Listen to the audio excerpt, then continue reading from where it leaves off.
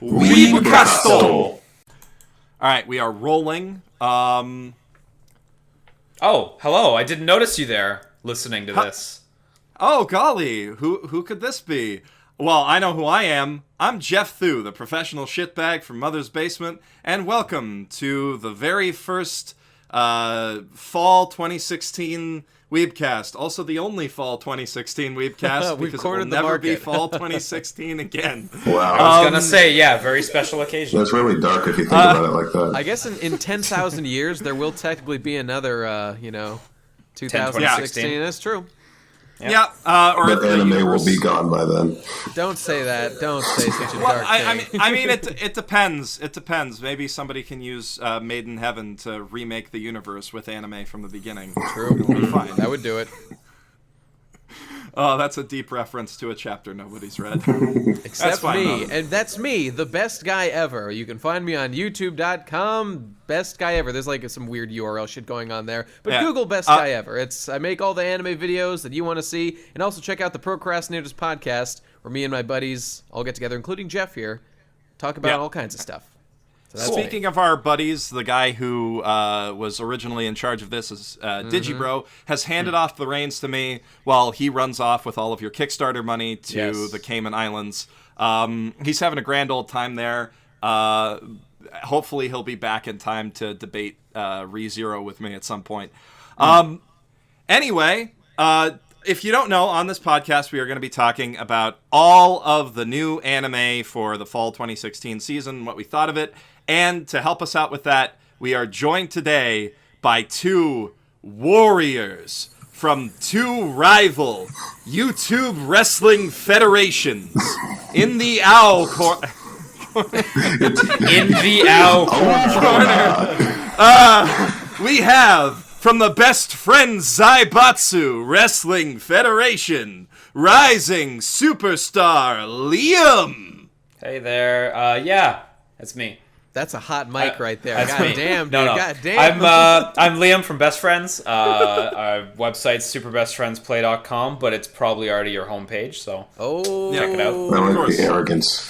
Yeah. And in the Akai corner, we have the Ustabayas Wrestling Champion, Brennan Williams, the Great Black Otaku.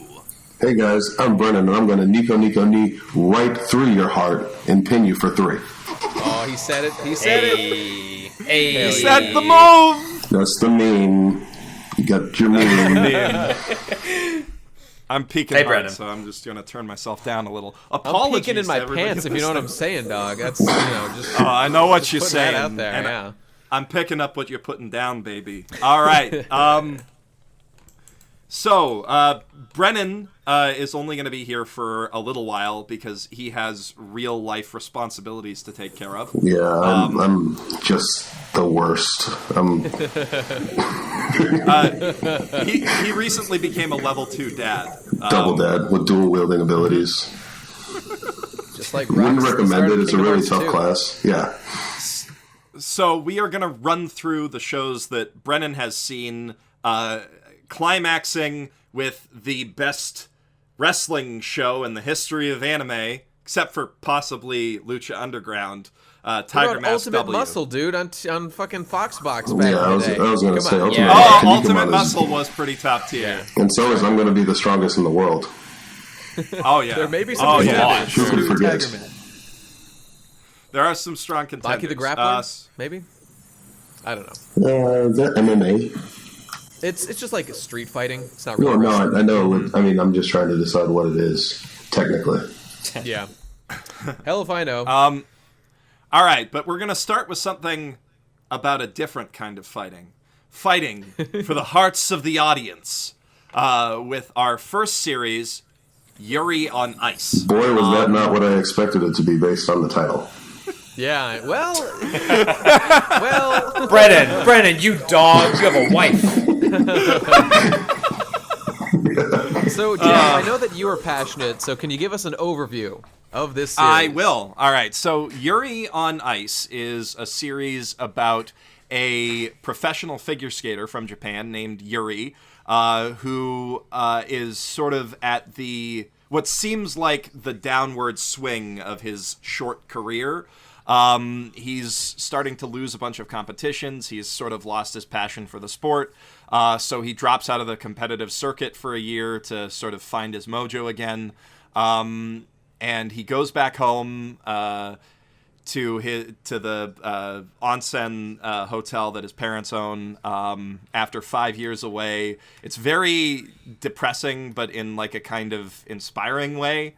And then he shows his childhood crush that he's been practicing the routine of his idol. Don't forget the part where he got really, really fat. He got really, really fat because he stopped working out, or he was still working out, but he stopped dieting. That's realistic. That is realistic. Yeah. That's the athlete's nightmare.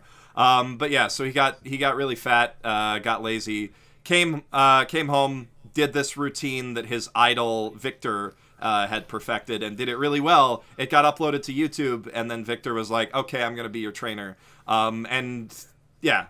That's about the start of the series, and then from there it follows him as he learns to be a better figure skater. Don't forget what happened at the end of episode 1 with the great arrival of Zero. Oh yeah, you got some fantastic man ass. Victor Butt. Fantastic man ass. Very true. 10 out of 10.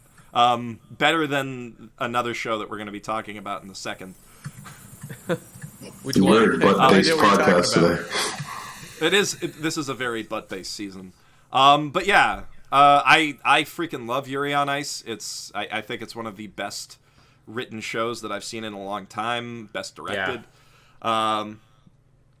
I like that it's absolutely excellent thus far. Yeah. Yeah. I love how it starts from the hero at like a low point in the middle of his career instead of being the standard. He's not a fresh-faced story. Yeah, not a fresh-faced These up-and-comer. jaded 21-year-olds, man, they're getting, they've really put the time in. This is a guy that tried and sucked. Yep. Yeah, and he, like, the other tragic thing is he neglected his life to get where he is. Yeah. I'm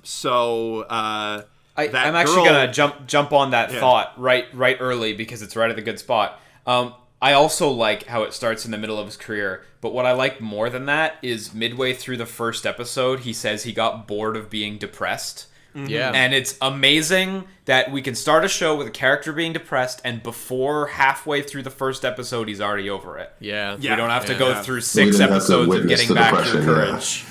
Yeah. His girlfriend doesn't have to get twisted up into a big twister mural, and then he gets sent back in time to fix himself. And since we're talking about the girlfriend and depression, did anybody else notice that the girl? Yeah. So when they were kids, like they were all friends together. There was this older guy, so his little crush married that guy and cucked him and had a bunch of kids and had 3 with kids. That asshole. This and is he's still in love with her. It's tragic. I was thinking about. Oh, sorry. Go on, man. Oh no, I'm just saying it's very hard hitting realism coming up there. Yeah, it's totally the sort of thing you don't see very often in anime, but happens every day, everywhere in the world, and I really like that. Mm-hmm. Yeah, that was fucking probably like anime's afraid to make any girl not a pure virgin. Yeah, exactly. Mm-hmm. I mean, this girl technically she fits the technical definition of a slut. She has had sex. That's not okay. By anime terms, she's like literally dead to everybody. But yeah, I like that he's got complicated feelings for somebody who's married, and he probably won't end up with. And if he does, that would be bizarre. Cause huge problems. He's gay, man. He's gone full gay. It's obvious. He wants Victor. He wants the blonde kid. He's all like up this in that. This show's called Yuri on Ice. But it should have been called Yaoi on Ice. Yeah. Yeah, pretty much. That's the joke. Oh, so clever. Never heard that joke on Twitter before. Yeah.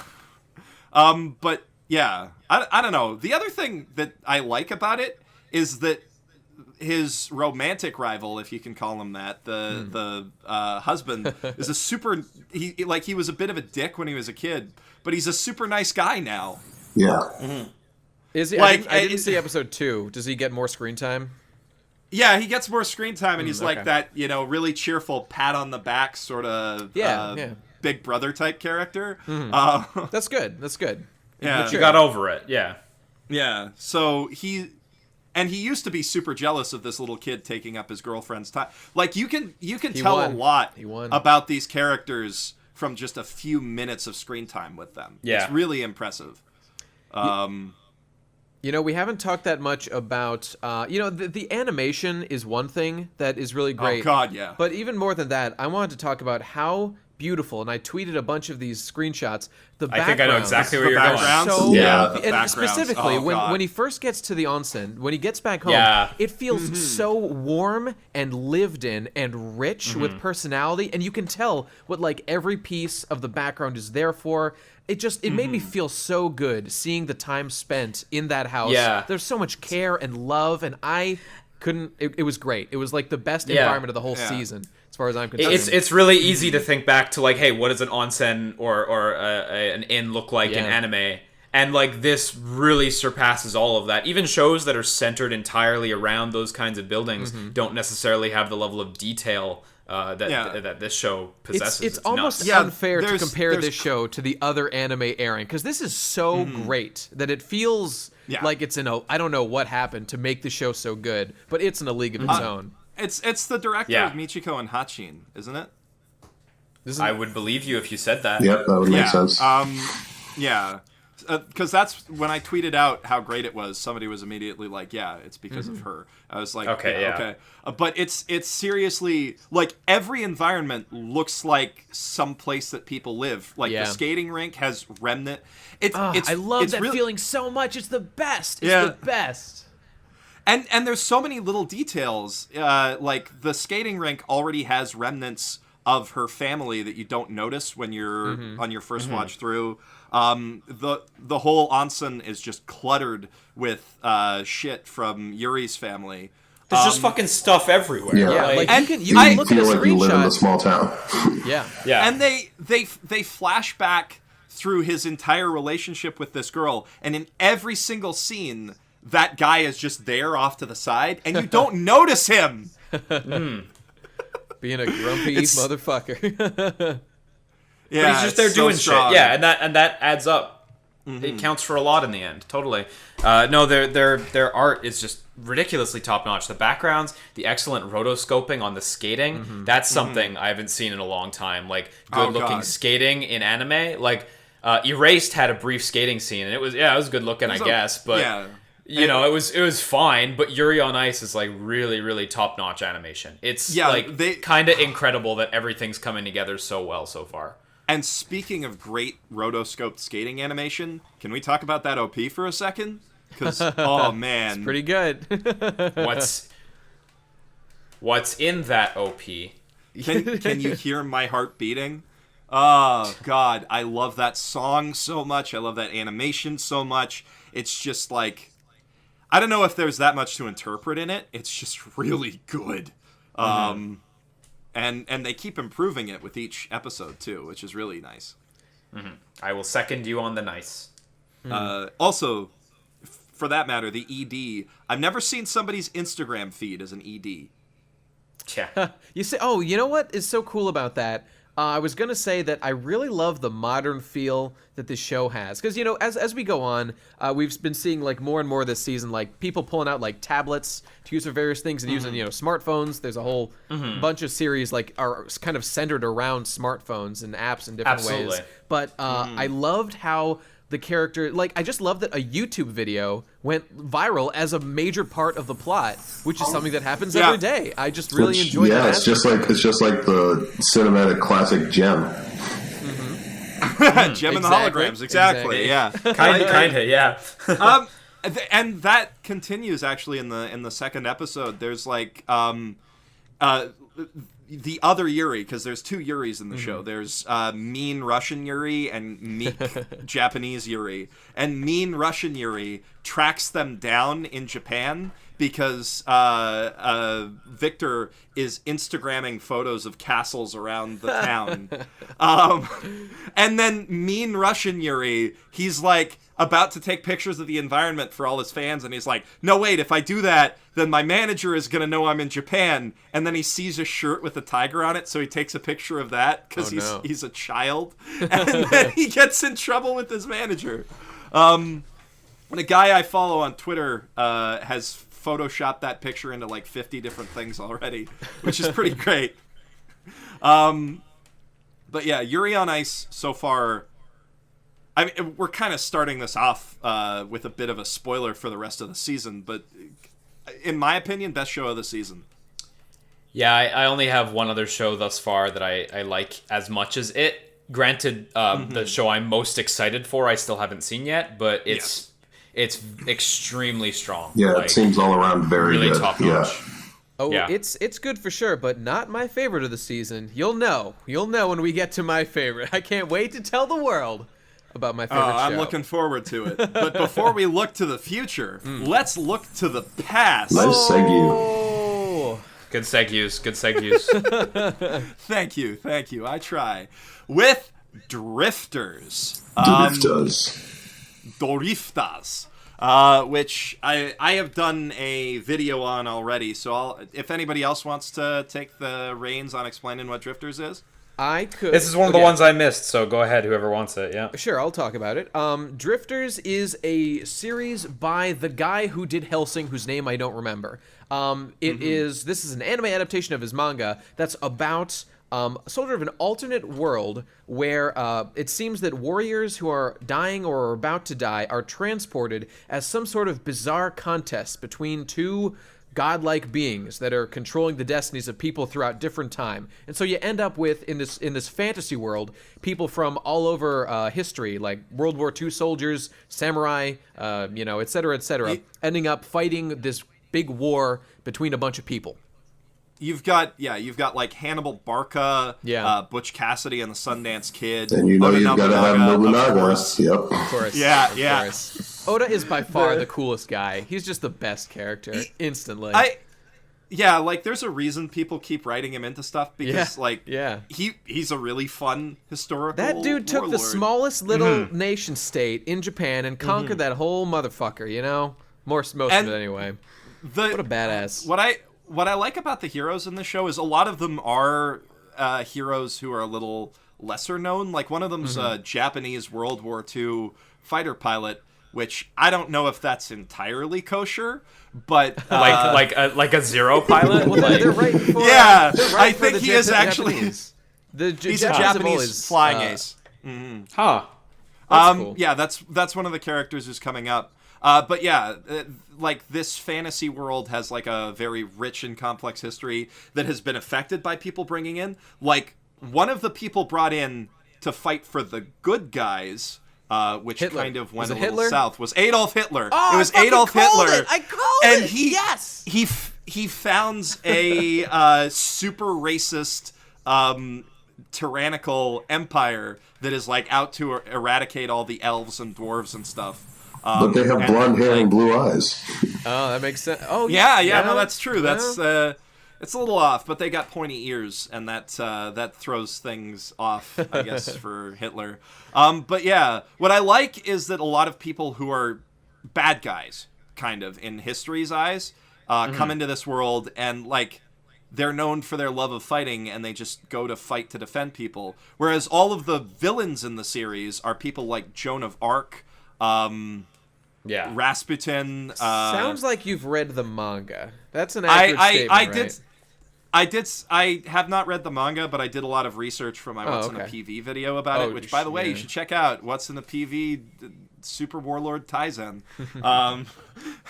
Because that's kind of what this is. It's a big history nerd, giant robot crossover fighting show. Yeah, pretty much. But, yeah, the thing is that all of the bad guys are people who have been venerated as more than human, and then therefore in this world have lost their humanity. And I think that's kind of neat. Jeff, I was wondering if you could clear something up for me, because I really enjoyed the show, but I had one, just like a narrative concern. So the main character guy got stabbed like 5 times and then he just like survived. Was there any reason why? Because most people would die in a situation like that. I was just wondering if there was anything in particular. He got tactically stabbed. Oh, it was okay. A tactical stabbing. Okay, all right, never mind. If it's not addressed, it's the kind of stab you need to just get you where you need to go, you know? Oh yeah, a motivational kind of thing. I mean, honestly, he would have been smarter if he left the spears in. He probably would have lived a little longer. Because, well, see, that's what I was wondering. I was wondering if, because this is relevant to the mechanics of the story, are they taking dead people or people who like are dying? Because I don't know. Because if they're dead, then it's one thing. But if they're just abducting them like aliens, then it's a whole other story. Like Oda seemed to imply that he was just being scooped up in the middle of like doing something. You know? Yeah, they're taking people who historically died at one moment, and God, do I ever love Dad Obunaga with his like stacks of family treasures trying to sneak out of the back of his castle as it's on fire. That's such a great image. He's the best, man. And I kind of thought, I thought the scene when they were all talking about like they were just asking, so like what happens? What happens in 50? What happens in my future? Exactly. When Oda specifically asked about what happened to his son and was visibly shaken by hearing that he had been killed defending like Oda territory, he was like, God damn it, why didn't he just run? I was really touched by that. He's a human just like the rest of us. That was a very human moment. I mean, this is the guy who made Hellsing, right? Yeah, it sure is. The writing is going to be good in this. The writing is going to be strong, and the action moments are going to be badass. And they were. They were, yeah. You ain't never seen a head get cut off like that one head got cut off in this thing. Boy, a man get bludgeoned with the sheath of a sword. Oh God, yeah. That was brutal. That wasn't as brutal as I thought it was going to be. I thought he was going to smash it open. I was a little disappointed. Yeah. But then he let the mob handle it, which is the right thing to do. That's true. That's true. He made them his soldiers. Man, that was awesome. Wait for the Blu-rays, though.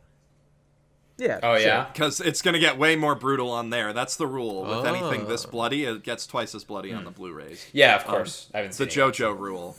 You got to black out that cigarette. Yeah. So, what did you guys think of Drifters? Any final thoughts? Yeah, I'd say it's cool. worth watching. Yeah. Yeah. Mm-hmm.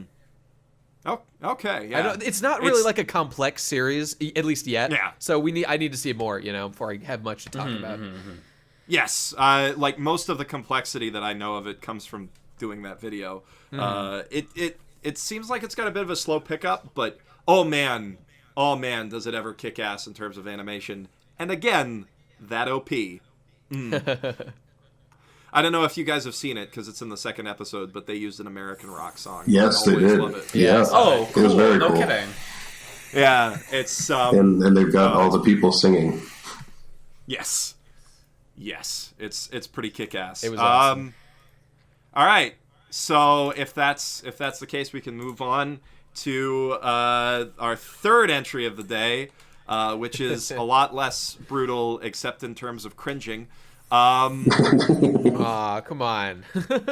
Kiss Him, Not Me, which is a show about a Fujoshi. Filthy Fujoshis. I adore this premise. I can take the premise because I read the manga, but someone's going to have to back me up on the anime because I haven't seen it yet. So it's about this high school Fujoshi, right? And she is like complete trash. She's like the trashest of the trash Fujoshi. She's great, right? She's shipping her classmates. Yep. Yeah, and she's the kind of person who ships like people she actually knows and stuff. Like the kind that's actually a little bit creepy, and you're like, okay, that's a little off, but whatever. And she's a little bit obese, which of course in Japan is like super that's a death sentence shunned right there. And, yeah, exactly. A social death sentence. Yeah. But then an anime character who she really, really loves dies in his series. And she gets so depressed that she hides away in her room for long enough that she loses weight and becomes super skinny and attractive. Which happens to the best of us. That's... Yeah, and Brennan. miraculously cures her poor eyesight. She doesn't need to wear glasses anymore. Amazing. It's that too. I think so there might be really something magic that happens. I'm not sure. It was destiny. Yeah, so like bit of an awful message to send, but it's a fucking riot of a premise. Like I love the premise. I don't think they actually explained it well enough because I thought it was magic too. It may as well be. It may be magic. Or it may be that she literally starved herself for a week. We don't know. What about the glasses, dude? How do you explain the glasses? You can't explain that. You can't. Don't tell me you can, Jeff.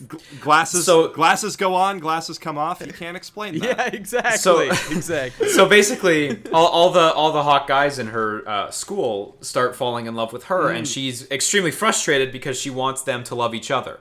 Yeah. And this is kind of like a comedy slash romance kind of thing, where she's like grieved that they won't love each other, but it's quite good. I read the manga and I quite enjoyed it, but I haven't actually seen the anime yet. So if someone could pick me up here. And...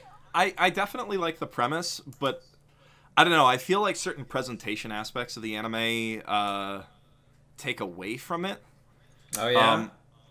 Like, when she's in Fujo mode, they have her talking like, I really want those guys to make out.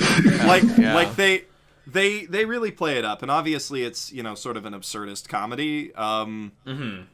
It feels like something's off with the comedy. Have you guys watched it? I know. I saw it, and really, it touches on a larger cultural issue. It's a very deep show. Kiss Him, Not Me. Like the way that they really, man, I was fascinated by the change in attitude, the clearly deliberate way they showed how all the guys treated her when she was just a fatty, and then she'd lose all the weight, and like they are so nice to her, and like this dude kicked her out of the infirmary after she had gotten a fucking concussion just because she was fat and ugly, and now he's like, oh no, come on in. What a piece of absolute human garbage. What a fucking asshole. But also he's the like fact that kneeling down to kiss her hand and stuff. The fact that she's now suddenly attractive, she is still a creep. She's still a complete creep.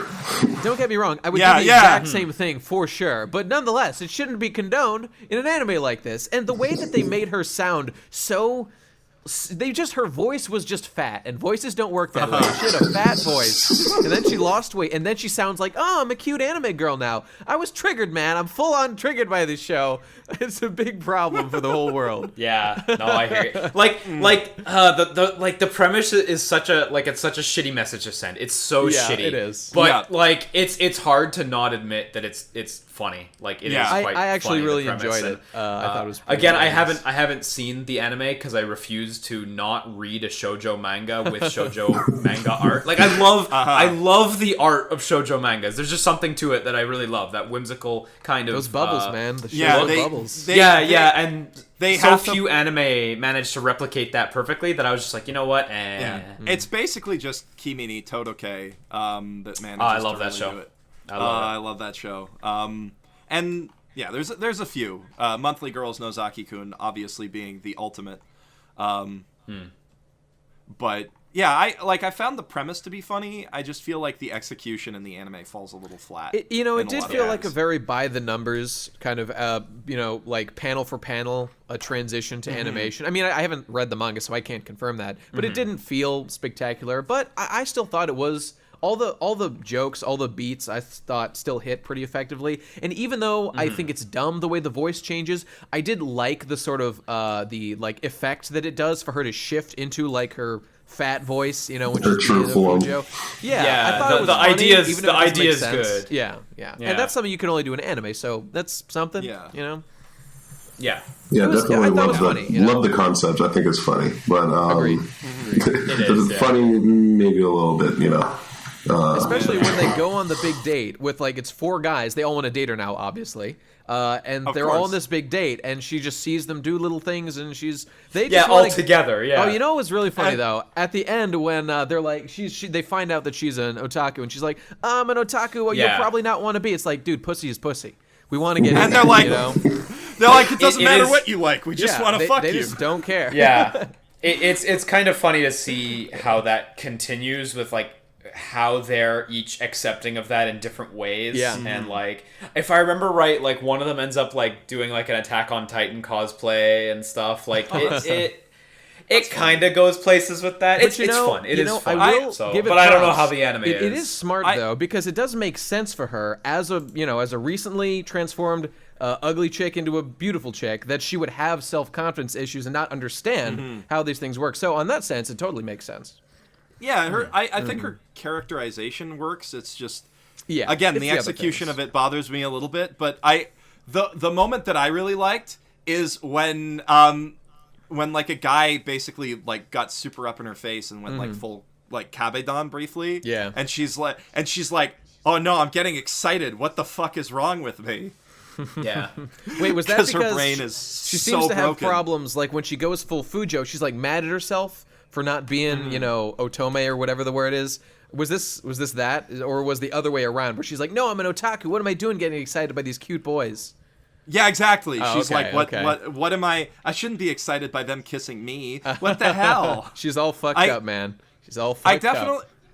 I want to watch more of this or possibly read it because, like, reading might be better just because it's faster. Yeah, you know. Yeah, I would say read it. Yeah. Yeah, because I mean, I'm dating a Fujo now, so like I need to. Time to do research. I need to understand. Yeah, I need to understand the culture.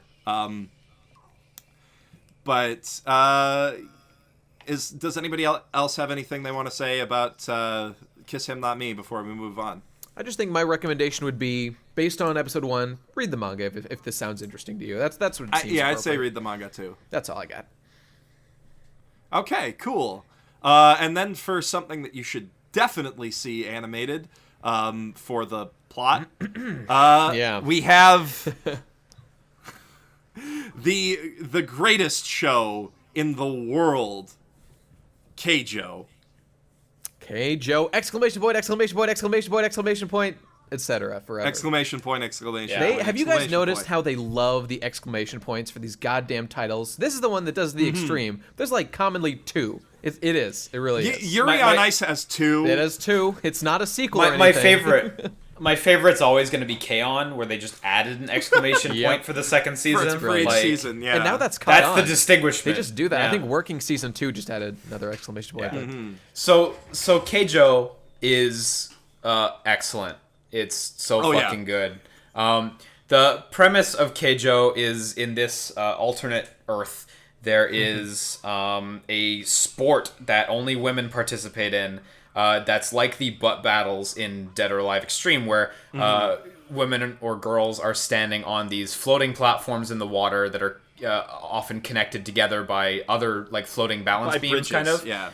Bridges, yeah. And they basically fight to knock each other into the water. I believe if any part of their body touches the water, they're out.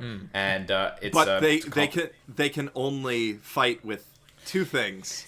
Yeah, they can only fight with their breasts, their torso, and their butt. Right. Yeah. You know what? I guess it is their torso, because if they're flat-chested, that would probably still fly. Like, that would probably still be legal. So, you know what? I think you're actually right on that. But I guess they only focus on the obvious. Exactly. This is an ass man show. It is.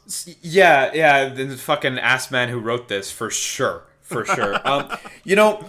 This show, when I saw the preview, I thought to myself, there's really nothing going on other than the action shots. The action shots were kind of nice, and they've kind of got their own thing going. The character designs are so well animated. It is so well animated. Definitely. Character designs are kind of nothing special. You look at the environments, and you're like, whatever. There's nothing really there except for the action shots. And then when you watch it, I hate the expression, like, turn off your brain and tune in, like, for something stupid when people say that. Because, well, actually, like, that's, I'm actually going to disagree on that one, which is weird, because I decided, I was building a table at the time, and I said, you know what, this will be a perfect time to watch Keijo, because I don't have to pay attention. Yeah. And I found that I kept having to back up the show, because the combat was so interesting and so different. Did you guys both watch episode 1 and 2? It was so interesting and so different. I haven't watched episode 2 yet.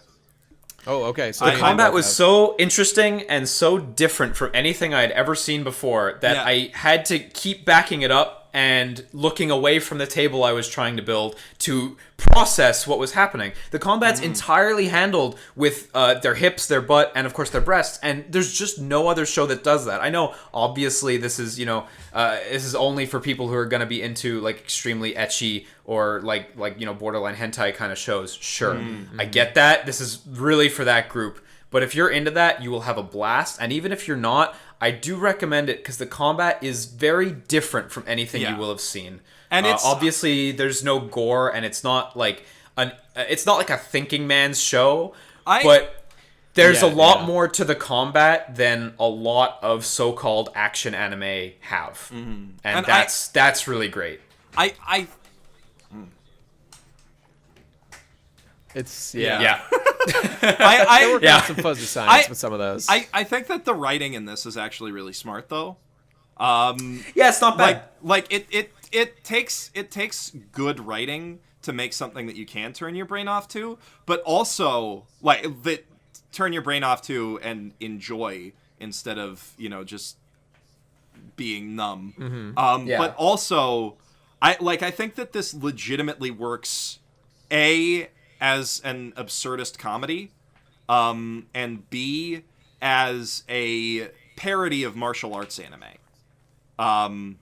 Because that's what I took.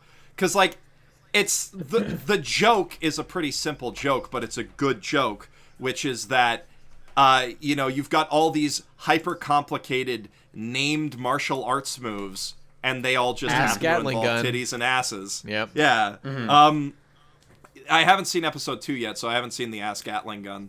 Now, Jeff, if I could interject for a moment, it is fascinating to me that you two guys who have seen only episode 1 have a difference in opinion from me and Brennan, who have seen both episode 1 and 2. Because, believe it or not, fair viewers, despite my reputation as the lover of all things female in anime, I, in fact, do not like this show very much at all. And find it, I find it, it is absolutely true that the animation of the fights is spectacular and it's some of the best of the entire season. But I did extensive research, which we can go into as much detail as you like. to Go ahead. I did. Okay. Research. So there's a lot of things to say about the show. So first of all, the series chooses to start with where chapter 35 of the manga begins. I looked these things up. And wowzers. That is the chapter where they get to the academy and they start school, as you see in episode 1. But so that flashback is like an arc that happened. That's exactly right. Because I had read about 5 chapters of this manga at a friend's recommendation a few months ago and actually got bored of it. So this was kind of my reintroduction to it. But I noticed that there was a difference immediately. So I went and I read it, and those 35 chapters leading up to that, I mean, we did see a little bit in the flashback in episode 1, which was the best part of the episode, by the way. But there's all this stuff that gives way more character to not only the main character. First of all, to me, it's a real shame that we got so little characterization for the main girl. Because there's this whole story about why she's doing the thing she's doing that's really underplayed in the anime. About how she's obsessed with, her money thing, right? She's obsessed with money in a huge way, and she's been a gymnast since she was a little baby girl, which is mentioned. Oh, but they go into it in way more detail. You get that for a little, and but all her friends kind of give her shit about how they're talking, her and her gymnast buddies about what they're going to be when they grow up. Are they going to go to the Olympics? Are they going to, become an instructor of gymnastics? What are they going to do? And she's just like, this has basically been a waste of time because I've found a much more lucrative solution in Keijo. And it immediately creates this characterization of her that she's only interested in making money, and she's proud of it, and she loves it. And, I don't want to get too hung up on this point, but there's this whole bunch of things that happen that are about the way that she gets invested in Keijo in the beginning, because all you see in the manga is her look out at one match, or in the anime, I mean. She looks at a match, and we're like, oh, she's in love with it. But that's really not how it happened at all. There was much more complex... it wasn't a fucking, masterpiece or anything of writing. Yeah, I mean, it's not fucking like Love and Peace or anything. It's just that when I see the series... when I see the series, I see a few things. I see the sacrifice of all the well, okay, not all, but a great deal, an unfortunate amount of the personality and the characterization of the characters, because believe it or not, viewers, it is, no matter how sexy or great your anime is, if it's only that aspect that's the draw of the audience, it's going to get boring in time. And that is why you guys need to watch episode 2, because fucking episode 2 was so goddamn boring. I could barely keep myself watching it. They did this stupid exercise the whole time. Oh, that's a shame. I'm exaggerating a little bit, but I did a comparison again of that episode to what was happening in the manga just to see what had changed, and they cut out like it's to characterize the girl with the ponytail who hadn't really been talking up to that point, the new roommate, and they cut out a whole section about how. Well, I don't know. I guess I won't spoil it for you. But they cut out a bunch of stuff. But they cut out a big thing. Yeah, they cut out a bunch of things. And you know what? That's the thing. What they filled it with was more time doing this exercise that felt like a huge waste of my and everyone else's time.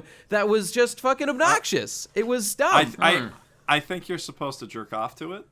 You see, you're absolutely right. But guys, that's the thing. You can have it both ways. Because one of my favorite shows that I've seen recently is High School of the Dead. High School of the Dead. Because that show gets made fun of all the time for being super sexual and like the tits do ridiculous physics. It's all this stupid stuff. Everyone's naked all the time.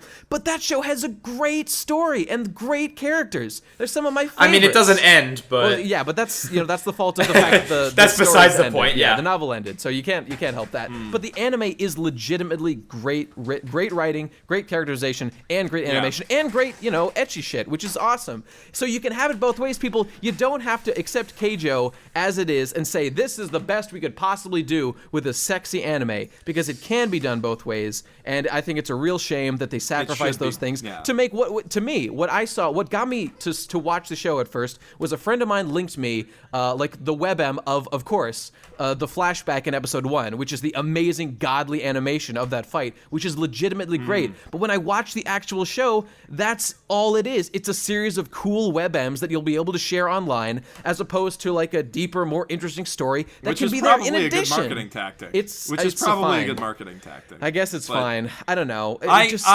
All that stuff. I mean, I enjoyed what I've seen of it so far, but if what you say is the case with the second episode, I might. I think a lot of people will watch it and enjoy it, and I probably will to some degree as well. But I just think that they don't know what they're missing by losing all the stuff that was in the manga, because it's more than just ass and tits, guys. It's about characters. Yeah, damn right. Yes, damn right. Do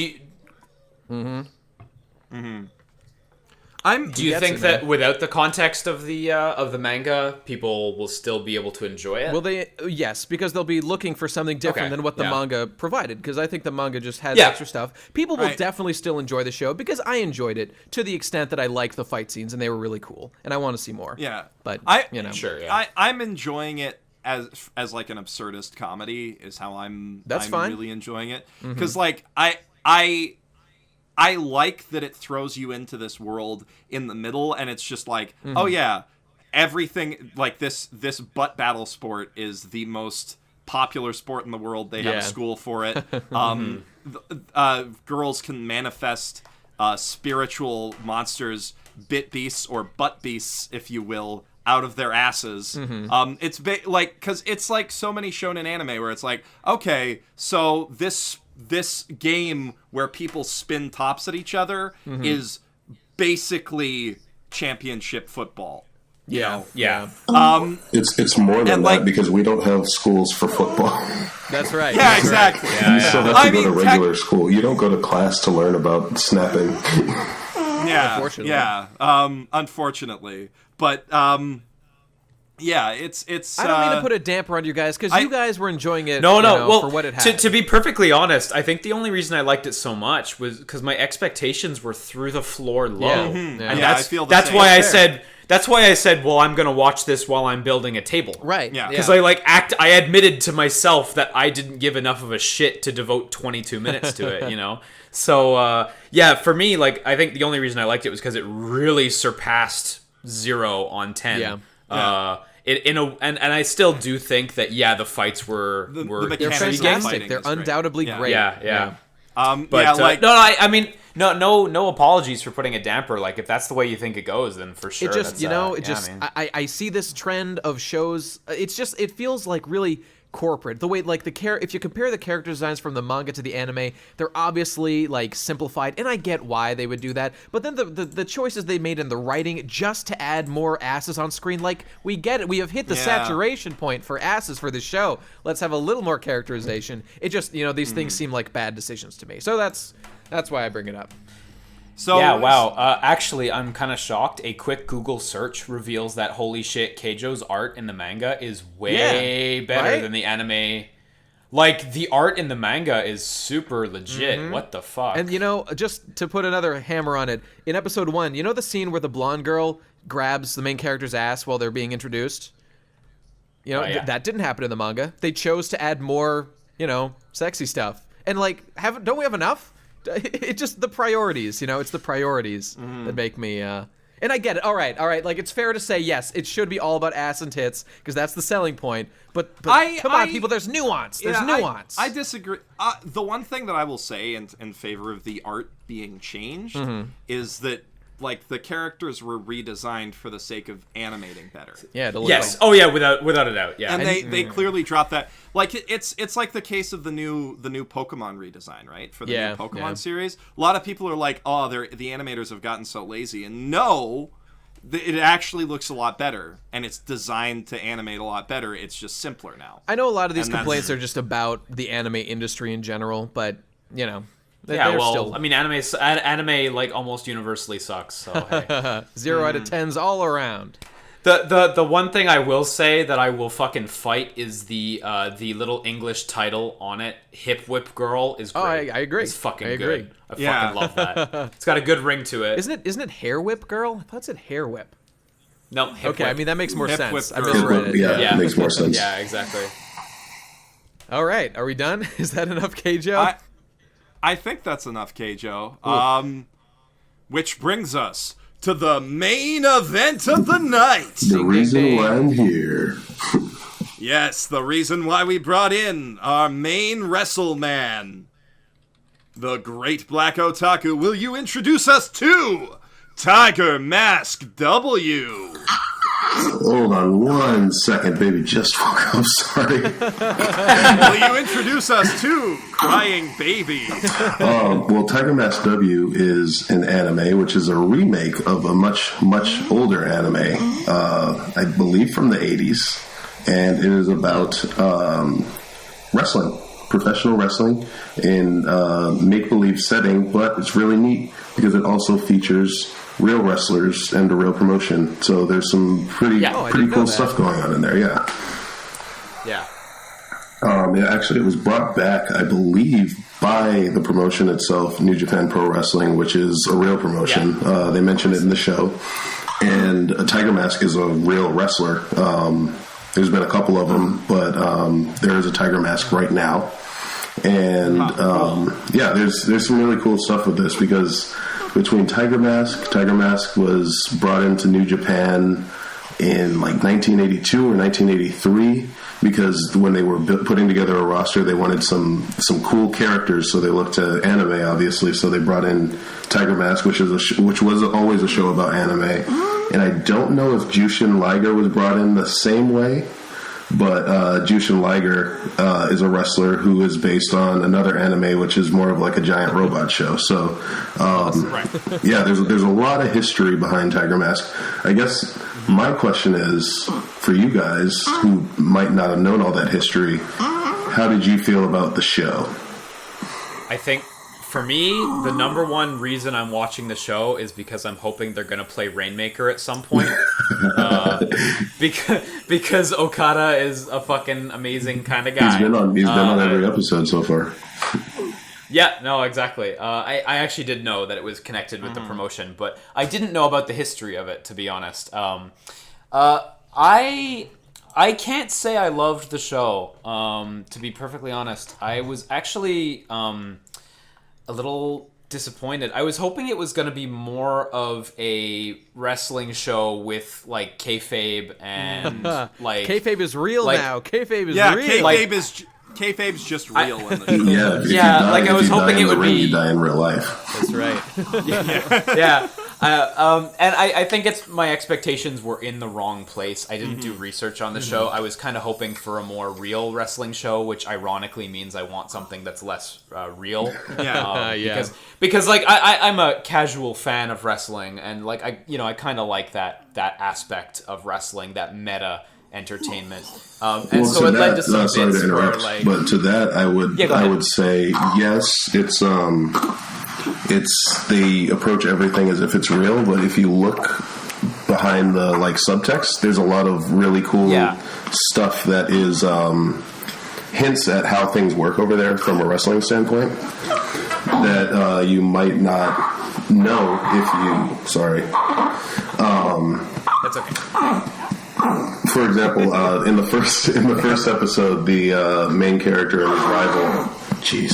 The main character and his rival are at ringside because that's how wrestling works there. You start off as a young boy, and those guys are in training. They're not just there for stuff like that. So there's a lot of cool stuff from, I guess, that perspective. That if you look, they have. Was that inspired by the Greek goat?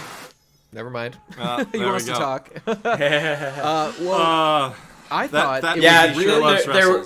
I mean, how great was it when the dude just fucking wrecked a bear that was attacking him? Mm-hmm. That was. Oh yeah, it was neat. I love how that's his training and his way of getting lunch. Yeah, that's true. Yeah. I viewed the whole show as if it was like.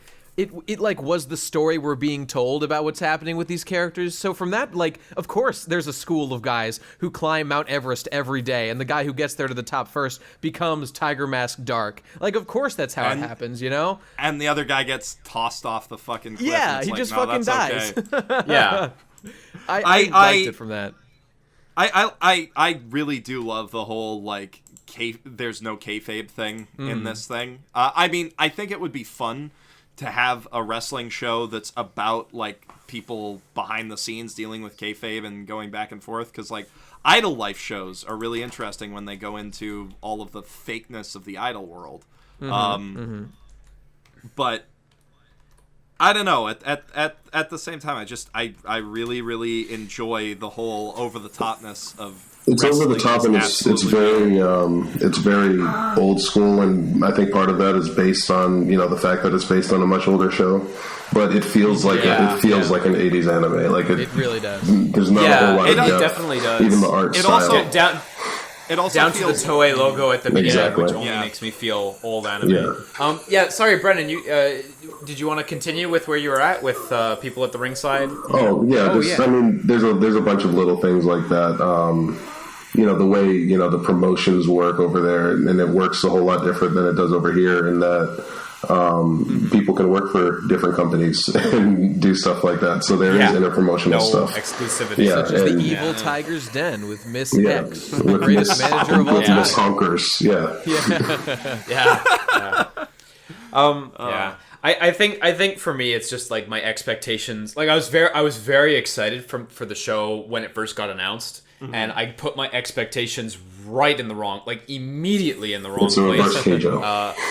I never exactly, it's reverse Keijo. And so there were bits where like, okay, well, clearly everything's real and everything's serious, and like there's no kayfabe, everything's just real. So when I saw Odin successfully perform an Irish whip on Tiger Man, I was like, what? How did that happen? How was there a successful Irish whip? Yeah, exactly. And it really like threw me off a little bit. Also, and but there's also there were aspects of it where like sorry, go ahead. Just regarding like how you were talking about it's very old school, and like I very much felt like it was, and it's another like thing of my expectations were in the wrong place, because I was kind of hoping it would be more like Ricochet, Will Ospreay style matches. Whereas this was very much like a way more grounded match, barring the big elaborate flip over, which is very unusual. It was a lot more grounded. It's definitely a step down from Ultimate Muscle type finishers where you're going in outer space and stuff like that. But I did think it was cool. Those are, for the most part, all real moves. The commentary had them right. I think it's funny because Tiger Mask in the original anime and in this anime wrestles completely different from the way the real Tiger Mask wrestles. The real Tiger Mask was like innovator of the luchador type style. It's a lot more like you were probably looking for. Tiger Mask did some incredible stuff. Yeah, high flying. Yeah, a little bit. Yeah. He was one of the first guys to really do that, and it's a complete. This Tiger Mask is a bigger type of guy. In fact, I think the story went that the guy who played Tiger Mask in the 80s he when they were looking for, they wanted to do the character, they needed somebody to do it, and they were like, oh, we've got this little guy who we're not going to use for anything. he's a no-name guy. Let's just throw him in the mask and let him pretend to be a Tiger Man. He didn't have to climb Mount Evil Tiger to claim the mask from the top of No, I'm sure he had to do that after the fact. Of course. But... Okay. All right. Of course, yeah. But yeah, in terms of what you were saying about it being old school, the wrestling definitely feels like wrestling from the 80s, too. And, like, I think it serves as an interesting counterpoint to, like, Lucha Underground, which is also a show that just pretends that kayfabe isn't a thing at all, to a much greater extent than WWE does. Where it's like they bring in full soap opera moments and they've got like a lot of scripted storylines and these epic Destiny plot lines. So yeah, exactly. Yeah. But that's more modern and high flying wrestling compared to this, which is lots and lots of grappling and lots of Yeah. By the way, the global wrestling monopoly didn't really seem to have a monopoly. That's no. My There's immersion, a lot of just other, that one. a lot of other promotions for you to consider yourself a monopoly. Yeah, exactly. I guess I would say that my one, and it's not really a problem. I just think it's funny. And if it is because the show was brought back by New Japan, they sure mention New Japan a lot to the point where it sounds like it's a commercial. Yeah. Like that was one of the things that struck me too. Was like, are they just bringing it back because they want to like push New Japan harder? Because it kind of, that's not a bad thing. I like New Japan. New Japan's fucking awesome. Like, any promotion that'll let a doll fight in the ring is good in my books. But I don't think the show's bad at all. I would like to watch a bit more. The only thing that I wasn't really fond of was I thought the animation maybe wasn't as good as it should have been in the fight. Yeah, I didn't think so either. Yeah. I mean, that kind of goes back to the whole. It feels that's old. Toei for you, man. That Exactly. That's Toei Toei animation. Yeah. If you would have changed the aspect ratio, you could have told me it was from like 1992. Yeah. Just put it through a VHS filter. In that respect, it kind of reminds me of what was the name of that? That it was a couple seasons ago. The rowdy sumo wrestler. Oof, I don't know. Can't remember. Was that the girl one? No, it was a guy one. But like they the played sumo it, wrestler one. I know which one you're talking about. Yeah, rowdy sumo wrestler something Taro. I think this is how we categorize anime. Was it a girl one or a guy one? Yeah. What was it, sexy or was it sexy? Who was it sexy for? Yeah, but like that was also very much like a throwback with intentionally stiff animation and like weird TV bugs. And I feel like if they had thrown that effect onto this, it wouldn't have felt out of place. Yeah, I don't think it's intentional, but I do think it is probably, because it is more or less a glorified advertisement. I mean, because if you watch the OP, they flash through like all of the New Japan roster. Like it goes on the line, and you see Okada and Makabe and Tanahashi, and it's all the heavy hitters. It's really cool. But he's going to tag with them. He's not going to face any of them. He's going to yeah. Because none of them can be the bad guys. Yeah. Like this show is basically New Japan Wrestling versus the corrupting influence of the West. Exactly. Christ. Yeah, because they fought British Wooly in the newest episode. Boy, did he look exactly like Wooly's wrestling persona. Shit, I need to look that up this. Now. It's a black guy in a mask, what was it? El Wulio. Holy shit! But Brennan, aren't you Wooly's wrestling persona? That's fair. No, Wooly is my YouTube persona. Right. That's right. Oh my god, the El Bulio look. You're right, man. Right? It's crazy. That's way more similar than it ought to be. Yeah, this is gonna play real great on audio. No. Well, I'll just put it. I'll put it on screen. I'll put it on screen in the video. Yeah. Oh, jeez, that's down to the color ridiculous. scheme. Yeah, it's crazy. It's fairly similar. Yeah. This isn't even like a case of like black guy with dreads on a TV show, and they're like, oh, that's Wooly, oh, that's Brennan. This is actually Wooly. This is the Nostalgia is like Critic almost and, as intentional AVGN were in as when anime they a while ago. You know, could be another one. Like, you're like here's Wooly with a wrestling mask for contrast. Yeah. Like, Jesus It's Christ. the exact same thing. Okay, so I will have to go into an hour or so into this podcast and just put those images on screen. Yay, work. I'll find some better pictures in the meanwhile. But yeah, God, it almost looks as intentional as that time they put the Nostalgia Critic and AVGN in an anime. Yeah, there's no doubt about that one. That's confirmed. But yeah, no, it looks exactly like Wooly. It's kind of eerie. Well, let's add this to the list of people who have like infringed Wooly's appearance copyright because fucking EA Sports was the one that fucking killed that the first time. I don't know if you're familiar How'd they do with that? this. Have you seen Moby from SSX, the newest I have one? not. I just sent a picture wow. of it that will go up on screen. They just stole Wooly. They just stole Wooly. I mean, wouldn't be the first time, won't be the last. Let's be fair. EA stole Wooly a long time ago with the Madden series. Come on.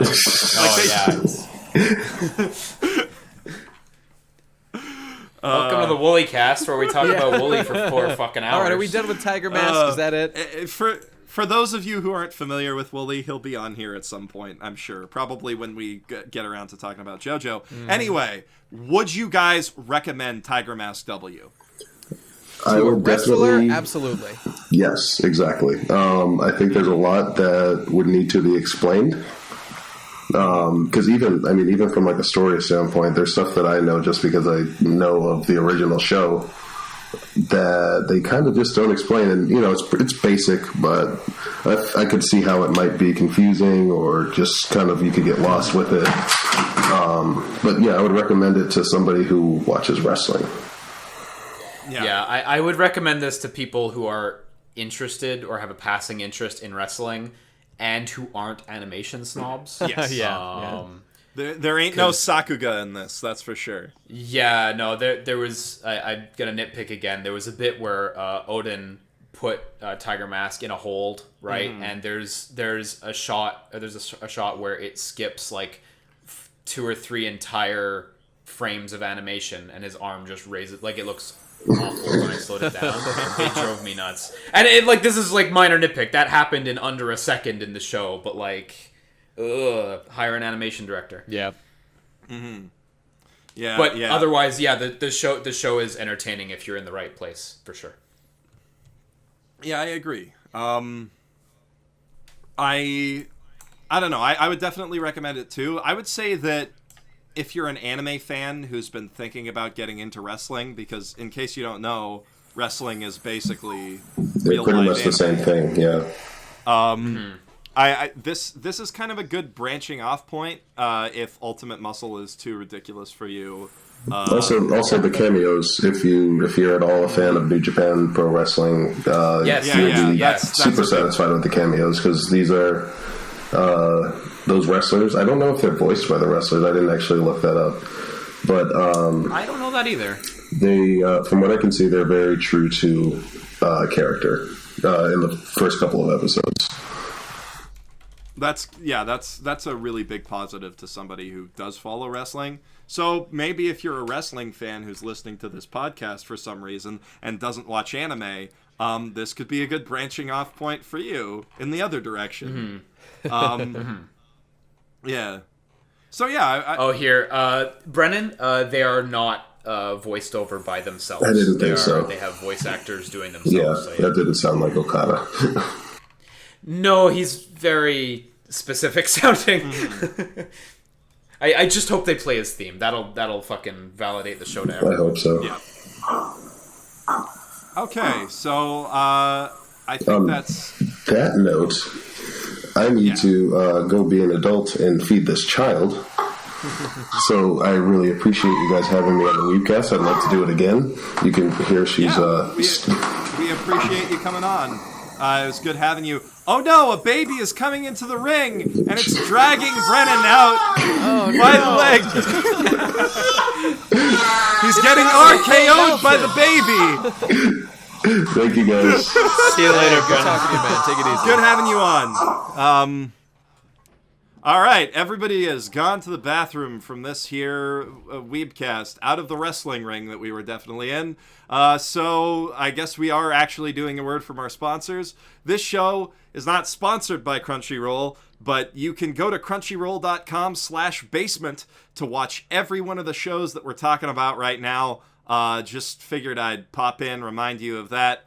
While all these losers are off being losers. I gotta get me one of these Crunchyroll things.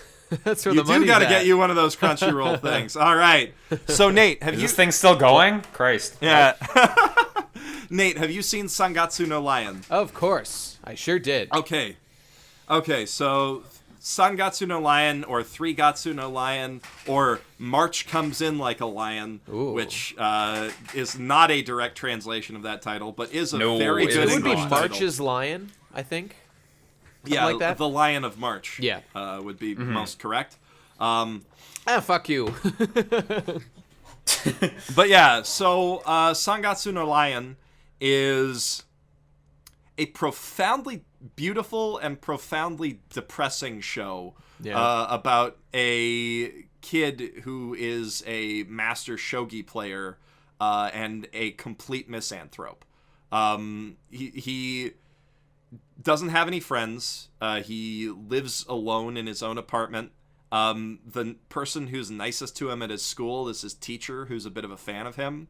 And that teacher gets mad at him because he makes more money than he does doing professional shogi. It's kind of like a Japanese chess equivalent for those who aren't familiar. If you guys haven't played, it's like exactly like chess. And almost, it's amazing how much it's like normal chess. It's a very enjoyable game, and it's super easy to play. Yep. And it's cool that evolved concurrently with chess and is not the same thing as chess. Like, like from a game design history perspective. But anyway, the show's not really about shogi.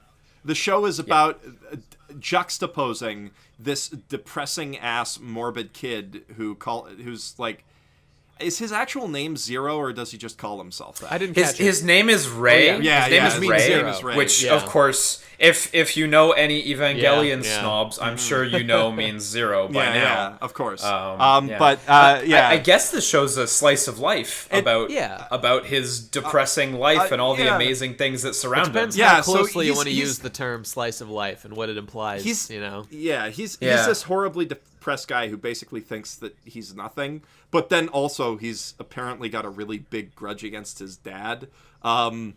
Like, there's a moment where he's watching a newscast, and the newscaster is talking about a woman beating her father to death, and he's just like, yeah, beating my dad at shogi felt like that. I mean, not like he enjoyed it, not like he liked it. Like, he felt devastated to have done that, right? No, that's how I read it. He felt weird that he liked it. I mean, I certainly read that he did it, whether he liked it or not. I mean, he beat his dad at shogi. They're both professional shogi players. He beat his dad, which cost his dad a big opportunity to do something I didn't quite catch. And he lives in this gray, depressing world all the time. Like, there's all this imagery of him, like, drowning in water in black and white, and, like, his hair sort of covering his face. And then you juxtapose that with this family that he's friends with, I think. This felt just like the inn from Yuri on Ice. It was so warm and loving, and I loved it. It was beautiful. This is the other best show of the season, I think. And I thoroughly enjoyed. I have so pinpointed. I think it's great. I think it's great. Oh yeah, you have for these kind of. I am a sucker for sad. It's really evident which ones Jeff will like for sure. I totally We've got to start doing agree. a betting pool beforehand about. Oh my God, you're right. You're so right. Okay. All right, Isaiah, what I need you to do is edit in a betting pool ahead of this video. No, that's fine. But make sure I win. Make sure I win. But, I mean, the main reason that I like this show, like, aside from the feelsy stuff, because, like, the family that he lives with sometimes is so cute and so likable, and just the way all the grandpa elements interacts with his granddaughters. They're like, Grandpa, look he's at just the picture I drew. Oh, my God, it's the best. But he goes from, she's such a nuisance around this shop, you know, the way that Grandpa, look at the picture that I drew, and there's, like, this heart circle around them, and he's like, oh, my God, it's so great. I mean, you talk about the juxtaposition, and I think that family is incredible at doing that, because when it's about him and his life separate from them, it's incredibly down to earth in a kind of unhappy and dark way. But when it's about them, the team goes so far out of their way to make it nonsense crazy. You know what? The youngest girl, Momo, is practically off model the entire time. She doesn't look like, she barely looks like a human, like with her glowing eyes that nobody else has and stuff like that. That's totally true. And I really go ahead. The cats have internal monologues. Yes, you can hear the cats talk. Speech. Yeah, the cats talk. It's this. They go so far out of their way, and I'll pass it to you, Nate, because you clearly have a thought. But it's like fucking awesome how goofy and silly this family is. Hear that, Jeff? He's passing it to me. God damn it! I passed it to Nate. There's a point connected to this, you piece of shit. You piece of fucking. There's a point, garbage. but there's a point connected to the juxtaposition. Which is that it's basically like what I see it as. Is to our own podcast. Yeah, you guys just run off, leave me alone to talk to the wild for 3 hours straight. I'll do it too. 3 hours of Jeff going crazy in his basement. But no, the juxtaposition, I think, is meant to emphasize not necessarily what life is like for them, but his perspective of how other people are compared to himself. So like it's super stylized and beautiful in its own way. How they show the starkness and emptiness of his apartment and the dreariness of his day-to-day life. It's a beautiful sadness, but then it's super raw and painful, and he's just like, my life is the worst, and then everybody else around him is so happy and carefree from his perspective, and you only like see moments of them being, I guess, down to earth in the same way when he's asleep. The older sister clearly has something. Oh man, when she okay. Well, I didn't see episode 2, so I don't know if something happens with her. But when she pulled off his glasses and saw the tears underneath him, and that was the most emotional part of the whole episode for me. But that hit me hard. What I was going to say before was that the way, and it was a similar thing to what you were saying, Jeff, just now. But the way that it juxtaposes like the stark, harsh reality of his life with the warm fuzziness of his family, to me, it really does feel like an artistic interpretation of sort of, you know how the way when you're just with, like at Thanksgiving or something, when you're with your family and it's just such a wonderful time, and even if, like, objectively, if you want to look at it like, okay, well, you just gathered around and had food, you just fueled your fuel units up for the day and then you left, but it's so much more than that. There's, we're creatures that are instinctively compelled to have companionship, and I think that this is a really cool way of sort of representing the way that when you think back to those things, like I was just at RadCon for those who follow the Procrastinators podcast, and looking back on that time. Yeah, well, hey, RadCon 2 coming up one of these days. And we paid and it's funded. It's funded, on the Plebe and the Weeb Kickstarter. So that's still time for more money, I guess, if you want, but don't worry about it. But anyway, like looking back on that experience where all my friends were together and we just had such a wonderful time, it definitely gives it a rose-colored tint, kind of looking back at it from the future. And, just like, I feel like that's happening in the present, like in the context of what we're seeing in the show. It's almost a phenomenon like that. But just to add one more point, what you had said before, I think it was Jeff, might have been Liam, who described it as a slice of life type show. I think that is so fascinating because it is in a certain sense, but like it makes me wonder if a show like Welcome to the NHK also qualifies as like a slice of life show, because that's really what this reminded me of, the way that he's dealing with his depression and like, I mean, who says that a slice of life show has to be about cute girls in high school, doing their daily routine and experiencing that shit? I would say that Welcome to the NHK is a bit more of a dark comedy than this, but for sure I can see the point of comparison.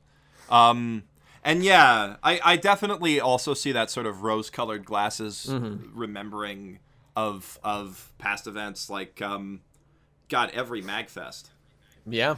Which you're always telling me about how great they are, and always trying to get us to go. Yeah, it's the best. It is absolutely the best. I got a hotel room this year, so even more the best. Congrats. Is that not how you usually do it? Do you sleep in a dumpster outside or something? What's, No, the thing is, the hotel rooms at MagFest sell out, like, instantly. Yeah, like that. There is a challenge to getting one, and I'm going to message you after and see if I can room with you if you're not already full. We've got, like, 4 people in there already, but... fuck that. It's George and Trongasm. Could you write down their social? Oh, never mind. No. I want in that room, then. Okay. Those are all people I like. Okay, yeah. Sorry, go on. George Super Bunny Hop is going to be in your room? Yes. Oh my goodness. And we will all be wearing George socks.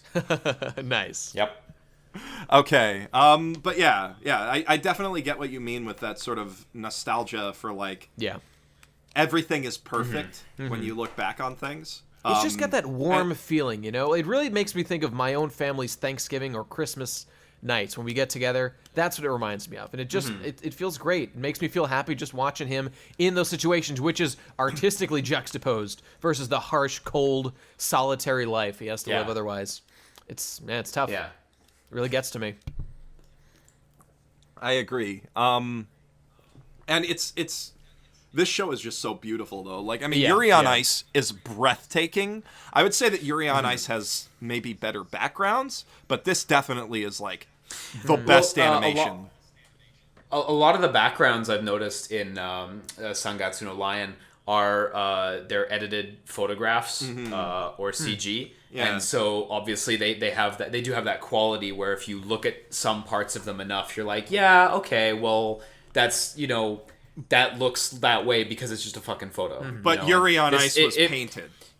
Yuri on Ice is these gorgeous paintings where everything was meticulously designed. This is not to slate Sangatsu no Lion's backgrounds. They're actually excellent, which is not something you usually would say of something where they edit photos. You always get that awful image of like, I don't know, Katawa Shoujo with their zero budget photo editing backgrounds. But the backgrounds are solid. They're solid, especially considering that's how they're making them. But the animation steps it up to the next level. Yeah, for sure. It's real good. And the girls are animated so well. I love those 3. Yeah, they look wonderful. And by the way, the Momo's my favorite the mom character. was awesome, and she was so stacked. Man, I love a stacked mom. The older sister. I think she's an older sister, not a mom. Yeah, older sister. Yeah, Yeah. so it's 3 levels. That's right. Okay. It's 3 levels of sister. So it's the middle sister who takes his glasses off. That was one thing that I wasn't quite... Yeah, so that's his older sister, 2 younger sisters. He's a sibling. The mom, they said, was dead, and the dad is unexplained as of episode 1, I think. I think he's adopted into that family. I'm not sure. I'm not sure if there's that was my understanding too.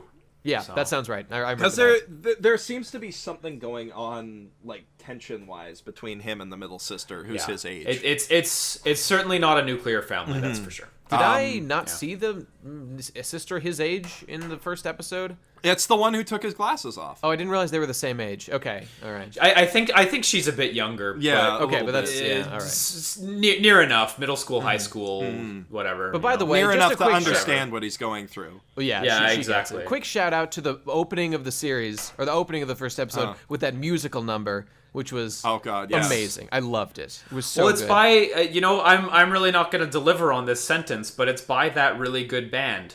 Those guys are actually really good. I can't fucking remember their name. All I knew was that they were singing in French. Not delivered on this sentence, but they did the ending as well. And those guys are really fucking good. And they're named after chicken or some shit. Oh, Bump of Chicken. So yes, beautiful. it was Bump of Chicken. Thank you. They also did... right, I made a mental note of that, and I totally blanked. But they also did the opening of Kekai Sensen, which is phenomenal.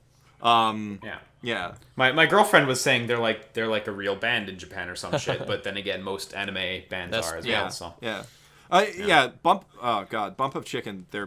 They have such great energetic compositions. Yeah, definitely. Which is a really interesting contrast, again, to the main character of this show, who is just feels like nothing. But guy. There's so much to him for how little he says. I love a show that can go like as long as this one does without the main character saying a word. I actually thought he was just going to be mute. Definitely. I thought he was just not going to say anything until that first time that he looks down when the people have left and he's like, "You're lying," or whatever he said. I was like, "Oh, okay." It takes a good minute. Yeah, it was cool. Yeah. I like it when they just show instead of tell. This character's soft spoken. Yeah. And they don't even show you his internal monologue. They're just like, you look at his eyes, you look at the world around him, and they trust that you'll get it from how it's directed and how it's composed. God, you can't undervalue a director or just an anime trusting you to pick up on things, because I really get annoyed when people hammer things in. So it's always great. Yeah. I always love being able to figure shit out. And it's such a risk to take as a director too, that like when you get it, like the meta bit, there's a mutual understanding and even more respect where you're like, yeah, thank you for actually doing this and trusting that I would figure this out. Yeah.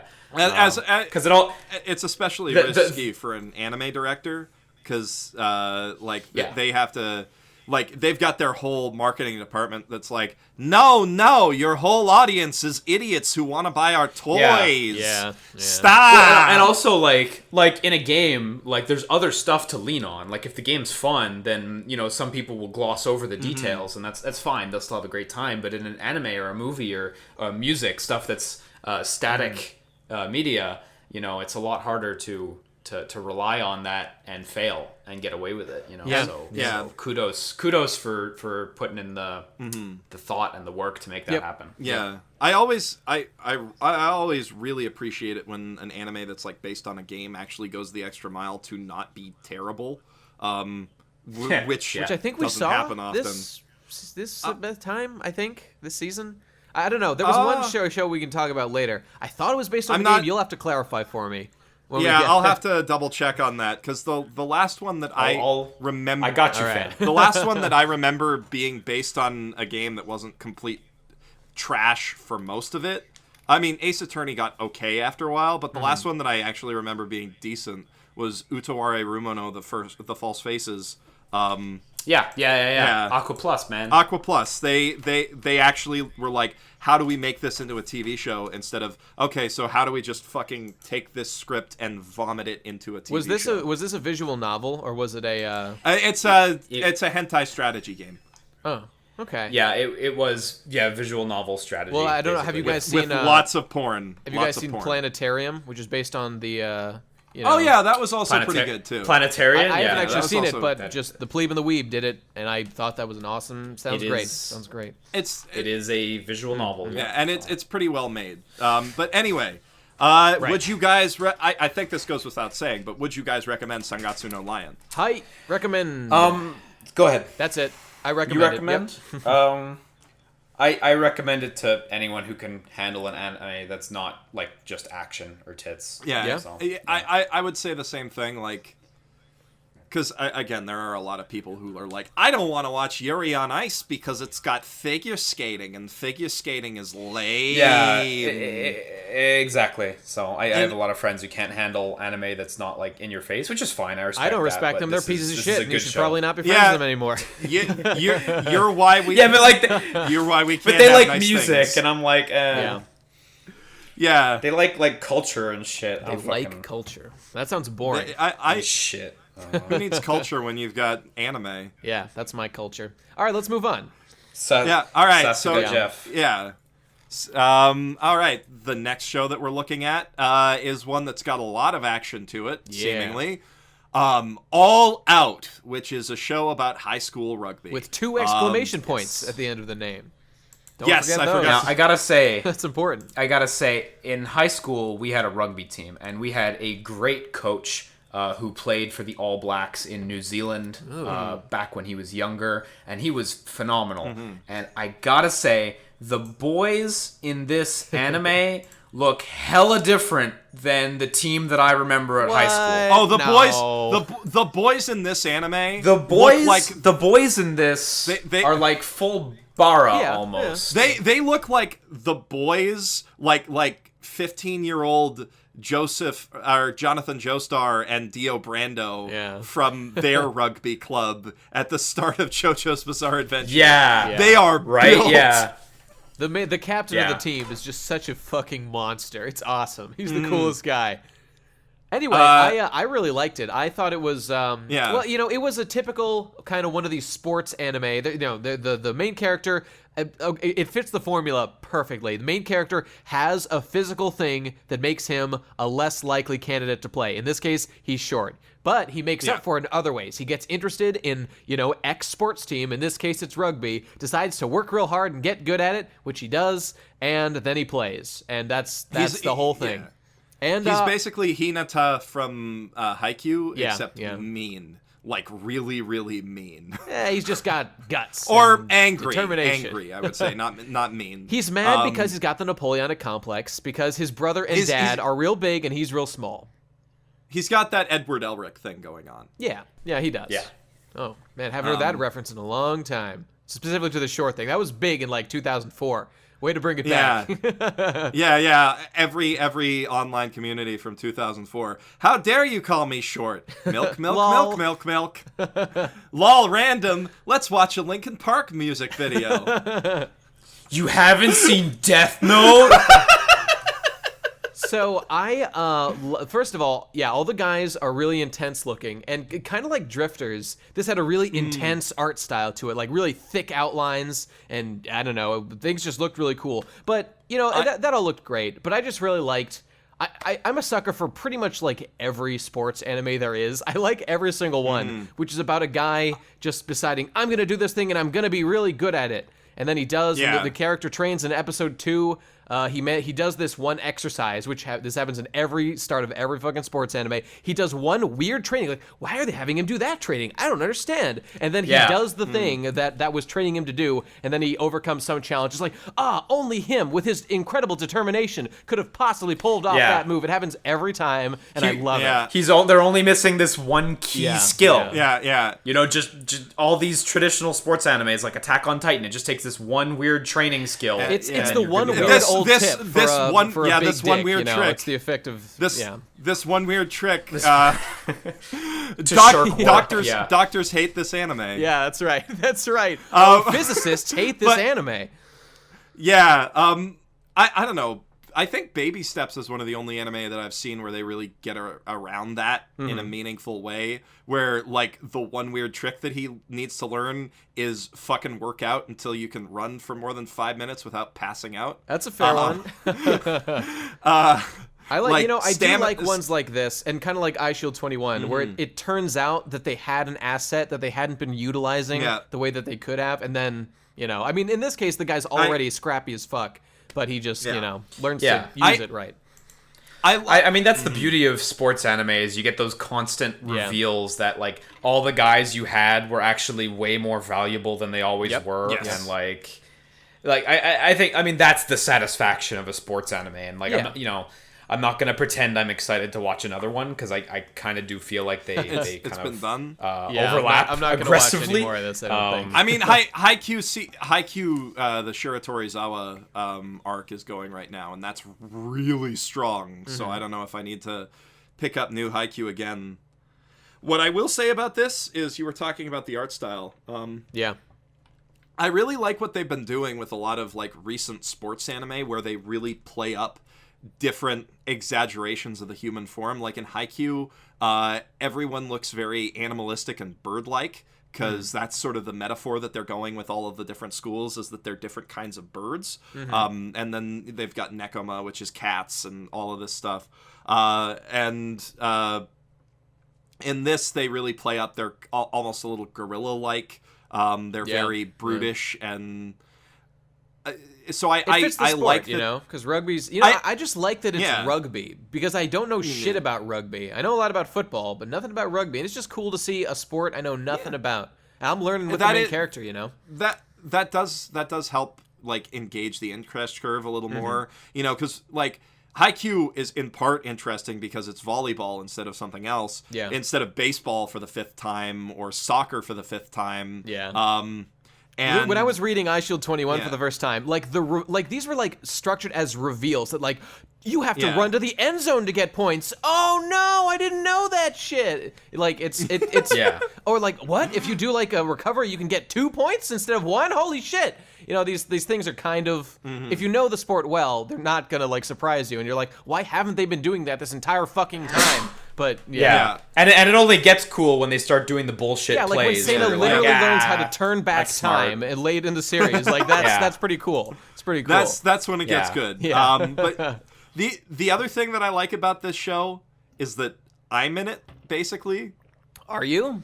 Are you the tall boy? You're the big. You're the big pussy. The super tall guy who's a huge pussy. That's me. That's me in a nutshell. You're a who's gentle just giant. like everybody asks him to join the sports team, and he's like, no, I just want to go read books. Except I don't have any like hidden talents for sports. Maybe you just need to join a rugby team to find out. You know. But I I do like that they've sort of got two main characters, and that guy has sort of an arc that runs parallel to the little guy, in that he's really big, he's got all of these advantages, and he is actually good at the sport, but he's got a psychological thing holding him back. Yeah, he's not as interested. They're good foils to each other. Well, he's not just not he as fucked up his boy back in the day, you know? Yeah. He's like straight traumatized by something that he did in the past, and he like he feels like he doesn't know how to control himself and stop himself from hurting people. Yeah. Which, to be fair, in rugby, that's what you're supposed to do. Yeah. But yeah, I By the way, I they like look so. All the boys look sexy as fuck in those hot pants and shit. I'm just saying. I'm just putting it out there. They look damn good. They look beefy sexy. As Yeah, they opposed do. To It's the only Kuroko no kind that Basket, counts. Where they're all. Yeah. What about slender sexy in Kuroko Not no into Basket? it. Not into it. I want them to Not be able to into it? smother me in their pecs. Yeah. So I'm are into. the guys from Free too lean for you? Is that what you're saying? A swimmer body's pretty good. Those are muscly swimmer guys. They're pretty good. They're looking good. Okay. I mean, like, you'd fuck them all. course. Yeah. Of course. Oh yeah. Line them up. I'll Like- knock them down. like- That's right. Like, no homo, no gay No stuff. gay But stuff. you fuck I would them all. 'em. Yeah, that's all. Yeah. I think like I did enjoy this, but we've got a better sports anime this season in Yuri on Ice. I think where sports anime needs to go to be really great is to just go like the girliest sports possible, right? Because Like cheerleading, cheer danshi. cheer boys. Yeah.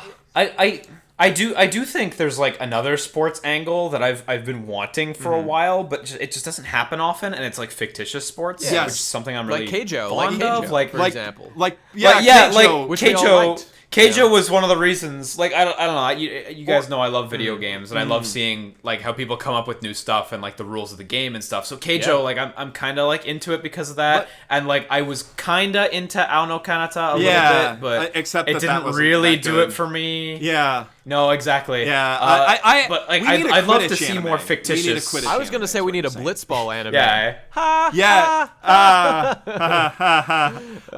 Or But fictitious sports with guys isn't really something we've seen a lot of, so I'd love to see that at one point. But for some people, like for Japan, rugby may as well be fucking fiction. Yeah, true. So was football in 21. Yeah.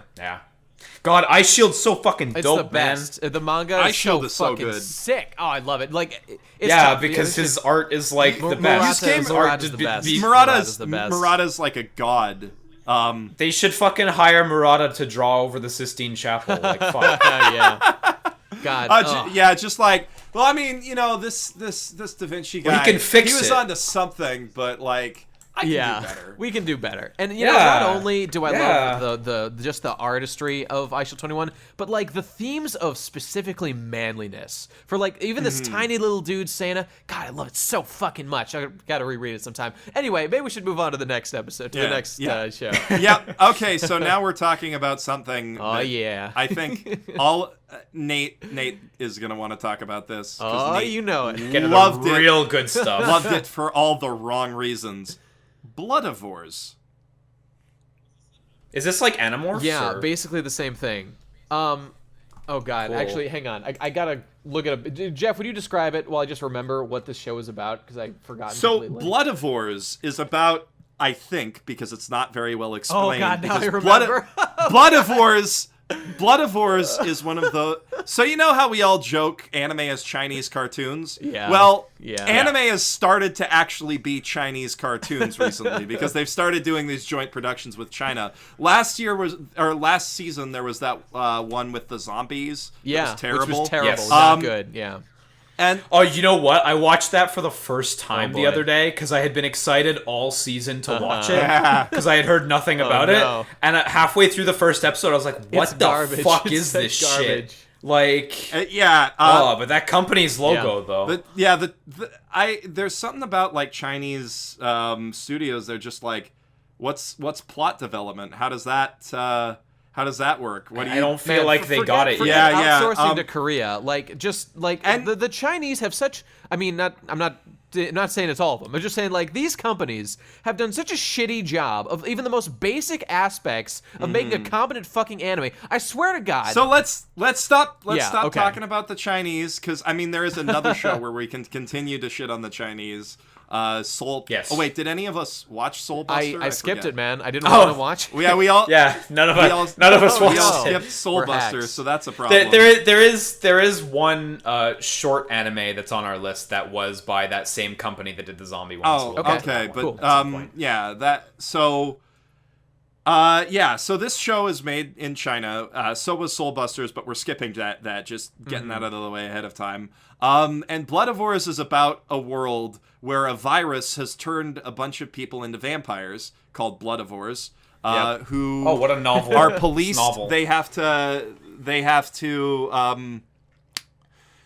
basically they have these collars on them that activate when they get too bloodlusty. And it's about these four Bloodivores who rob a bank and they get framed for murder at that bank. And anyway, I'm sure Nate needs to go off on a tangent. I am going to go express my feelings for Bloodivores in my own way briefly by taking a huge shit. I'll be right back. Okay, great. So the amazing thing about Bloodivores is how it's like how many frames per second is a normal anime? Like 24, I think, is the standard. I mean, they try. They try for real that, hard. yeah. This show does not fucking try. This show doesn't give a shit about doing anything the way you're supposed to make a good anime. I mean, it's good to know where you stand, but come on, Yeah, right? exactly. Like excuse me, I'm getting phlegm in my throat, getting so pissed. My humors are out of balance now thanks to Bloodivores. But I swear to God, there were so many times when characters just wouldn't move for like 10 seconds of fucking frame. It felt like by far the laziest show of the season. Like they really put in the bare minimum amount of work. I know this isn't the same show, obviously, but I got the same gist from that zombie show last season, which I think is by the same I team wrote as well. down creators in I hear you Pack there. Tokyo as my notes for the people who Actually, made it. it's you know what? It's actually not by the same guys. Now Okay. that I look at it, so we are full of shit. Well, I mean, that's just proving that more Chinese people are worse at anime, so making our racist opinions more valid, I guess. So the amazing thing about the show was how edgy it was and how devoid of substance of any kind. Because on multiple occasions, so they're doing a bank robbery. All the four main character guys. The main four, and so yeah. At the end of the robbery, they've got these masks on, right? And they're kind of like the Superman quote unquote mask of the glasses, which somehow conceal his identity but don't make any sense. So at the end of the robbery, they're leaving with the money, and a small child was like in the bathroom in a corner. They're leaving, and a guy took off his mask, and he noted, like the kid sees him without his tiny little visor mask on. So the guy comes to the conclusion that he now has to kill the child because he can see him, because he has seen his face. Meanwhile, their clothes are fucking visible. Their hair is fucking visible. Every detail on their face is visible.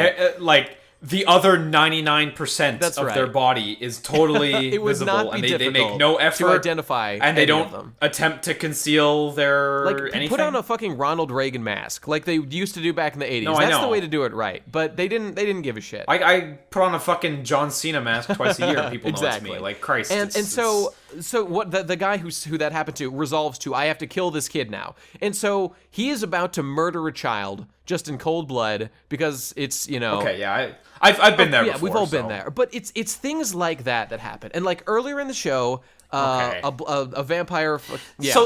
So you're saying it's like one of those things where like they're putting them into these crazy preposterous situations, but it's not actually really backed up that much. I mean, there's no real good reason for them to be doing it. This might sound like a silly criticism if you haven't seen the show, because like any premise could theoretically be done well. Like, you can sell anything if you put in the effort and you craft the narrative around it and just take the steps to make it good. But this show was not good. This show was very, very bad, and it wasn't even the kind of bad that I like. I don't know. Like, in fact, there weren't a lot of really bad shows that I loved for being bad this season, which made me real sad. But this show just completely was an utter pile of garbage. No one should watch it. It's complete shit. And it's just insulting that they thought this was an acceptable level to put out. It's so much worse than everything else that came out this season. It really stands out. Do you agree? What really bothers me about how they frame everything is these guys go in for a bank robbery, right? And it's framed as like a willful act of youthful rebellion. You know? Yeah. Like it's just something some four shitty teenage orphans are doing to act up. But you see, Jeff, they're not doing it for the money. They're really doing it to get the records to find out that the bank was discriminating against other Bloodivores. Bloodivores. They're such good people. God. And Nate, Nate, I have more research info for you. So that Creators in Pack, right? That's a different studio. Okay. But the other studio that made this show, Namu Animation, did make that shitty show. Okay, and that so explains our it. racism is validated. Racism validated 100%. But yeah, and don't watch the show. How so like they in the first episode, they like this is so poorly paced. They go from like, oh, you've robbed the bank. Oh, you've been framed for murder. Don't tell me you watched episode 2, for Christ's sake. I hope not. No. Oh, okay, no, I didn't. I'm just saying in the first episode, they go, oh, you've robbed the bank. Oh, you've been framed for murder. Oh, now you're in jail for the murder you've been framed for. And this guy's dad turns out to be a cop.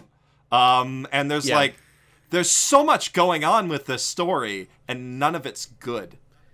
And if you haven't seen the show, again, these might sound silly, but it's just garbage. It's all so shit. I can't believe this was You're saying it's like, so you're saying it's worse than the sum of its parts? Absolutely, without a doubt. Yeah. Because that's you can have like a vigilante son who like is a vampire and has to go. He's got his girl with him and they're doing things. They're trying to free the world from racism of vampires being discriminated against. That could be a great show, but this is not that show. No one watch the show. Yeah, it's shit. So go watch Hellsing. Yeah, sure. There's this moment where the cops are gonna come get them, and she's got this GPS tracker on, and he's like, "All right, let's run away. Let's run away together, because I always want to be with you." And then they immediately get caught because she's got a fucking GPS tracker on her neck. Which I don't know why they thought it was a good idea to rob a bank when they have GPS trackers on their neck. Yeah. What? Yeah, that seems like a bit of an oversight. It's not good. It's not good. Like, it's just like, they're teenagers, though, right? Yeah. It's just I'm so fed up of like anime casting like fucking 12 to 15 the meme is dead at this point. Who wants to bet that in episode 2 they go to high school within the prison? Oh my God! Learn how to be on death row. I bet they do get out. I'm gonna look into this. Oh no! I'm gonna open it on Crunchyroll and just play it in the background quietly until I. Nate, you remember last season I was talking about Alderamin? Which one was that? Alderamin in the Sky. That very bad fantasy entertainingly bad fantasy strategy anime about. They've all got spirits in their pockets. And, yes. Yep. Okay. Yeah. So they episode 1, they're war heroes. Mm-hmm. Episode 2, they get episode 1, they get stranded on a desert island. Episode 2, they save the princess from this desert island that is in enemy territory, and they become war heroes. Uh-huh. Episode 3, because they're war heroes. Don't tell me they go to high school. Sent to war heroes high school. They go to war hero high school. How many war heroes are there in this fucking society? Fuck, man. Okay, it's so good. So Bloodivores episode 2 from a cursory skip through seems to turn into a death game. Oh, excellent. Perfect. It actually totally seems to turn into a death game. The other thing that high school... Oh, and in the 3rd episode, they are in high school. Yes! Yes! Are you kidding me? Oh, Jesus Christ! I'm jumping through it. I can't tell. It might be a flashback to high school, but there's a couple minutes of in high school. They've fit high school into their vampire death game bank robber anime. Perfect. Let's just assume that's it and move on. Let's not give it any more dignity. Yeah. Okay, so you wanted to talk about this show a lot. Cheating Craft. Cheating Craft. Okay. Did either of you guys see Cheating Craft? No. No, I hadn't even heard of it. Such a shame. But it looks like it's based on an Otome game. I had thought it was based on a Chinese web novel, is what I had been told. I could be wrong. Oh, maybe so. Sorry, that was just a total guess. I had heard that it was someone's characters. Yeah, that it had been. I know it was based on some source material and turned into an anime, and I think it was something small. So it's a short from this season. It was only like 10 minutes long. I think was the first episode. Might have been like 13 with the ending or whatever. But okay, so let me just tell you the premise of the show.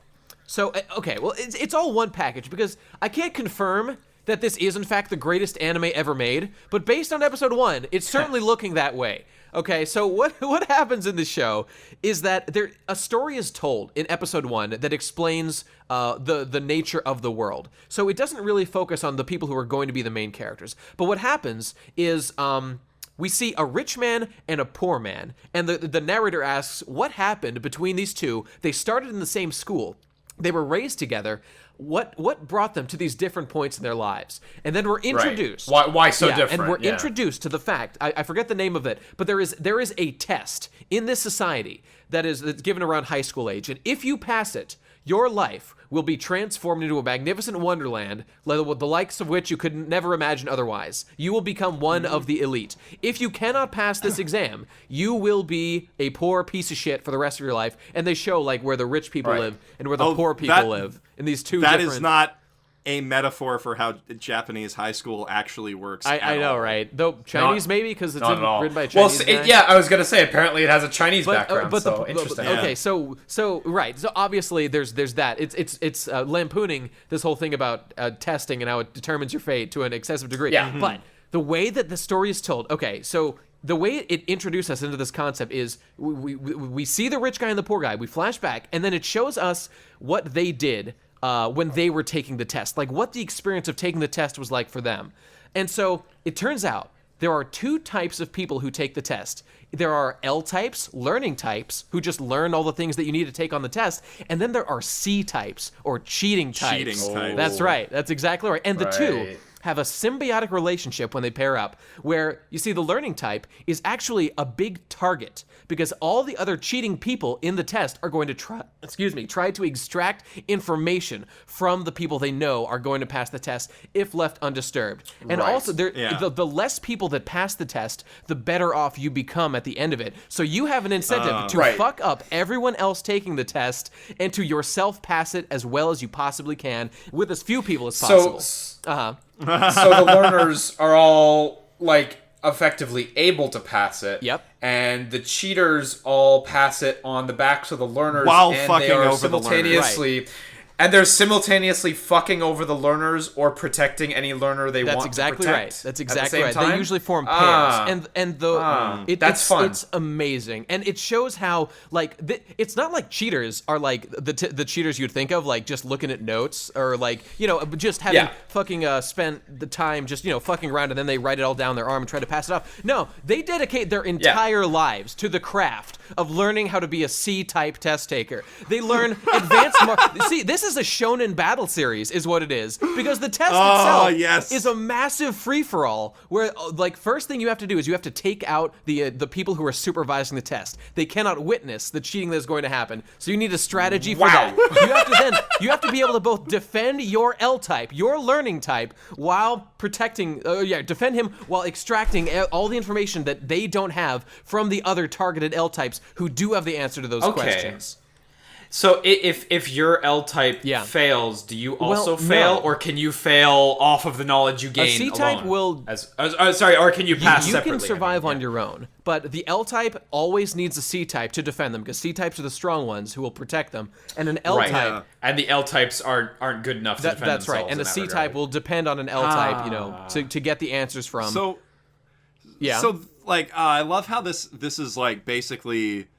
obviously somebody thought this was in the canon of this universe. Somebody thought this test was a good idea. Yep. And then they just set up the wrong perverse incentives, so it's turned into... It's exactly right. It's a total mad farce. It's completely defeats the point of trying to take any kind of test. But guys, I haven't even talked about the best thing about episode 1.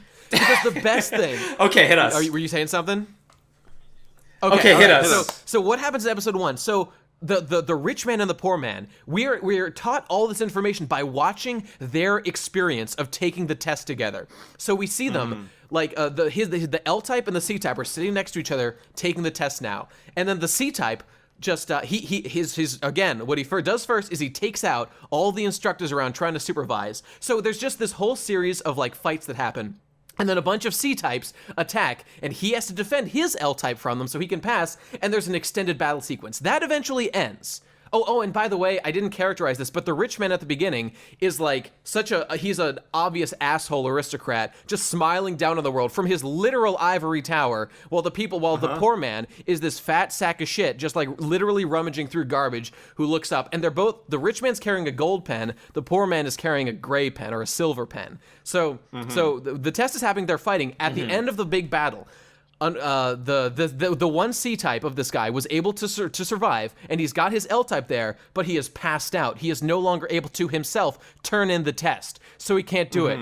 So there's nothing the C type can do for him. So he has to lay him on the ground, walk away as he's shedding a single tear, and then he just leaves. He turns in his paper, being the sole survivor of this giant massacre where everyone else failed.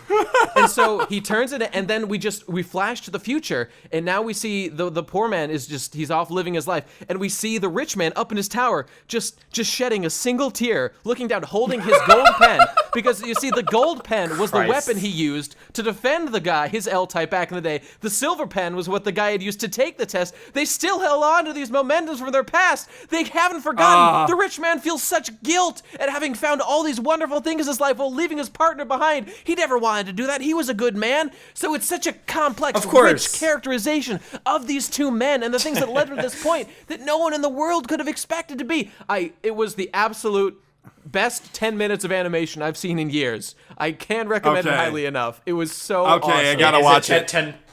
10-minute episodes? Yeah, they're shorts. I think you've officially... I will absolutely check that out. I think you've officially talked about that longer than the episode went on. That's probably true. But to simplify it, and everyone mentions this when you bring up the show, it's basically like an entire series being the Chunin exam, specifically the test-taking part from Naruto, from early Naruto, which was like the best part of the whole series, in my opinion. So watch it, everybody. Really I can't wait to watch more. It was so great. That sounds really cool. So since neither of us have seen it, I guess we'll just take your recommendation for it and move on to a very weird series, ClassicaLoid.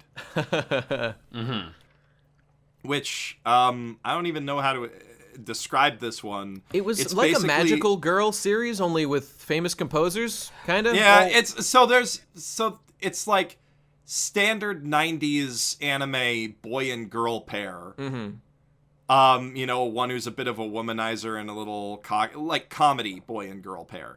The womanizer and the sort of serious girl, and they bounce off of each other. And the girl's grandmother's house is like a giant piano, and inside it lives Ludwig von Beethoven and Wolfgang Amadeus Mozart. And Ludwig von Beethoven is obsessed with cooking gyoza. For some reason. This is like... Is that a pun or something? I don't know. It's a very... I have no idea. It's a super trippy and weird show, but it's not... I don't really want to give it credit that it's like good trippy, because it was pretty bad in my opinion. It's very lol random is what it is. Yeah, it basically. Was. This is this season's Hetalia. Except Oh, okay. Well, now I feel validated. Thank you. Yeah. Are you a Hetalia fan? Did I No, I skipped ClassicaLoid. Oh. Okay, good. Yeah. Yeah. I don't know. I'm very I don't tend to like shows that kind of recline on the fact that they're using famous names. I know what you mean. Like, these characters are who they are because they're this person. Fate barely manages to eke it out, and that's mostly on the visual novel's merits, more so than the anime. So. Well, and the light novel. The light novel was really strong. I haven't read it, but anyway, I skipped I Zero. I watched this fucking show, and the only part that I found fun was the grandma owned this house, she died, and they're gonna come wreck it because like the dad of the girl apparently like fucked off all their money, so they're gonna come demolish it, and Beethoven is there for some reason, and he's they're gonna knock it down. He like does his magical girl thing, and he does like a symphony or something, and he makes like a portrait of a dance come to life, and that scene looked cool, and I liked that part. Just visually, just viscerally, I enjoyed it, and like the fact that we see the grandmother comes to life briefly as like as a young version of herself. That was cute. The way that her daughter, like her granddaughter, was like, I get to see you one more time. Like, okay, that was cool, but. It was just garbage. There was nothing else good about the show. I really disliked it intensely. They tossed a bit of money at that sequence. They definitely did. Oh, and by the way, why the fuck did the construction guys just leave at the end? Just knock down the house, you goddamn idiots. Because the construction guys were actually evil servants of Bach, of Johannes Bach. Of Bach, who's the villain of the series. But like I was going to say, they tossed a bunch of money at that scene. Yeah. But they spent no time making the aesthetics work at all. It's just an ugly show. Yeah. It's super ugly. I'm looking at the trailer, and like you definitely get the impression that the artist has his style for how he draws faces and stuff, and it's different. It's certainly different, but I can't say I like it all that much. I don't mind the faces that much. What bothers me is like the environments are super busy in a, we just threw everything we could in there. Dude, what bothers me is that it's fucking boring. It's like 20 minutes of a girl like whining about this guy who's like being mildly annoying, and then gyoza. Isn't gyoza a funny meme? Let's make gyoza a meme. It was shit. It was just shit all the way through. It was watch garbage. It. There was precisely one moment that I liked a little bit. Yeah. A little bit, which is when all the magical music stuff is going on. And like the I was gonna ask how's the music? It was like remixes of famous songs, Yeah, it was rock okay. remixes of classical music. I would say that works a little, but it's what were you gonna say? I was gonna say, like, I'm looking at the list of music producers, and I see Tofu Beats and Tsunku are both on there, and they are incredible musicians. Tsunku, of course, of like Rhythm Heaven and Perfume fame, and Tofu Beats is a lot more recent, but he's an excellent musician. So like, it seems to me like it would at least have good music, but if not that, then Christ. The insert music is definitely strong. I think the opening is a little and the first scene of it is they try to go for like comedy set to classical music with no vocalization at all. And like it just doesn't work, but I think it's the incompetent direction that takes away from it more than the music. I would say that the music is the writing is so bad. The music's the best part of this, but the one gag that I enjoyed is when the magical music is going off and the organ turns into a giant robot. The pipe organ in the house turns into a giant robot. I guess. And then the two wrecking balls, or the two wrecking machines, also turn into a giant robot, which is why they didn't destroy the house after, because their robot got turned, or their things got turned into a giant robot. But I don't know, anyway, it turns into a giant robot, and then they clash for a second, and then they start waltzing, and that's like that's one thing where I'm like, that's I'll give you that, and then the rest of it was. Fucking kill me, but please. Like, why did they turn into a mech and then waltz? Like, just because it's cool, just because like, hey, just because cool. it's because hey, that's what would happen in an action. And that's what the whole series was about. That's kind of lame. And what was with it's I got nothing but contempt for the show. I really strongly disliked it, not in the good way. I felt like my time was wasted. I want it back. Let's not waste any more. I get that impression. Sounds good. Yeah. Speaking of worthwhile shows, we have to talk about Digimon Universe app monsters. There's I know you guys don't care. There's very little. I haven't seen it. I love Digimon, but I wasn't aware this existed. I kind of care because I like video games, and I remember reading about this, and it's Namco's shot at making Digimon appeal to a younger audience nowadays. Admittedly, it would take a good bit to renew traditional Digimon for a younger audience, so just make a new thing, and they have like Inti Creates making a big elaborate 3DS game for Well, it. luckily these aren't Digimon. These are legally distinct Appli monsters. Totally different thing. Applimon. So this show is just literally Digimon, only a phone app. It's a phone app thing. Yeah. So, there was one kind of cool thing about it, which was that every app has, not even all of them, but individual apps have their own Applimon, or I'm just gonna call them a fucking Digimon. I don't whatever. So like it's funny the guy's his Applimon, the main one, Gatchmon, is it's like the search function is what he's based on. Of course. So his fight that he has later on is kind of like search based, where they like search for a weakness online, and I think they get literal forum posts as like the answer is given in that way, and they read them. They're like, oh, okay. Oh, that's cool. It's kind of cool. I loved in Digimon Our War Game, which is of course the best Digimon thing ever, thanks to Mamoru Hosoda. I loved that the way that they beat that monster was literally just spamming him with messages so that his processing speed clocked down. That was really cool. That was cool, but and the enemy, by the way, was a messaging app that they fight. Like the bad guys aren't evil; they've just been corrupted. So like they're being mean versions of themselves. So like what the bad guy was doing they're virus corrupted versions of apps on phones. Basically. That's right. So what the bad guy was doing? Cool. The bad guy was a messaging app. And what he was doing to attack them was just saying mean things that turned into energy beams. So they were literally just, so what is it? Tyler, the creator, said, ha ha ha, how the fuck is cyberbullying real, nigga? Just walk away from the screen. Not in Appli Monsters. You have been proven wrong, Tyler. This is real shit now. This is real shit. Oh god, that's it was pretty like funny. It. I like that part. I like stuff like that. Like the boss fight with the critic in Psychonauts, where everything that he throws at you is a piece of criticism taken out of a review of White Chicks from IMDb. I didn't get that far. I've only been meaning to beat that game. It's It was that's that's a very specific thing, specifically from White Chicks too. Specifically from White Chicks, they just that's one of my genius. favorite pieces of game trivia. Man, that's genius. That's why Tim Schafer is a god. But I do like the idea behind that, because before. I mean, Digimon came out before Pokemon, so you can't really say Digimon are off-brand Pokemon. Yep. But Digimon were just like... The whole idea was that they were random data gathered from the early internet, and, they just manifested as whatever the fuck a Japanese character designer came up with. Yep. And, like, actually basing them off of something in sort of, like...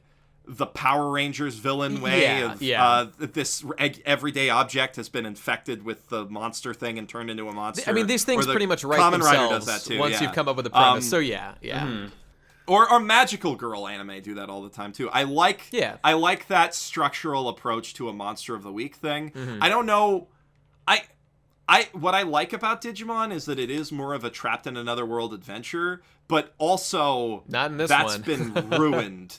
That's been ruined hardcore by other anime. So maybe we don't need Digimon Adventure. I mean, we have Digimon Adventure Try, and that's good.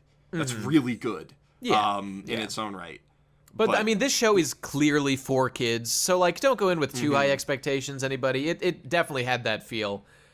So keep that in mind. But I mean, things can be clearly for kids and still be amazing, like Yokai Watch. Yeah, but this isn't one of those things. Not the Yokai Watch anime, but Yokai Watch I mean, there's this big thing. The franchise as a whole. Am I thinking about the right show with this? Oh, right. There was this big thing about like main character guy. You like they were talking about like the way he feels. Like he feels like a side character, where like his best friend is like such a sports star. He feels like a main character, and then suddenly a message appears on his phone. Are you a main character? Oh, I don't know. Should I hit yes? What do I do? Oh, and he hits yes, and now he's the main character, and it's beautiful. But you know what was cool about that? I'm gonna spoil this right now. At the end of the episode 1, turns out that best friend might be the antagonist, and that was dope. I didn't see that coming at all. That was cool.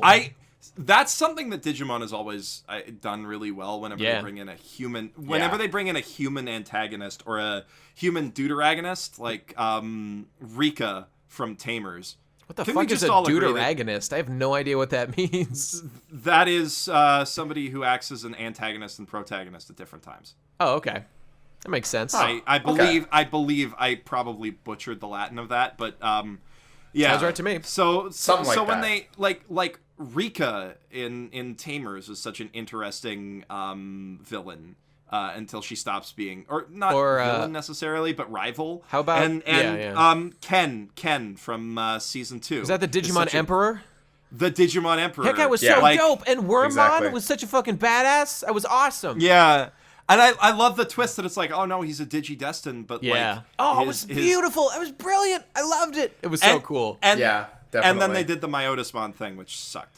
Yeah, it did suck. He was so big though.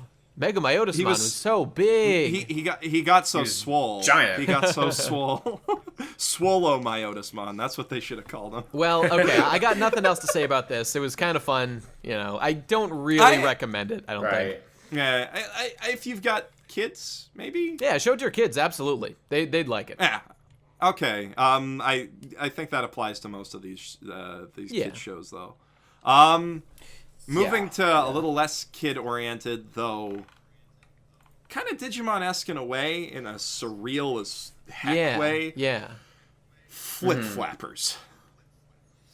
Flip Flappers. Shit was cray. I haven't watched Occultic 9 yet, but right now this is my favorite, along with Yuri on Ice. Flip Flappers was visually to what Occult 9 was narratively and script-wise. You know. Great. Yeah.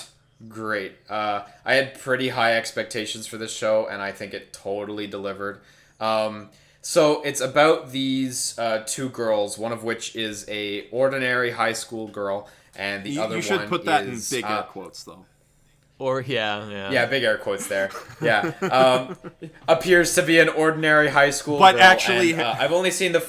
Yeah, I've only seen the first episode, but the other girl is... I just want to interject. She works for or runs away from this facility? I don't fucking know. But you want to interject? Go ahead. The normal girl, she has pussy magic.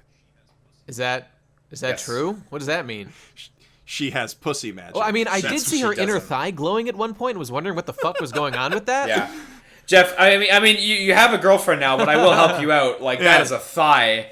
Yeah, so, that's in the vicinity. I mean, I still don't know where the vagina is. It's in the relative vicinity. That would be really great. That'd be really nice. Yeah.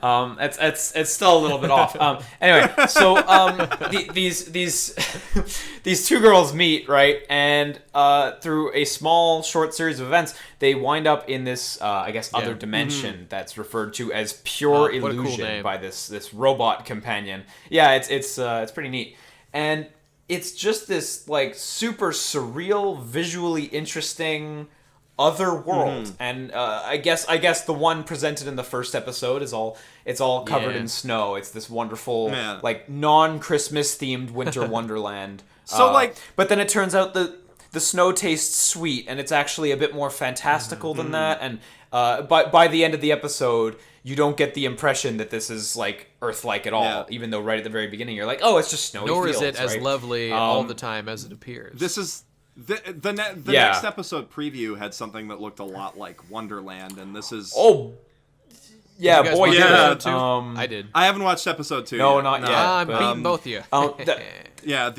There's a bunch of awesome imagery that you do get to see in episode 1 that really reveals how incredibly sci-fi this show clearly is, despite its like fantasy. That Gendo Ikari motherfucker just kind of looming over everything that's happening. And that white and red army of I don't fucking know who they are, but they're a cool ass army, you know. Any show that ends with the main character getting knocked out like that is pretty dope. This is definitely... I'm having a good time. This is definitely like the trippiest and most visually interesting show of the season. Like, people have called it Sakuga Flappers, and I mean, there's a couple moments. There's a couple moments where it's clear they were saving their budget.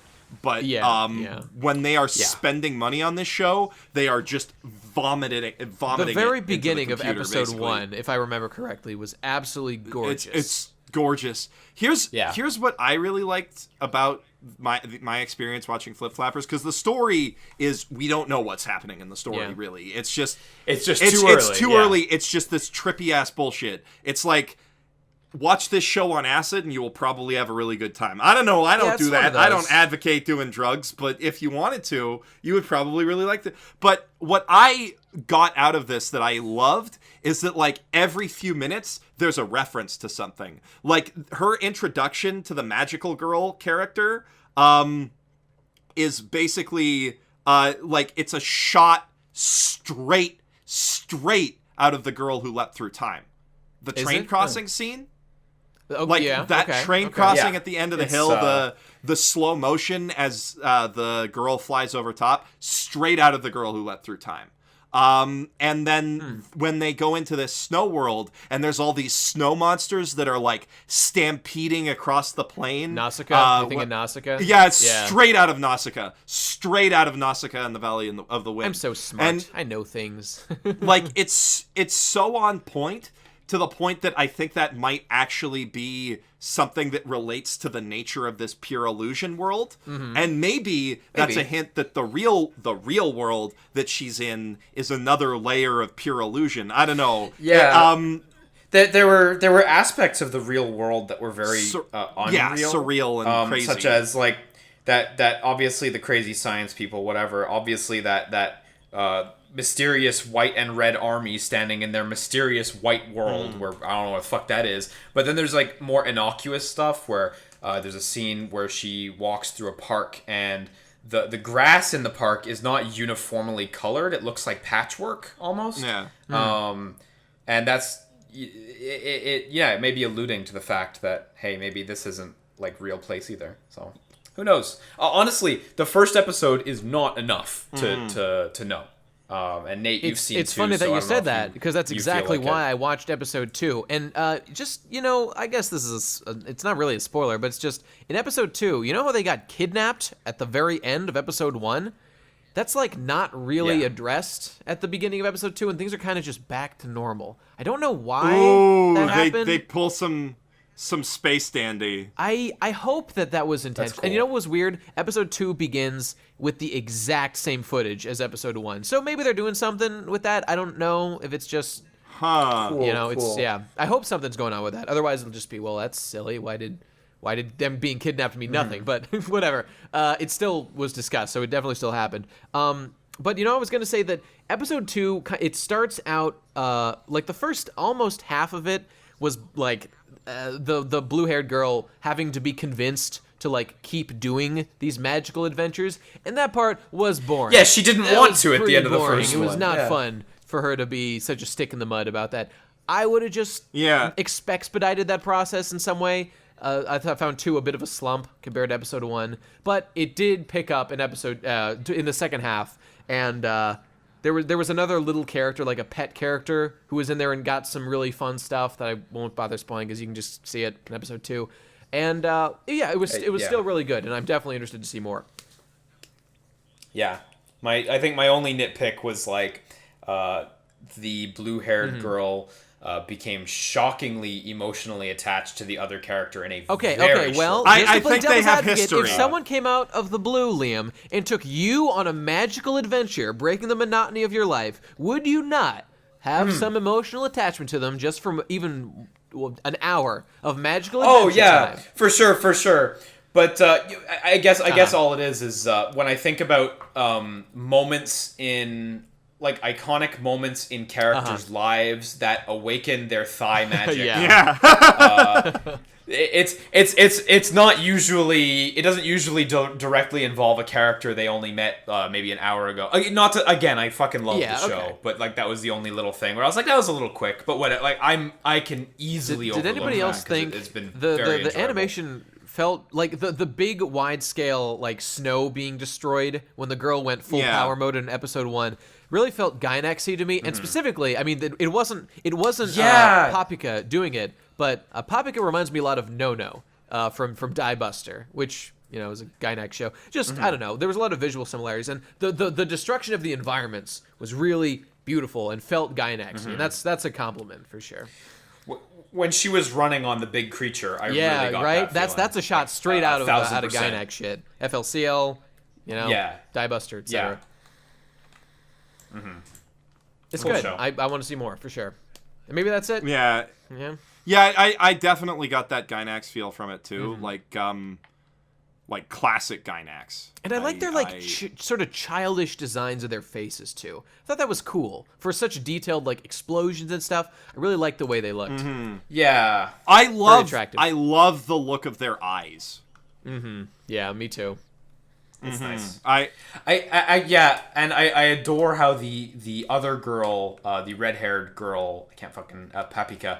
I love how her name is like the fucking her mouth is like the fucking bill of a duck. It's open so wide, and it really like presents a huge contrast between Coconut and her. Where Coconut is like really down to earth, small mouth, dark eyes, and Papika's my two new favorite characters, Coconut and Paprika. Colorful. Gotta love them. Yeah, yeah. Yeah, no, they're it's a very, very enjoyable show, and everybody watch it. It's totally worth watching. Everybody watch Flip Flappers. Also, opening and ending theme again. Oh yeah, rock solid. Yeah, like flip flap. That's gonna the ending. The ending has some really fantastic art, both the chibi stuff and the more the storybook storybook imagery in the background. Yeah, it was awesome. Really reminded me of Otisphere a little bit. Yeah, I don't know. A little bit. Oh god, and the other thing is how they pop through to that world, like with the goop, with that black goop shit. Yeah. Just so much creativity in like the way things are done.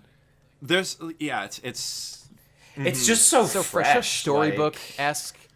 Speaking of books and freshness. Good segue. I know this is what I do. You gotta bring me on to segue for the Friendcast all the time. just pull me out of a closet to connect things. Fune wo Amu, which is a show about a company making a dictionary. I don't think it's been picked up by any broadcaster. Unfortunately. Okay. Because I we looked for it the other day and couldn't find it. Devil of a time finding it. And I can kind of see why, because a show about a dictionary company. Who wants to watch that? Have you guys seen this? Unfortunately, no. I didn't find it. This show is beautiful. Like, actually beautiful. I just finished watching the last episode, or the first episode of it right before we started recording. Yeah. And oh man, I'm gonna check out the trailer. Yeah. It's so this show is about this company that makes dictionaries. And they're working on a new dictionary called Fune wo Amu, or the Great Passage, which is so this whole thing is it's about the descriptions that you use in dictionaries have character and personality to them. And you need a real artistry to make a dictionary that's good and worth people's time. And that's not a concept that really connects in English so much, because English it's a very utilitarian language in a lot of ways. But in Japanese, kanji and the way that you write a word out are so important. Which is why calligraphy is a thing that doesn't make sense to a lot of me. I don't get it, but it's that shit. Yeah, it's so this is about descriptive power and attention to detail and how important those things are. And basically it's about the guy who used to write the dictionaries for this company is retiring. They need to find a successor for him, and they find it in this antisocial guy in their sales department who's really bad at selling things, but super detail oriented. And the way that they find him is, oh god, it's one of the most beautiful single shots that I've seen ever. The guy basically just walks into the office. He's thinking about, okay, who do I hire to be the next dictionary guy? And he's scanning the room, and he sees these floating words and all of these people in washed out watercolor, sketchy. It's they threw a lot of money at this show about dictionaries, and he pans across the room and he sees this one guy who's just touching the words. Like, everybody else is sort of ignoring the words, and he just touches them on the book. And it's so beautiful and striking and moving for something about writing a dictionary, you know? So you're saying it's a big fat Deus Ex Machina? Deus Ex Machina. I'm just pulling your chain, but like, yeah, exactly. It's a big fat Deus Ex Machina. But it sounds really cool, actually, though. Yeah, I'm just yeah. Yuri on Ice is still my favorite show of the season so far, but what I've seen of this, there's a lot of really good feelsy shows this season. This isn't so. Yeah. This is more like about artistic brilliance in like a way that people wouldn't expect a lot of the time, because they're just like, okay, so how would you describe north? And he's like, okay, so when you're facing north, your side is to the east and whatnot. And it's like this beautiful poetic way of saying things. And then it's like, how would you describe an island? It's like, an island is an isolated body of land that, this part of the land is connected. So he like revises his definition as he's talking. Mm-hmm. And it's just like, you get that this guy has a brain that works a little differently, but nobody's ever appreciated that about him till now. And it's just, I see this being a really interesting, fascinating character study that delves into an art form nobody really looks at, which is making me think it could be this season's Rakugo. That bit you just talked about how he speaks in that particular kind of fashion made me really interested, actually, and actually made me immediately think of Rakugo, kind of. So yeah, that actually sounds really interesting. Yeah, and the music. Oh man, the music in this is just like sweep you off your feet beautiful. It's a shame that nobody has picked this up yet. If you see The Great Passage or Fune wo Amu picked up on any streaming service, watch it. It is so good. Otherwise, you'll have to watch it in the original Japanese, like what I did, for sure. Because I mean, that's the only way that you can watch it now. Mm-hmm. But seriously, if this gets picked up by a streaming service, you have to watch it. If it doesn't, I would still say find a way. Not gonna say what way, but it would be a shame if this was ignored, because this show is breathtaking. It sounds really cool, though, actually. I get you there. But since you guys haven't seen it, I guess we can move on from that point of discussion and talk a little bit about a show about a different industry that does get stuff made about it a lot, but not quite in this capacity. Girlish Number. Dude, you gotta let me describe Girlish Number. Girlish Number. Go. Oh my god. Okay. Girlish Take it away. Number is the darkest, most cruel show I've ever seen. It is about all the things within man that make us monsters. It's about the hideous beast that dwells within us and comes out when we're engaged in such activities as being a voice actress in the anime industry. So what you witness when you watch Girlish Number is you see the worst aspects of humanity being exposed when your motivations are profit margins, cultural impact, appeal fame. of your and fate, and how we're all doomed ultimately to wither away into nothingness because our entire species was a mistake. Fame. Oh, fame. Oh, yes, that too. Fame, without a doubt. Bro. Fame is a major motivator. So go ahead, Jeff. I mean, you can describe the show if you want, but I think you nailed it. I do want to describe it. Okay, now all of that is wrapped in the package of there's this girl, I forget her name, she's an aspiring young voice actress, has been working at it for a year, hasn't had much breakout success. And she is fucking pissed. And she fucking hates everyone involved in her life. So at this point in her career, she's been involved in a few sort of minor voice actress events. She's been in a couple shows in very minor roles. And she's looking to move up in the world. Meanwhile, around her, she's surrounded by, the more successful actresses, some of which are even younger than her, but have had more fruitful careers thus far. And so... Because of nepotism, among other things. Among other things, absolutely. And so we see within the show, we are shown her perspective of seeing how unfair it is that other people, not even necessarily that are better, but have better connections, have done more work in the past, things like that are leading to her kind of being shut out and other people getting opportunities. Yeah. Concurrently, they also drive home that she's a fucking shitty two-faced human being. That's the thing, man. That's the thing. Like it goes both ways. Every single character in this show is an absolute piece of shit. They're scumbags. They're the worst of the worst, and it's all exposed so clearly in the show. And that is why the show is fucking 10 out of 10. Novel. It's the best. Yeah. Everyone's a piece of shit. It's pretty Everyone good. deserves it. We all deserve to die. Even you, girlish number, even I. Everyone's a monster, and it's so awesome. You gotta watch this show, man. You gotta watch it. The other thing that they hammer home is that she's not actually all that good at her job yet. Yeah, she doesn't have important skills that she would need to gain. And that's why it's so amazing. She goes to the mic but she still wants she still wants it, but she goes to the mic in a recording booth for her bit role, and she walks in front of one of the lead actresses she's trying to get to her mic, and that's like a big no-no, right? See, that's the sort of thing. These are the sort of big problems that we're dealing with. She walked in front of an actress wrong, and it's a big fucking deal. That's a major faux pas. Because the actress is a prima donna. The other actress who's really nice to her, because she's like a cute girl, and she's like, oh, I can be your senpai, is the biggest fucking asshole to the light novel author of the show that they're both recording for. Yeah.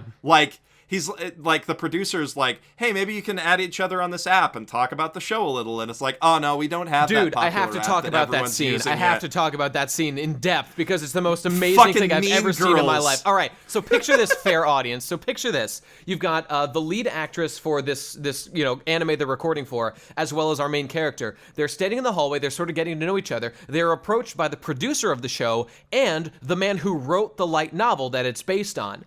But what they think to themselves when they see this man is, this guy is gross. I hate everything about this guy. He doesn't deserve the time of day. The two guys, they ask, hey, would you like to maybe go out for lunch with us? Would you like to get to know the guy? Because he could maybe help you get more immersed in the role. Because, is it possible? Maybe he's got a slightly better understanding of the characters than you fucking contracted bitches who are just being brought in to voice them, to give life to them, when it was really this man who gave birth to them. And they say, no, we don't want to hang out with that fucking guy. We're going to tell all these bullshit lies. We're going to make up excuses for why we can't hang around with this guy because he's gross, because he doesn't appeal to us physically, because he's not the kind of man that we want to be associated with. These are the most shallow, despicable characters I've ever seen, and I love every single one of them. They're so awesome. They're fantastic.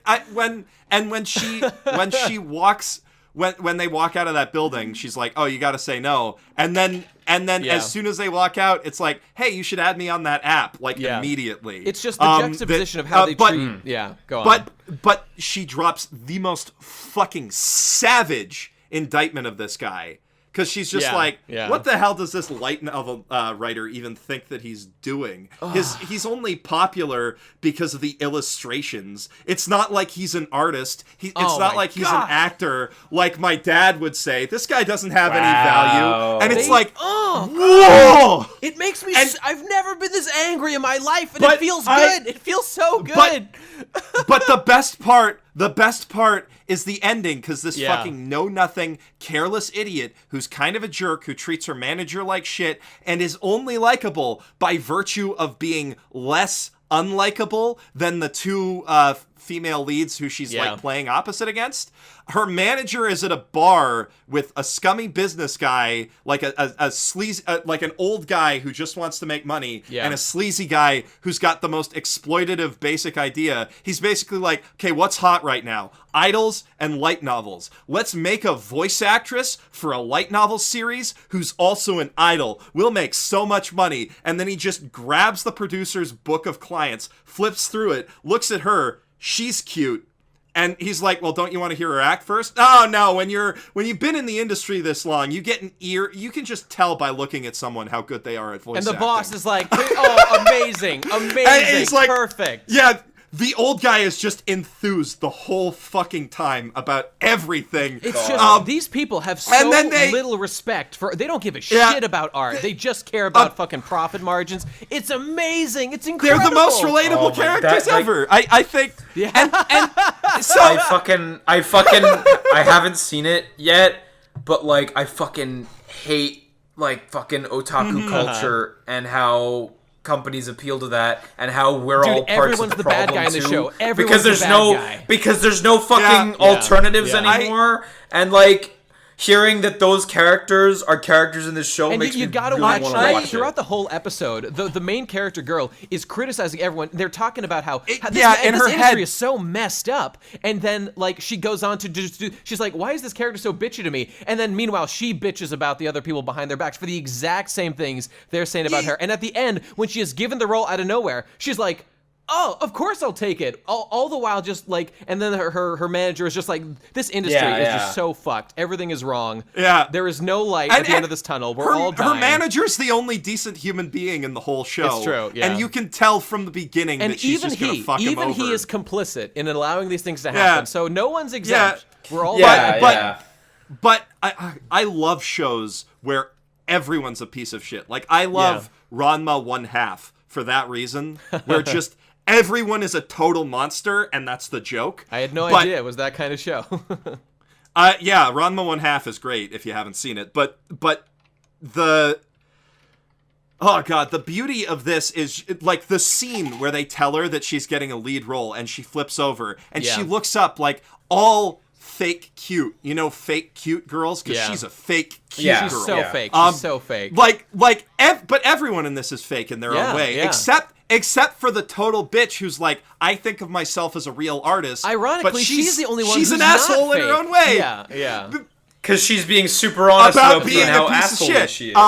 And nice. And yeah, so like, of and course, main character girl. About that ending scene, though, Jeff. About that ending scene, the way that like, so we saw in the sleazy bar, we saw the way that they came up with this idea to like have someone do it, and like just pick a cute girl, don't care, it whatever. Doesn't matter. The way she's they fucking pitch cute. it to her later, as like, we have chosen you. You're the one. For your know talent. That like, for all your for talents your and beauty. your abilities, but no, we know nothing to do with that. Nothing to do with that. And the way that her ego just visibly fucking inflates on screen. Yeah. Oh.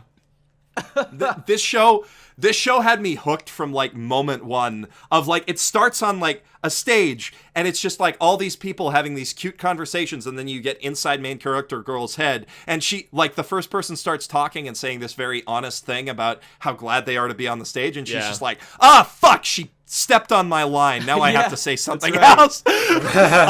And like, she's manufacturing herself to try to be likable, and then like when they get to you hear the two main character girls, like, or the two girls who play the main characters, they're the supporting actresses in this. Right. You can tell that they are gonna flip on a dime and fucking hate this girl. Of course. One of them because she's a fake as fuck non-actor, and one of them because, well, I should be there. I've got the nepotism, right? And it's all just this it's savage. This show is savage. Yeah. But goddamn, did I love watching it? And I really didn't think I would when I started. Yeah. You know, when I was watching it, I was tweeting about it, and I was just saying like all my feeling. Like at first, I thought, oh, this is just a trashy show about VAs, but then no, and like I went through all these roller coasters of thinking like, oh, this is about night. Is she gonna try to like change the VA system? But no, she's just totally complicit. Not even close. No, she's gonna ride this train all the way to the gravy train, and like the way, I don't know, dude. Everything about this was great. And by the way, I have to mention, someone on Twitter sent me a link to what is actually, it's a translated, it was originally in Japanese, but it's a translated interview with the main character about getting this new role. But the thing about it is it's the editor's copy, because she wrote down her answers. They have put lines through her answers and corrected them with the one they're actually going to release to the public. And so you can see so much personality for both the character and the editing corporate machine monster that is making all this shit so phony and fake. It's a work of fucking art, that thing. You guys gotta see it. I was just thinking to myself, like, how meta is the voice acting gig for this show?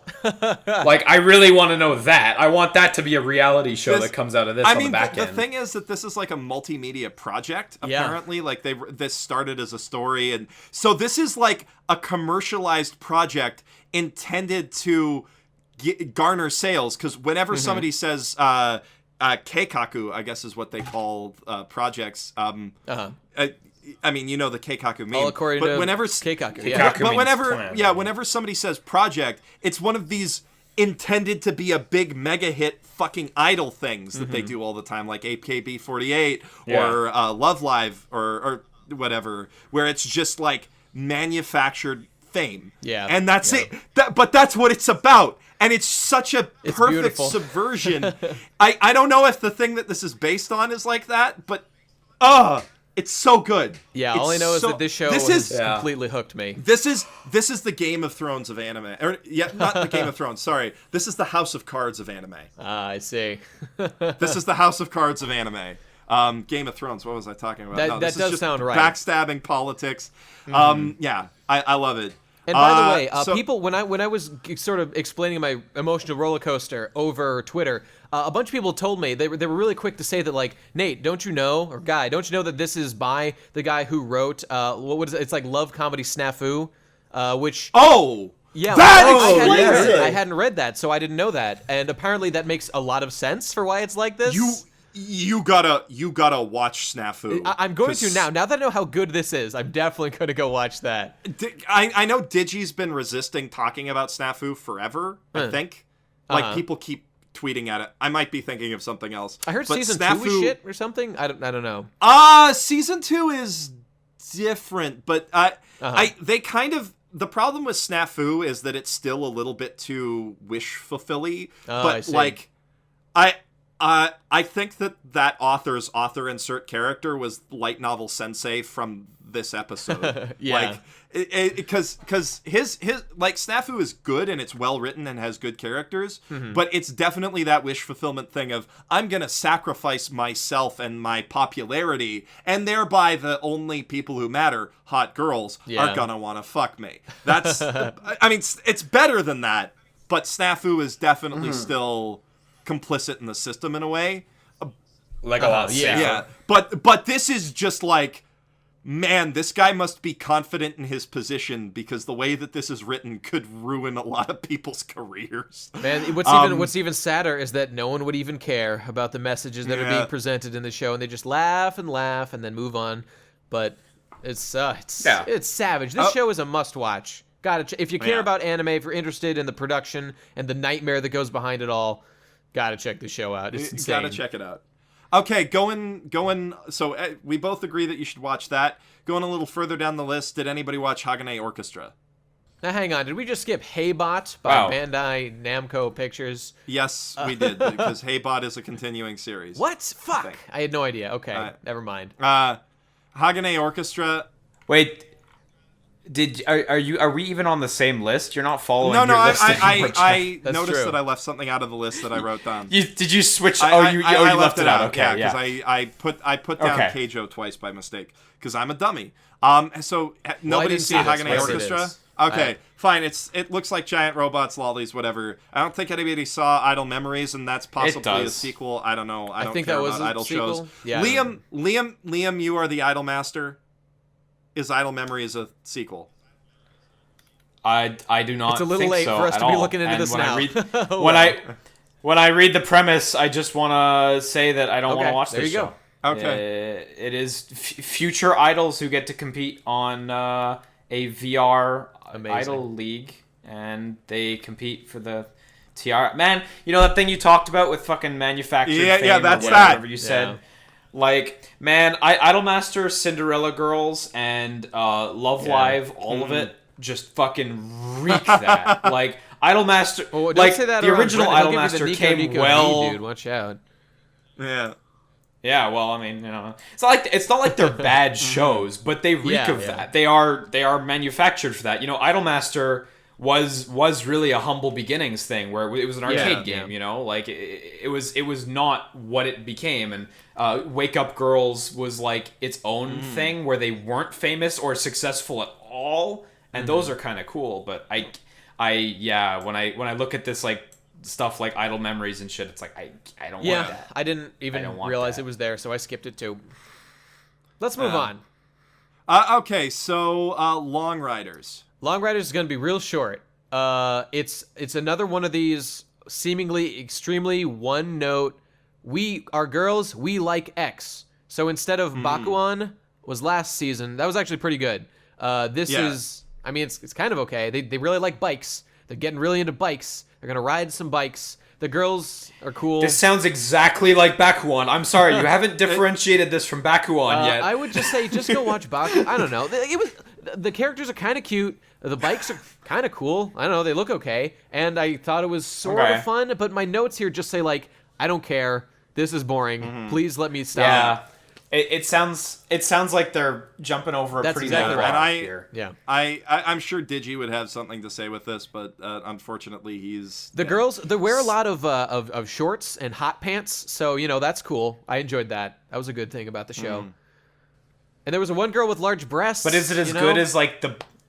Is it as good as the bike uniforms Bakuon's from Bakuon? way better. Bakuon's way better. Like... It you know, I haven't seen this, but I feel like Bakuon I mean, just as adding a combustion engine to a bike made the bike superior, just having a pedal bike, you know, it just doesn't have that oomph we need. Yeah. What enthuses me most about Bakuon is, as you know, the title design and how it looks kind of like a motorcycle. Yeah, I love that.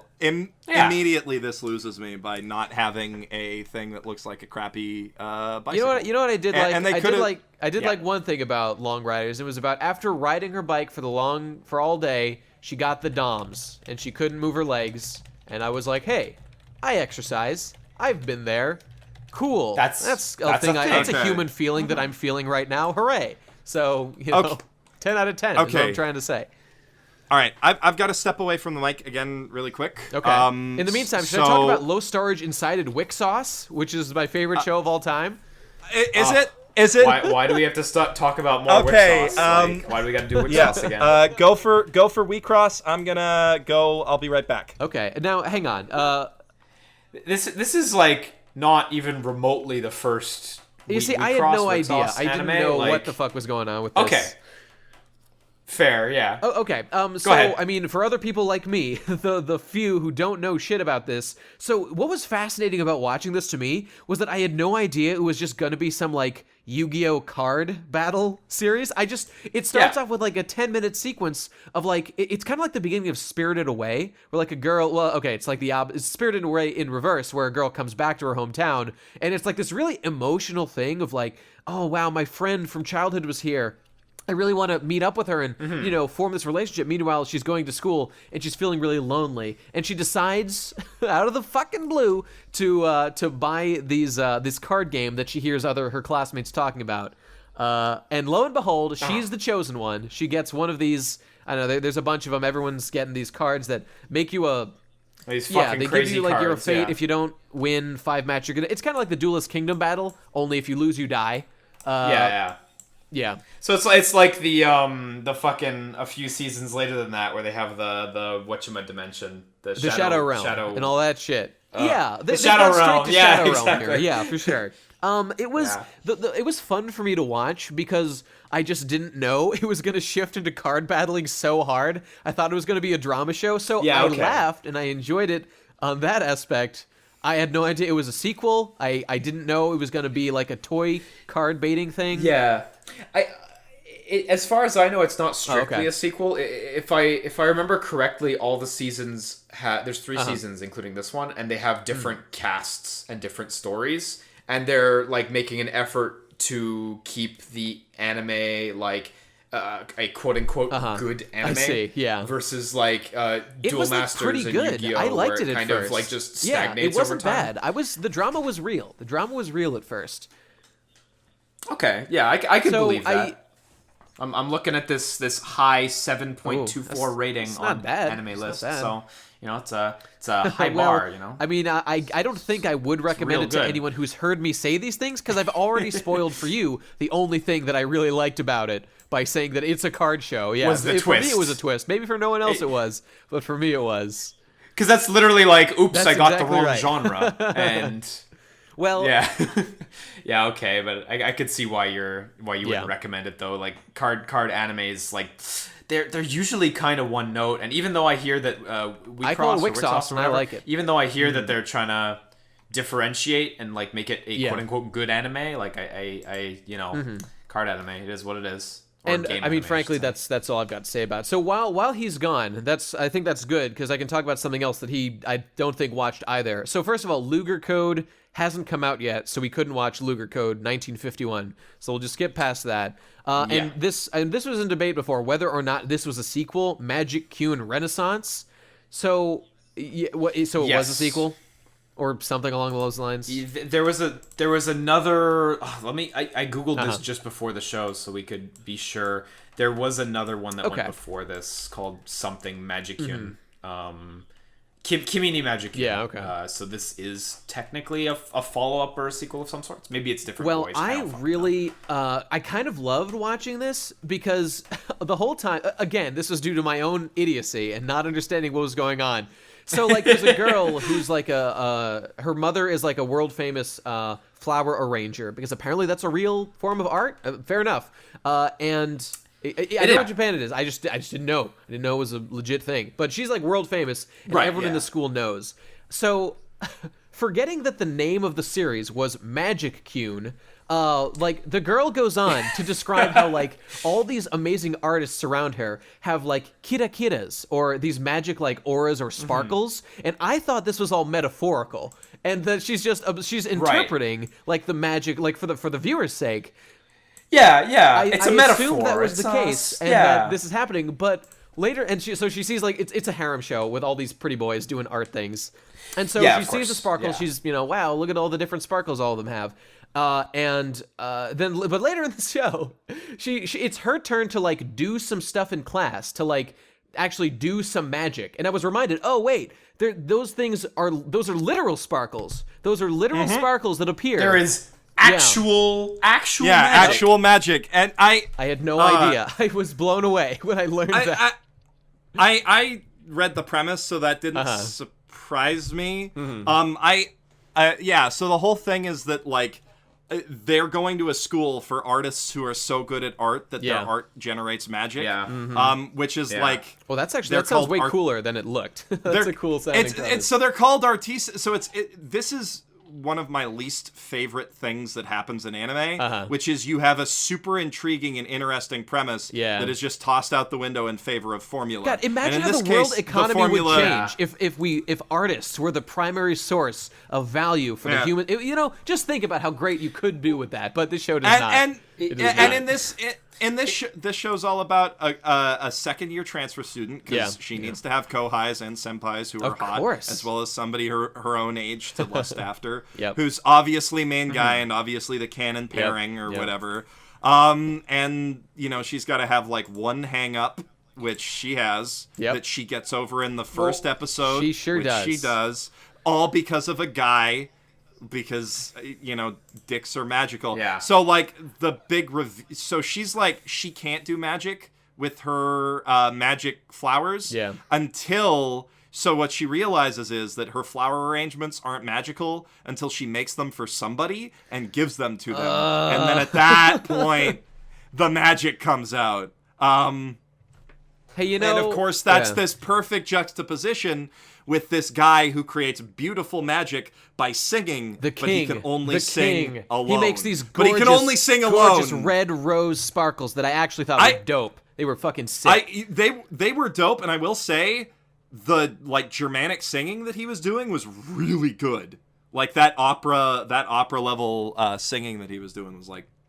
It was good stuff. To me, it sounded like your average, like opening Japanese singer boy. But whatever. I'm willing to accept that he's the best singer who ever lived. I can buy that. It's fine with me. Yeah, you buy it within the context of the show. It was.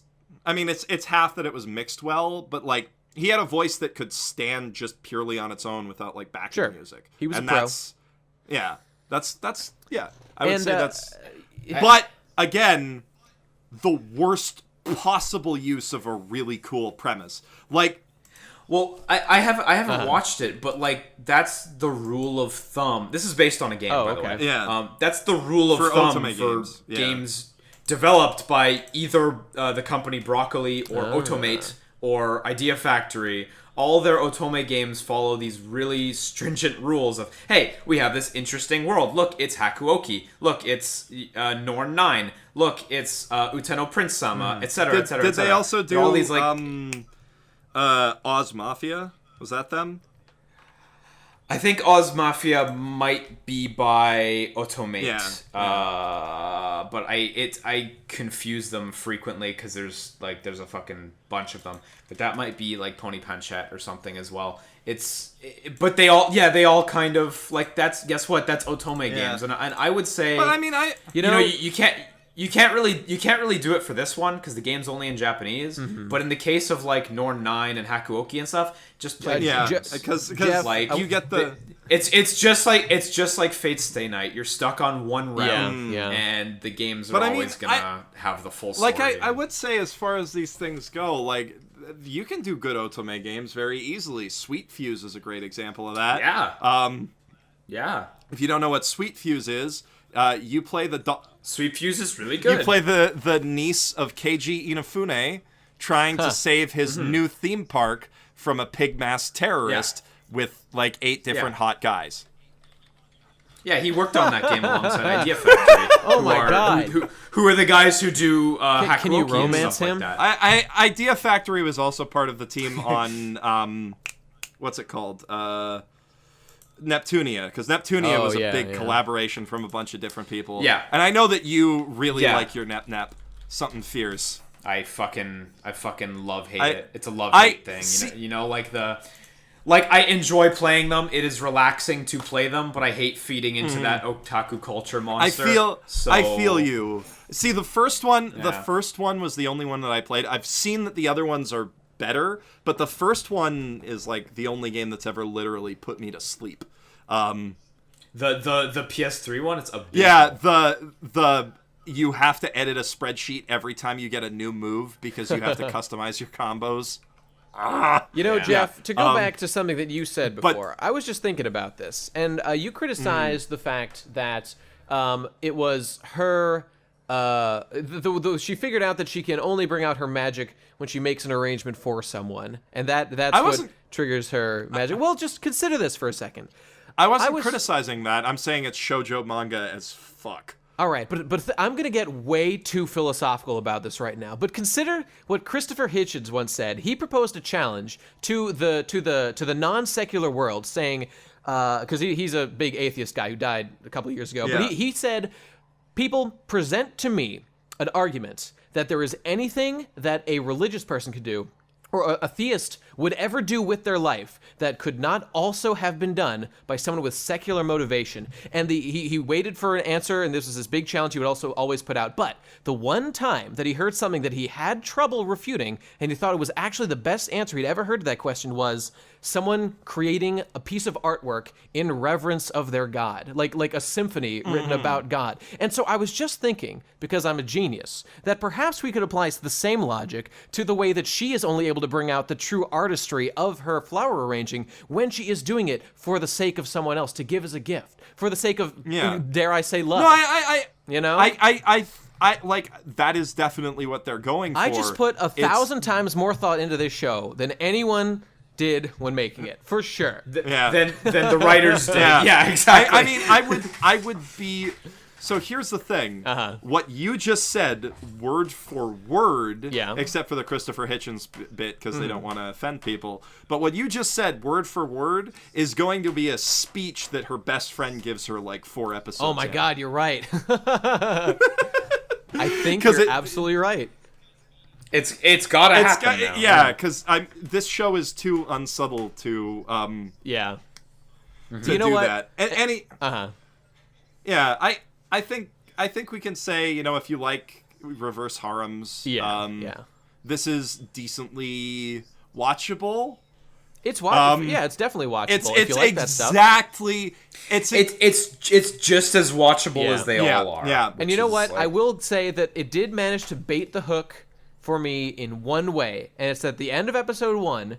There's this, or I guess it was in like the middle or something. There was this staircase that, so like the whole premise is like there's a slight mystery going on with like the best artists, the male and female artists are called like the king and queen of the school or something, and they get to ascend these stairs.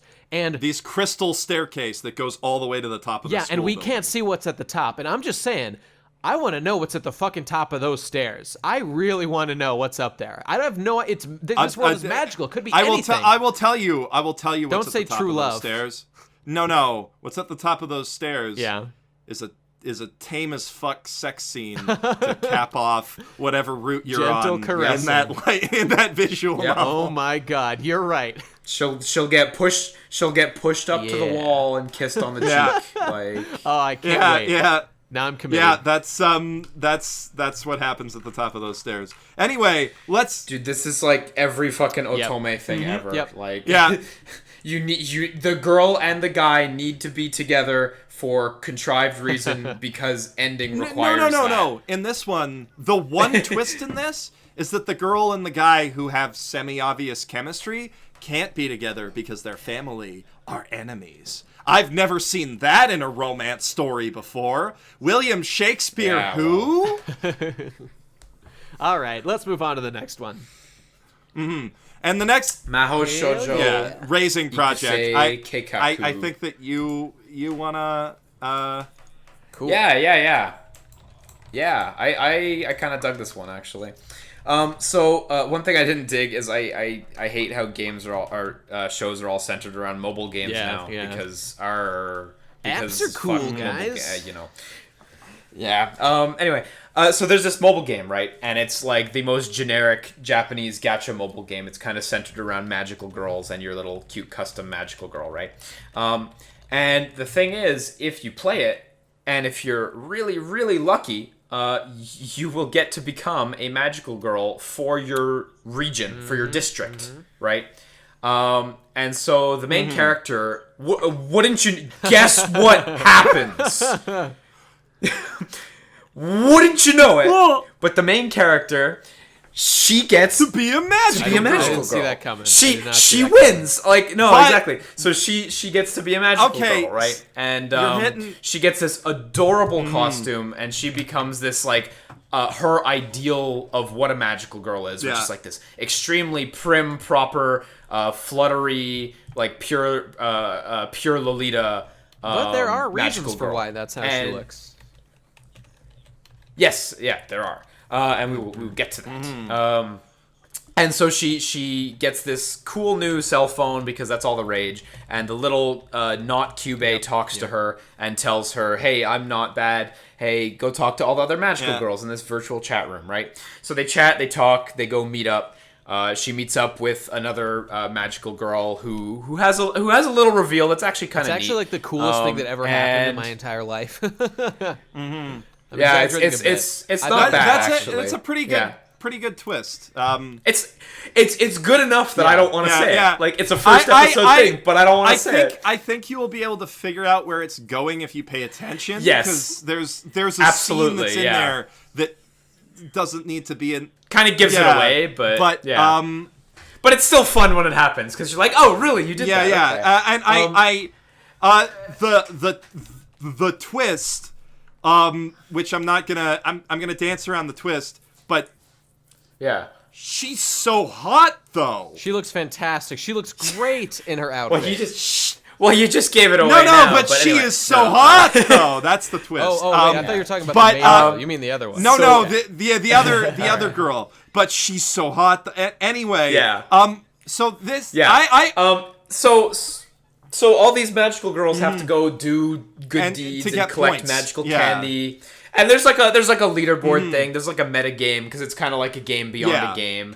And then at the end of the episode, the not Kyubey tells them that hey guys, that sorry, doesn't happen yet.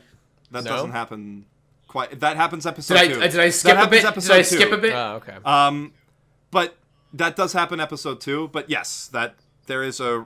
Okay, because that does happen afterwards. Anyway, the not Monokuma talks to them and says, "Hey, by the way, I accidentally hired too many magical girls for this region. So if you could just kill some of them for me, that'd be great. Savage. And it's not. He doesn't say kill some of them for me. He says whoever's he doesn't say at the kill bottom them. of the You're right. leaderboard at the end of the week. All right, guys, they're gonna get they called. lose they stop being a magical girl, and that means they get hard murdered. Is that that's true? I don't think that's true. Was that ever really no? implied? That's episode 3. Episode 3. I read the description of episode 3, unfortunately, and it's like that's where it's going. I actually, but I like that. The summary for the show does mention it's a death game. So it's stupid. You know what? You're actually right. Like, the summary for the show probably shouldn't have included that. because there's a lot of subversions. So when I watched this show, my immediate response to it was super fucking cynical, right? Like when I first because the first scene I'm like, oh, they're trying to do Madoka, like because Madoka Madoka actually killed the magical girl game. And there have been so many shows that have come out that have been not Madoka, like Yuki Yuna and stuff, that have just not really landed it. I mean, in a post Madoka world. Precure's doing all right, but that's about it. But Precure's Precure. It existed before Madoka, and it's for little girls anyway. Yeah, so. Madoka is like, so they're trying to go for like Madoka with less budget, is what it seems like, and that first scene is just embarrassing, honestly. Like it's just a bunch of dead magical girls. It's the most generic edgelordy presentation of that idea ever. The animation is so bad. I forgot about that. So I guess if you didn't know it was a death game after that, then you're stupid, because it's not subtle like Madoka, because you can't do the Madoka trick, right? But what bothers me about that is they do the whole cut to 3 weeks earlier thing. Hey, why don't you cut to 3 weeks earlier when you were alive? Like that complaint from Rick and Morty has become a meme now. Fuck, I love that that's become a meme because I hate that storytelling element. But they do that, and the thing is that it worked in Madoka. Can we spoil Madoka at this point? Yes, is that okay? absolutely. Like 20? Because Madoka's a time loop! You're allowed to do that in Madoka because Madoka's a time loop! But if you just have some people dead and then cut back, that's just lazy writing, and I hate it! You know, well, the best thing about this show for me was... It's called In Media Res, and it sucks. But that's not In Media Res, because it's not In Media Res if you just stick the end of the story or the middle of the story onto the beginning of the story and then go back. Isn't that literally what In Media Res means? In Media Res, technically speaking, is when you start in the middle of the story and then keep going. Final Fantasy VII is In Media Res, when you start on the train. It's where you keep going. Sorry, I totally did not realize that piece of the description for In Media Res. Because what this is you tack an In Media Res prologue onto a regular standard story. And what I really don't like about that intro, what makes me so angry about it, is that when I was watching the actual show, I got into it. Yeah, it really gives you the sense, like, when you stop and think about it, you're like, wow, that really feels like they weren't confident in their show. And it's a bummer, because the show's fairly good as far as I can see. Like, the budget's way higher than that scene, too, which makes me think that, like, a producer was like, well, everybody's gonna think that this is lame and, like, Precure if we don't show them it's like Madoka. Yeah. So let's just put, like, everybody murdered at the start of the show, and then they'll know. You know, and there's a healthy middle ground here, because admittedly, after that scene, it does start off in that gruelingly slow pace for just a little bit, where it's the friends on the bus and they're on their cell phones doing who gives a fuck, but they're trying to emphasize how mundane her life is, so it's exactly, it's a little bit dull, but fuck, it only lasts like 7 minutes. And then she's a magical girl, guys. But I guess they really felt like they needed to. Was it the end of episode 1 where she meets bit. La Pucelle and has her scene with her? Yeah. Yes. Okay, so that means I only saw episode 1. La Pucelle is so hot, though. I agree. I actually think the main character is significantly more attractive. I mean, of aesthetic. The main character is cuter. Yeah, I mean, yeah. There's some good magical girl designs. Like, the character designs in this are good. Some are better than others. Like I don't really like the Ninja Girl one. I think is a lot of them weak, are pretty by the numbers. But the point I'm trying to make is that what I really liked about this show, and it's become clear to me based on our conversation that it really is. I'm done with the show because it's not going to go the direction that I hoped it would. And episode 1 gave me everything that I wanted out of it. So what I absolutely loved about the show was the sincere passion that the main character had for magical girls. Being a magical and it girl. wasn't just that she's like, I love magical girls. Look at like all these posters on my walls. It's that we see the scene of her as a child growing up and her classmates growing out of magical girl, and she has a sincere commitment to it. And she's not willing to just give it up. This is the thing that she really loves. And she's got her friend, her little boyfriend, who also is into it, and they kind of they feed off of each other, and they I don't want to use the word enable because that's negative, but they facilitate each other's continued love of their shared interest. And I like that. And it's really it's a really genuine affection and belief in the ideal of a magical girl. It makes me upset a little bit that the ending, like the way that this show is going, instead of being a celebration of this genuine love of something good, it's a post-ironic deconstruction where she's going to become super jaded and murdery. Because that's exactly what was they showed us that. Yeah, they did. I honestly, it should have been obvious. I honestly forgot that bloody scene happened at the beginning. I was like, was I thinking of anher show? I don't know. Yeah, me too, actually. No, I did forget that. I went back after I finished it, watched it, I was like, oh, wow, that really was the show. Where the fuck is this going? But when she finally becomes a magical girl, and like, it's a bit on the nose, like that's her thing and it happened, but her joy was so sincere, and that was what was really endearing to me. And then at the end, when she meets all her new magical girlfriends, and especially for the reasons that you guys know, when she meets her new female friend, La Pucelle or whatever, and the scene they have together. God damn it! I really want to spoil it, but I guess I won't, since now we're not spoiling the show. It was so don't good. Do it, all the feelings were so powerful, and honestly, it made me feel like the emotion that I carried away from it. Most importantly, was like, continue to love the things that you love. If there's something that you're being shamed for whatever reason, don't buy into it. Continue to devote yourself to your passion, because you never know what's going to happen with it, and it might turn out great. And I really like that. And instead it's going to turn out to be about like the opposite of that ultimately. And I suppose I only have myself to blame, having forgotten that first scene. But like it's kind of got both. Like they got tricked in the end, but like by the end, the red flag for me is that she was smiling, murdering people. Because that's the red flag for me is that they are 9 volumes into light novels. Light novels. That explains it. That's when doing your research pays off. That is a good thing to know. This is currently this is adapting the one that came out in, I think, early 2012, and they are still being made to this day.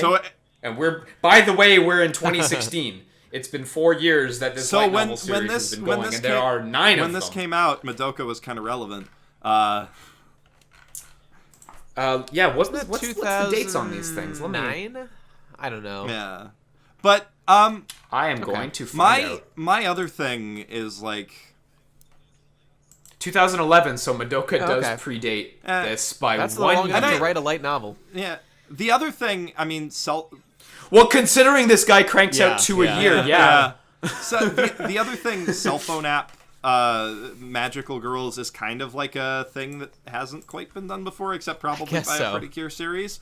A Pretty Cure series has done a magical girl cell phone thing, but here's now cell phone is the thing. Cell phone is the thing that has replaced otherworldly machines. So here's and that's also true of Digimon. Now you don't need a Digivice because everyone's got a cell phone. But the one thing that I am looking forward to, kind of, with this show in terms of how it's going to get brutal, is it does something with it seems like it's going to do something with its fighting that I really appreciate, which is that the main character has a power that's super useful as a magical girl, but doesn't seem super useful in a death game setting. Because everyone else has like killer weapons, and her ability is she can hear the thoughts of people in trouble. And you think, oh, well, that's useless, except that's telepathy when you're trying to murder somebody. That is so useful. All right, she's gonna kill everybody. That's that might actually be a strength of the series, because that really tied into the whole like how happy she was, because she wanted to be a magical girl and help people, and her power perfectly reflected her desires. Yeah. And, it might be cool and now to see it that can get be twisted and perverted into, Yeah, because it's like, oh, I'm trying to kill... Like, as soon as you panic about me trying to kill you, you're dead because I can read your every Is this show thought. trying to tell me that my dreams of wanting to be a magical girl are in fact retarded and I'm a piece of shit? Is that the message it's trying to send? I don't know. We haven't gotten there yet. Well, I guess we'll see. I don't know. Yeah, we'll see. God, I expected to come out really happy about this, but now, God... Now it's all... The future looks dark. Yeah, like, it's a bummer, because, like, I know it's a light novel thing, but I still liked it, so I still... The main character girl looks so good. But I'm worried that at the... But her design is fantastic. It's so good. Like, kudos to the artist who did it. It's like a really good mix of, like, Sailor Fuku and, like, pure Lolita. And it just looks, it screams magical girl. And it's also, great. how cool is it? Just from a, like, I'm worried that I love visual design aspect. I mean, I said this a little bit earlier, but the fact that she looks, and it's discussed like, wow, you guys don't really look like magical girls, but she does because she's kind of got the purest vision. She really does. Because she wants to be a magical girl. Yep. And she's like, oh, you just look like a witch. That you're totally not a magical girl. That's probably because you're a bitch. Oh, take that. I also love just going back to how prescient Girlish Number is. I love how her reaction to the fact that this is a light novel story is, oh, of course it is. Yeah, well. It's I don't want to be this way about light novels. But as the director guy said in Girlish Number, like, light novels, what the fuck are those? I don't even know what those are. I don't care about... Like he was so dismissive of light novels as a concept. Hilarious. It is hilarious, and I think they deserve that a lot of the time. Even though, Konosuba's good, ReZero is good. There are good. Yeah. Those are two that have risen above. No Game No Life is No Game No Life is good. Yeah, that's right here. Yeah. I didn't like No Game No Life. On the other hand, so we've hit a middle ground. Okay, we can all agree that Konosuba is great, though. Everybody loves Konosuba. Oh yeah, Konosuba's great though. Yeah, Konosuba Anime of the Year. So I think we can. Everyone else is wrong about Konosuba. It's Good. I'm glad we could determine the truth of the matter. That Konosuba is the correct answer. I'm probably gonna keep watching this. I don't know if I'd... Let me know how it goes. I don't know if I'd recommend it to somebody who's seen Madoka, because you probably know how it goes. Yeah. But it's not gonna end because it's a light novel thing. But also, I'm just so worried because the next light novel is called Magical Girl Raising Project Restart, and it's like, man, are you just gonna turn back the clock one more time? Because if it is a time loop, I'm gonna be pissed off. You don't. I'm just gonna. If it's a time loop, that's just literally Madoka. That's just that's literally a Madoka ripoff. But yeah, I will say that I will keep watching it to see where it goes because. All right, cool. Same. Like I said, I have a feeling that the fight scenes, notwithstanding that shitty opening scene that they made them put in, are gonna get brutal. In a good way. Yeah. In like a JoJo-ish way. Maybe this should be called Mahou JoJo Raising Project. Hey, Top Jodan. All right, let's move JoJo Dan. Let's talk about Nanbaka. Oh wait, no, we're not talking about Monster Hunter stories. I thought you guys wanted to talk about did you watch Monster it? Hunter. I watched it. Sure. I didn't touch it. It's here's my exact notes. Some shitty Monster Hunter spinoff for kids. Obviously sucks dick. Bail, bail, bail. That's it. That's all I got.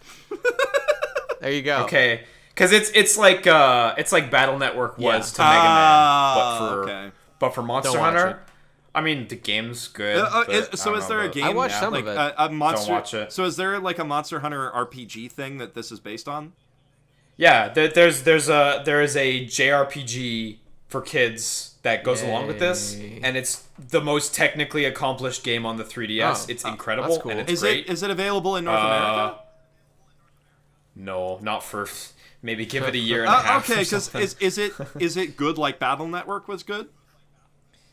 It's fucking great. Okay, all right, well that's so great. good. I have the show Japanese shit. copy. Oh, okay. Then I will. Then let's skip Kind of so just like Battle Network then, right? Too bad the show was You mean Mega Man Network Transmission? Or wait, no. Mega Man. No, that was Network Transmission was the GameCube game. It was Mega Man NT I think the anime Warriors. was NT Warriors. NT Warrior. That was it. Yes, so, you're right. So You're our right. Good recommendation call. is play the game. Apparently. Yeah. Right, when it let's move comes on. out, if it comes out. Yeah. Which it being a hunting game, maybe. Nanbaka. Give it a while. Can I talk about Nanbaka? Please. Go ahead. I like this one too. Okay. Go ahead. You like Nanbaka. Okay, then maybe you should. As well as you. I liked it. Because if we're describing if we okay. liked it, I liked it more or less. You guys both liked it. It was again a little bit too all random for me. Yeah, that's fair. It's very much like that. Okay. Yeah. So yeah. So Nanbaka is an extremely colorful and energetic anime about a group of 4 prisoners and their guards in this insane prison whose name I forget. Nanba. And these guys... Yeah. Oh, it's called Nanba. Yeah, that's why it's called Nanbaka. And these guys... They're bakas for Nanbas. Yeah, exactly.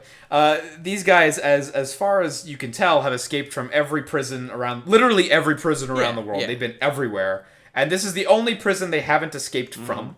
And they've tried many times, and they try regularly, But and they to just be can't fair, succeed. they don't at give it. that much of a shit. No, yeah, they don't really give that much of a shit, because they can always get past the death They just traps. get beat up by the dude. Like they get... Yeah, they got, in the first episode, right away, they get beyond all the horrible death traps, and then meet one of their lovable guards, who punches them out because none of them are strong enough physically to get past them. Even the big guy's not that strong. He whoops the big tough-looking guy's ass, and then the one guy with weird powers is too scared of him to do anything. Oh yeah, that's right. Yeah, exactly. Well, and then the fucking edgelord guy looks at him like he's gonna take him out. And in then one he's like, shot "What the and hell are just you gets, doing? What do you think you're doing? You can't fight." Yeah, he gets wasted. All you're in a good second. at is breaking out of prison. Come on, bro. So you've got this huge all male cast of There's boys. There's one of them, the warden. ranging in fetish and not ranging in attractiveness. Yeah, They're all super They- hot. They But are you got your young constantly boys. sparkling. You got your Everybody I noticed the is sparkle. constant. Yeah, you got your young boys, you got your Always tall sparkling. boys. Always. Yeah, everyone's in there. They cover the full range. You got your bald boys, you got your Japanese boys, you got your dark-skinned boys. Yep. Everything's in there. It's energetic. It's, I guess, a comedy, for sure. action comedy kind of thing. It's fun. Some of the jokes fall a bit flat. Yeah. Definitely. It's not. They're not all winners. And I definitely think I'm more enamored by the character designs and like the idea of it than I am necessarily the scene to scene writing, because some of it's really not as good as it's somewhat inconsistent, the writing. But it is very enjoyable, and if you're into that kind of thing with a bunch of like stupid hot guys running around, because they're dumb. They're all dumb in their own ways. Like dumb. You'll have a fun time Dumb with as a this. sack of hammers. I thought it was yeah, a pretty definitely. fun time, just It- watching them do their goofy shit, and that's it succeeded at its one goal of being funny and generally enjoyable for me. That's it. That's it. Yeah. Yeah. I think it actually picked up a little bit once they established the premise, because the first half was a lot of an important thing for me when it comes to humor is that it like has like a logical basis. Yeah, for not sure. like Right. Not that it has to be this, that, therefore that. And there's a few moments where it's like stuff just happens because it happens, and they haven't explained, oh, this guy's good at unlocking stuff, and this guy's good at whatever. Mm-hmm. But there is one moment that kind of redeemed that for me, because they got inside my head, where it's like there's the guy who all drugs have the opposite effect on him. Oh, yeah. So they like shot him with tranquilizer, and I'm like, well, that's dumb. How the hell does that work? And then he goes to hug the attack dogs, and then the dogs get all fluffy. Oh, yeah. And it's like, I guess that's because of his adverse reaction to the guess. drugs. And then the guy in the guard room is just like, that makes no sense. That makes no sense. Yeah, What the hell? yeah, that was And the guards are are kind great. of fun The guards too, are real actually, as characters, characters. Yeah. I think my big problem with this is it doesn't have enough of a straight man from anybody. Like, the bald guy's kind of a straight man, but he's still goofy. He's the most straight man. Well, I'm not sure any of these guys are straight, if you know what I'm saying. Oh, I think you do. But yeah, Nailed it. It's it's got a good sense of humor. You know, actually, I'm totally wrong because they are literally crying for women to come visit them all the time. I was gonna say that the totally wrong. half the premise. Yeah. Half the premise of the first episode is look at that cute girl. Like, yeah. So, I don't know. I think it's funny. I just don't think that I would watch this over something like, say, Osomatsu-san or Konosuba or. Yeah. There's better comedies out there that are better executed. It's unfortunately outclassed in pretty much every way by other shows. So, I mean, if you got it on your computer and you're fucking looking for 20 minutes to spend, you know, that's the only real way I could strongly recommend it. Yeah. I totally agree. The only thing that really rises above is the character designs, which are like they're very fun and varied, and it feels like they're about to fall into the deviant dark pit. Yeah. But once you start seeing the whole cast, you're like, okay, no, they're a bit better than that. They are a bit more than that. They're kind of a mess. Especially with their like single fang smile design. That's so deviant art. Yeah. But yeah, I'd say it's a good time if you got nothing else to watch. And there is that funny. minor mystery at the end with the main character's got these black shackles put there by a mysterious guard. And you know, I was kind of interested, like, oh, what is the story with that? I as well, because it was like, oh, I wasn't expecting anything of plot. Yeah, so that kind of did come as a surprise in a way. I don't know if I'm continuing it, but if you guys do, let me know how it... let me know if anything interesting. I'm gonna keep going with it. But, all right. Next is the one that you unfortunately missed, Liam. Occultic 9. Occultic 9. This was the one I ironically most wanted to watch. Because I am a huge fanboy. Well, you'll be happy to know it was good. It was actually good, unlike good. Chaos Head. I'm was glad. Good, unlike that other one. Oh, fucking don't beat up on Chaos Head. Don't bully Chaos Head. Don't be mean. Don't bully Chaos Head. Let's talk about Occultic 9. So Occultic 9 is a Chaos Head had a hard one. All right, Jeff, you want to go? Yeah, you do it. Occultic 9 feels a lot like Bakano? Steins Gate. Bakano? A little bit more like Durarara, I'd say, than Bakano. Right. But it feels also, in terms of tone, like obviously the Steins Gate team, right? Yeah. But Steins Gate for the smartphone generation as opposed to the flip phone generation. God, but so it's the main. There's a lot of plot threads going in this first episode at once. Yeah. This show is legitimately very funny though. Like it's legitimately, like in a lot of good ways. Without, like it does things that I don't like in a lot of shows where it introduces all of its plot elements in rapid succession, but it gives all of them individual scenes to get accustomed to one at a time. Yeah. So there's like weird shows about occult stuff and different psychics around the city who have their own thing going on, who are all like, there's all these different things coming together, but it's executed more like Durarara, where everything has its place, as opposed to some of the other shows like Magic-kyun, where it's just, here's a bunch of characters and we're going to give you their name, or not Magic-kyun, but two shows that we're going to see in a little bit, where it's like, here's these characters, we'll show you their names, and just expect you to get it within a second. And the main character, who I really like, is a NEET who runs a blog that makes money off of affiliate links. And he's like, he's so obsessed with this affiliate link culture and how he's got this minor amount of internet fame, which is of course very relatable to all of us. Yeah. And he's got this is the part that I feel like Nate should be describing, because he's got this best friend who, how would you put it, Nate? She has the biggest tits in the world. That's how I'd put it. That's the exact wording that was in my head. I was like, that's what Nate would say. You know, okay, the thing, this deserves its own. Can I read you an excerpt from Wikipedia? Yeah. Because I just had this page open from the beginning because I wanted to have some form of reference, right? And I was reading down the characters. So yeah, main character, high school boy who runs an occult blog, whatever. Then the second character on the list, and I didn't know nothing, was Ryoko Narusawa. And her entire character description is a spirit guide with enormous breasts. All right. Yeah, she also has a ray gun. To be fair, she also like someone went to Wikipedia, and that's the whole character. These aren't normal big anime tits. These are like on another level, and not even like high school DxD and say like these feel like real world tits. Like they fill up a lot of that shirt. A lot of that shirt. Back problem causing sag down to her belly button tits. Yeah, you just gotta see him to believe. And the main character actually has a whole speech where he's like, it's a real shame that schoolgirl uniforms these days don't properly accommodate the curves of a woman. Yeah. Because she's blowing out this top. She's got a nice waist. Like she's clearly got a nice waist. She's beyond what's the attractive level. She's in another level. It's just it's a whole other thing. Like her boobs are like. I think at one point he actually makes a C cup joke. Yes, but he does. she's like easily an H. She's like cup. an E or an H or something. Yeah, like, it's beyond the pale. Yeah, she's an H. She's huge, and that's like.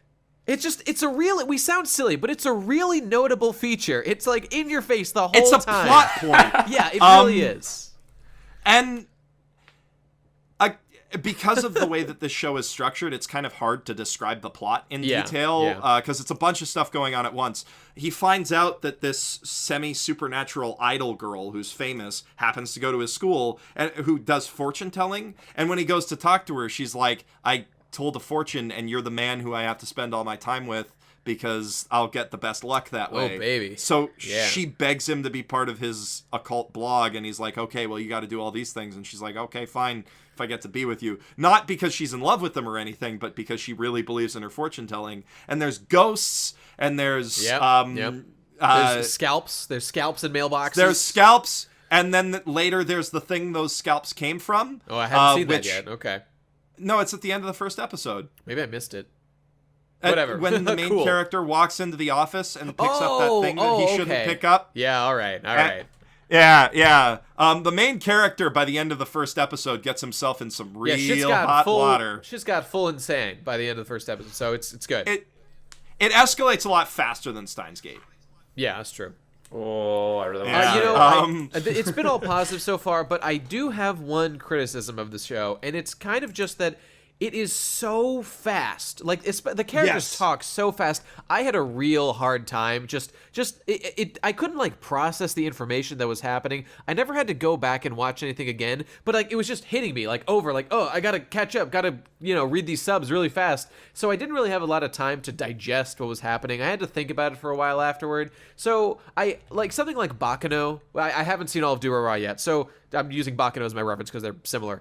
Something like Bakano, I think, handled it just a little more elegantly, or maybe it was just a choice of like certain characters, because it wasn't with everybody. Certain characters, the main guy talks really fast, and it's really hard for me to keep track of everything he's saying. Maybe I'm not even supposed to, but I can't help it. So I didn't love that I couldn't keep up with everything. But that's just the feeling that you might be missing something is all. Never mind. Go ahead. I was watching this while in like a live chat thread for the One Punch Man video I just put out. I agreed to go to One Punch Man Amino and do a live chat, and I was like, I can watch anime while doing that, and I put off Occultic 9, and I like literally had to rewind the show like 4 different times just to catch like lots of stuff, because every time I looked away from the screen for a second, 5 lines of dialogue went by. It is fast. This is like Monogatari level. Oh yeah, I'd say so. This is Steins Gate through a Shaft filter. Yeah, that sounds about right. Actually, It's very, very enjoyable, very well produced. Yeah, it's still good for sure. It's confusing. I would say, in a good way and a bad way, but mostly in a good way.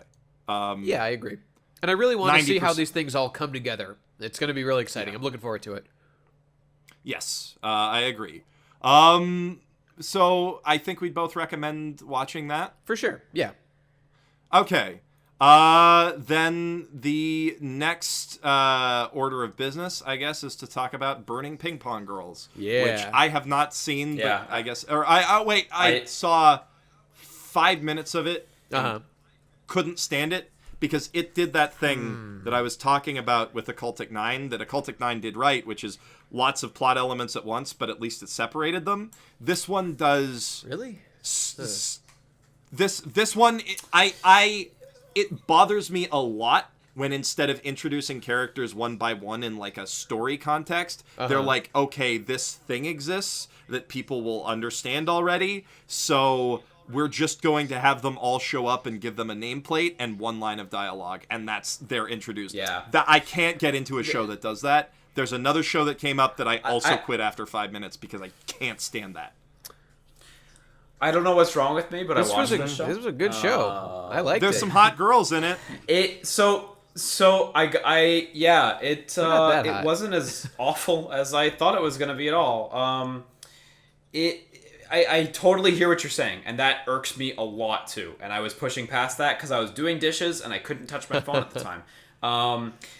The one thing I did like about the show that kind of jumped out at me was I didn't know, like I hadn't seen the key art for the show or anything like that, so I thought the purple-haired girl was the main character, and because you kind of follow her at the beginning, and then this red-haired girl comes in, and the purple-haired girl is like obsessed internally with this idea that like she's their ace, you know, and she loves how all the girls fawn over her. Like she's very egotistical in that sense. And this red-haired girl just comes in and kicks the shit out of everyone at ping pong. She's way fucking better than anyone at this school. She's a year younger, and she just kicks their teeth in at ping pong. She's way better. And like seeing the purple-haired girl just start to get jealous immediately and seeing that rivalry form, like you're watching the rivalry form with Virgil as the main character instead of Dante. That's good. And it's like okay, that's pretty neat. And otherwise, like the show's not all that special. Cute girls playing ping pong.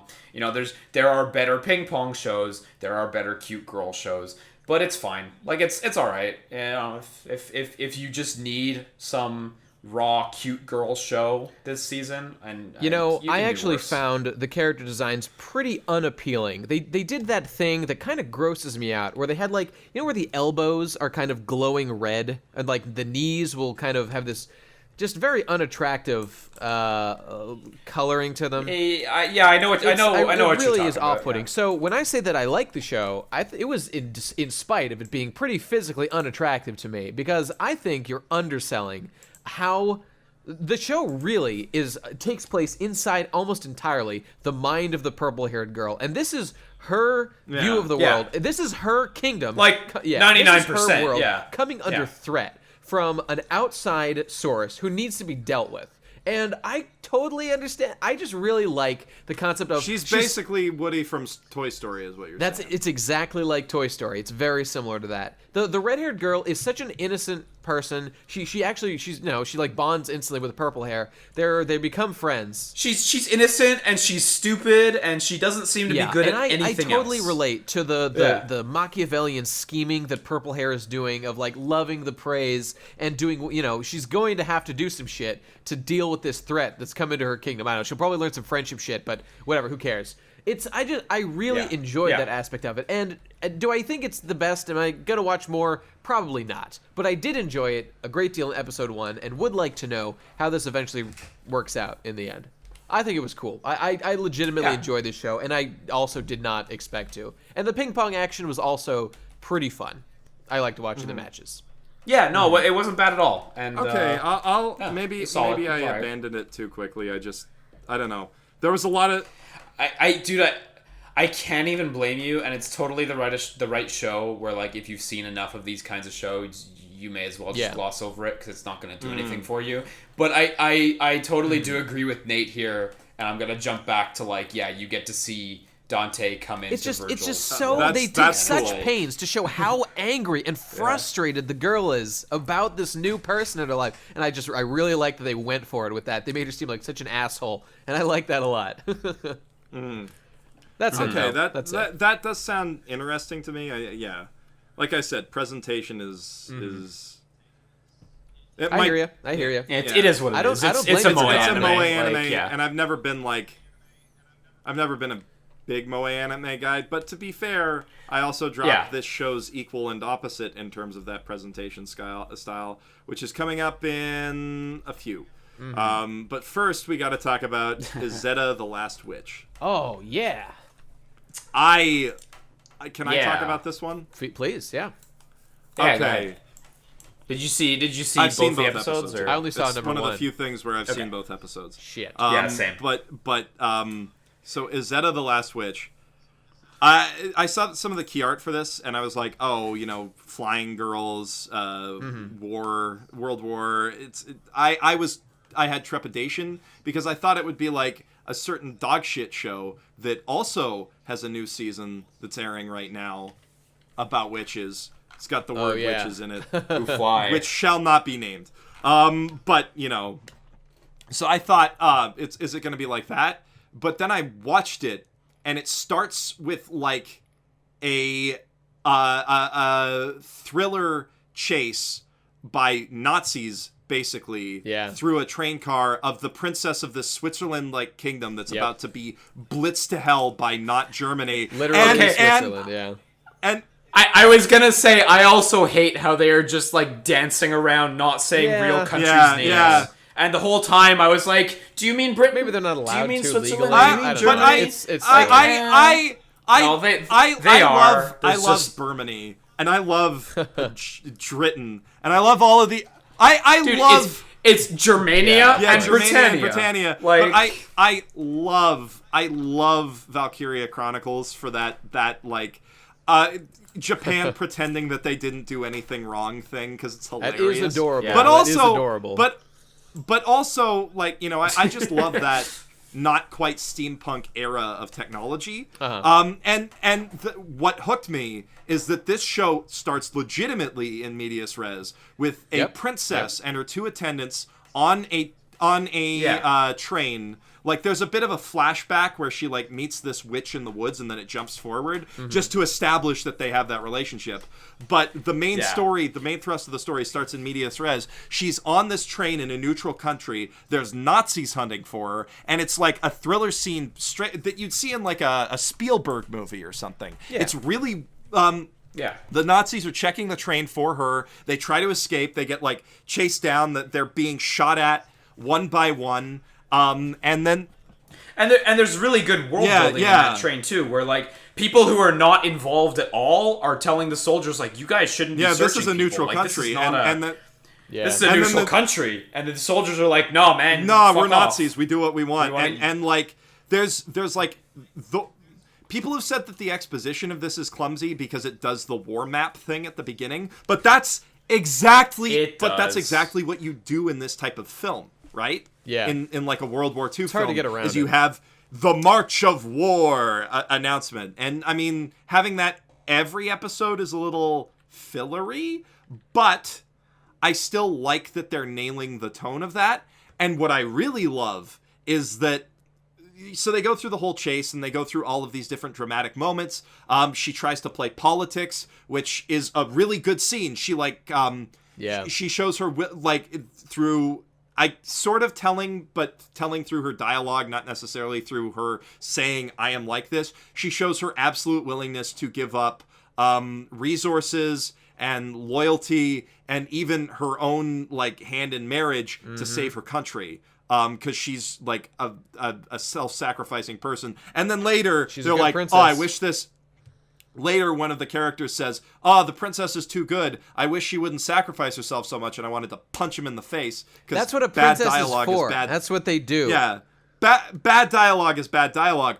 But, and it has moments of that, but it nails the tone, not just of the World War II thriller, but of shifting from that tone into Ghibli magic. Yeah. Yeah. That scene at the end of episode 1 was pure fucking gold. I loved it. Yeah. It's good because, like, the Nazis are doing what Nazis do in any Nazi story that's got a little bit of magic to it. They're researching magic for the sake of evil Nazi bullshit. Yep. And they've got a witch in a steel coffin thing, but then she breaks out through power of love.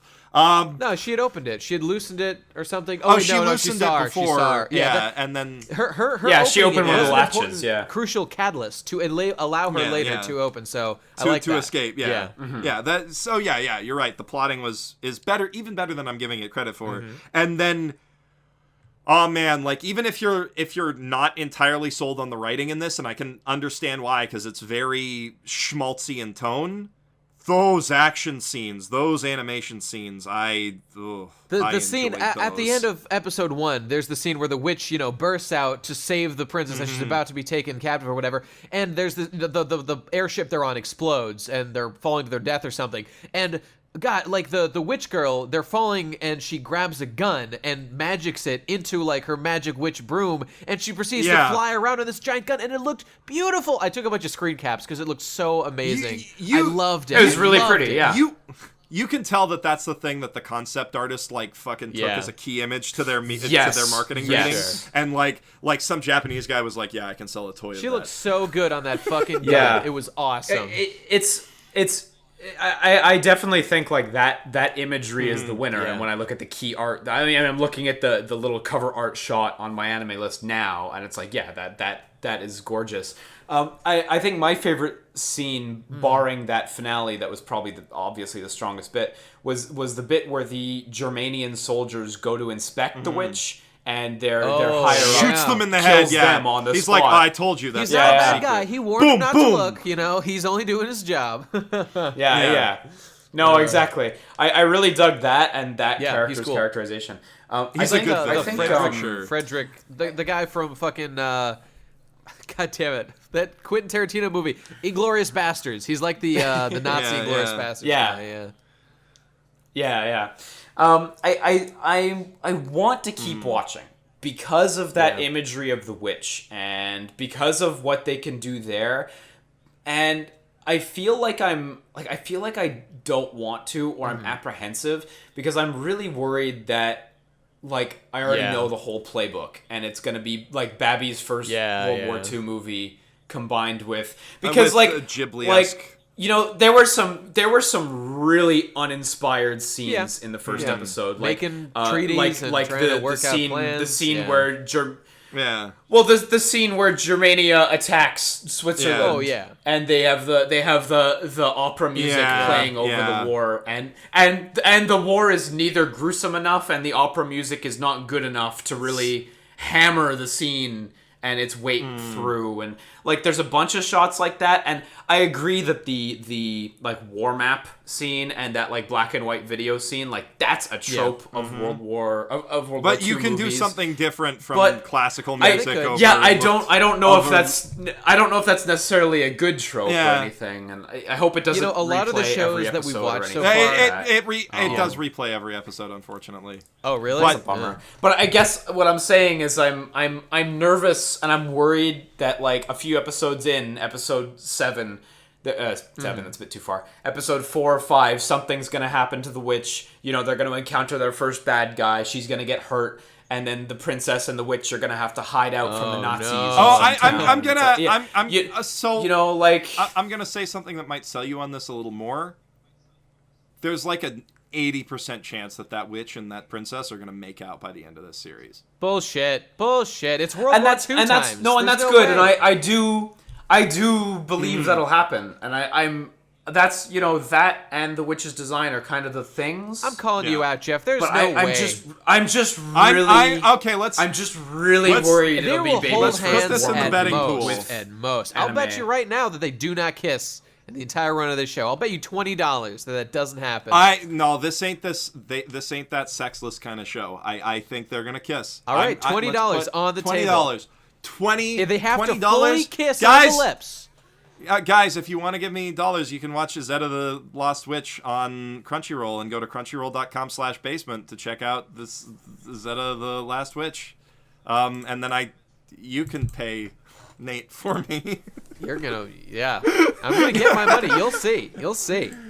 Okay. Now, okay. hang on. Well, The rules, they have to kiss on the lips. Yes, we're establishing that. Okay, yeah, they have to kiss on the lips. It has to be a real kiss, not like friends can kiss on the cheek. We're talking about not a mistake. Not a kiss mistake either. kiss. Okay. Okay. You know what? A I have to love give you a mistake kiss. kiss. You can have mistake kisses because that won't happen either. Okay, I'll say mistake kiss or heartfelt kiss on the cheek is a tie. Okay, sure. No, I don't agree. I don't agree with kiss on the cheek being a tie. Really? Well, That's not- if it's implying that's romantic feelings, nothing. and that's more than I think it's going to do too. So I'll give you a tie on that. All right. So okay, Yeah, if we have any I'll- disagreements, we'll listen to this again. Fair. Okay, that's a fair stipulation. But yeah. okay, so hard making out, double down. They don't hold hands at all. Double down for me. I give you 40. Done. Done.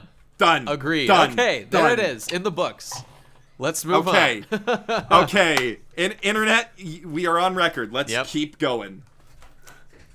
So yeah, I would say that we'd all sort of recommend watching Izetta the White Witch. Agreed. Or the Lost. Yeah, if yeah. only to see how this bet goes. Yeah. Yeah.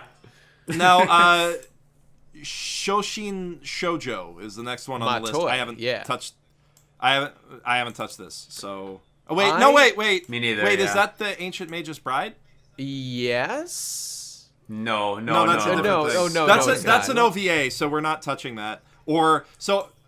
This is Shrine Maiden becomes magical. Did you guys, either of you watch it? I did. Nope, I didn't touch it. It was, I don't know, it was fine. It was totally decent. The characters were kind of okay.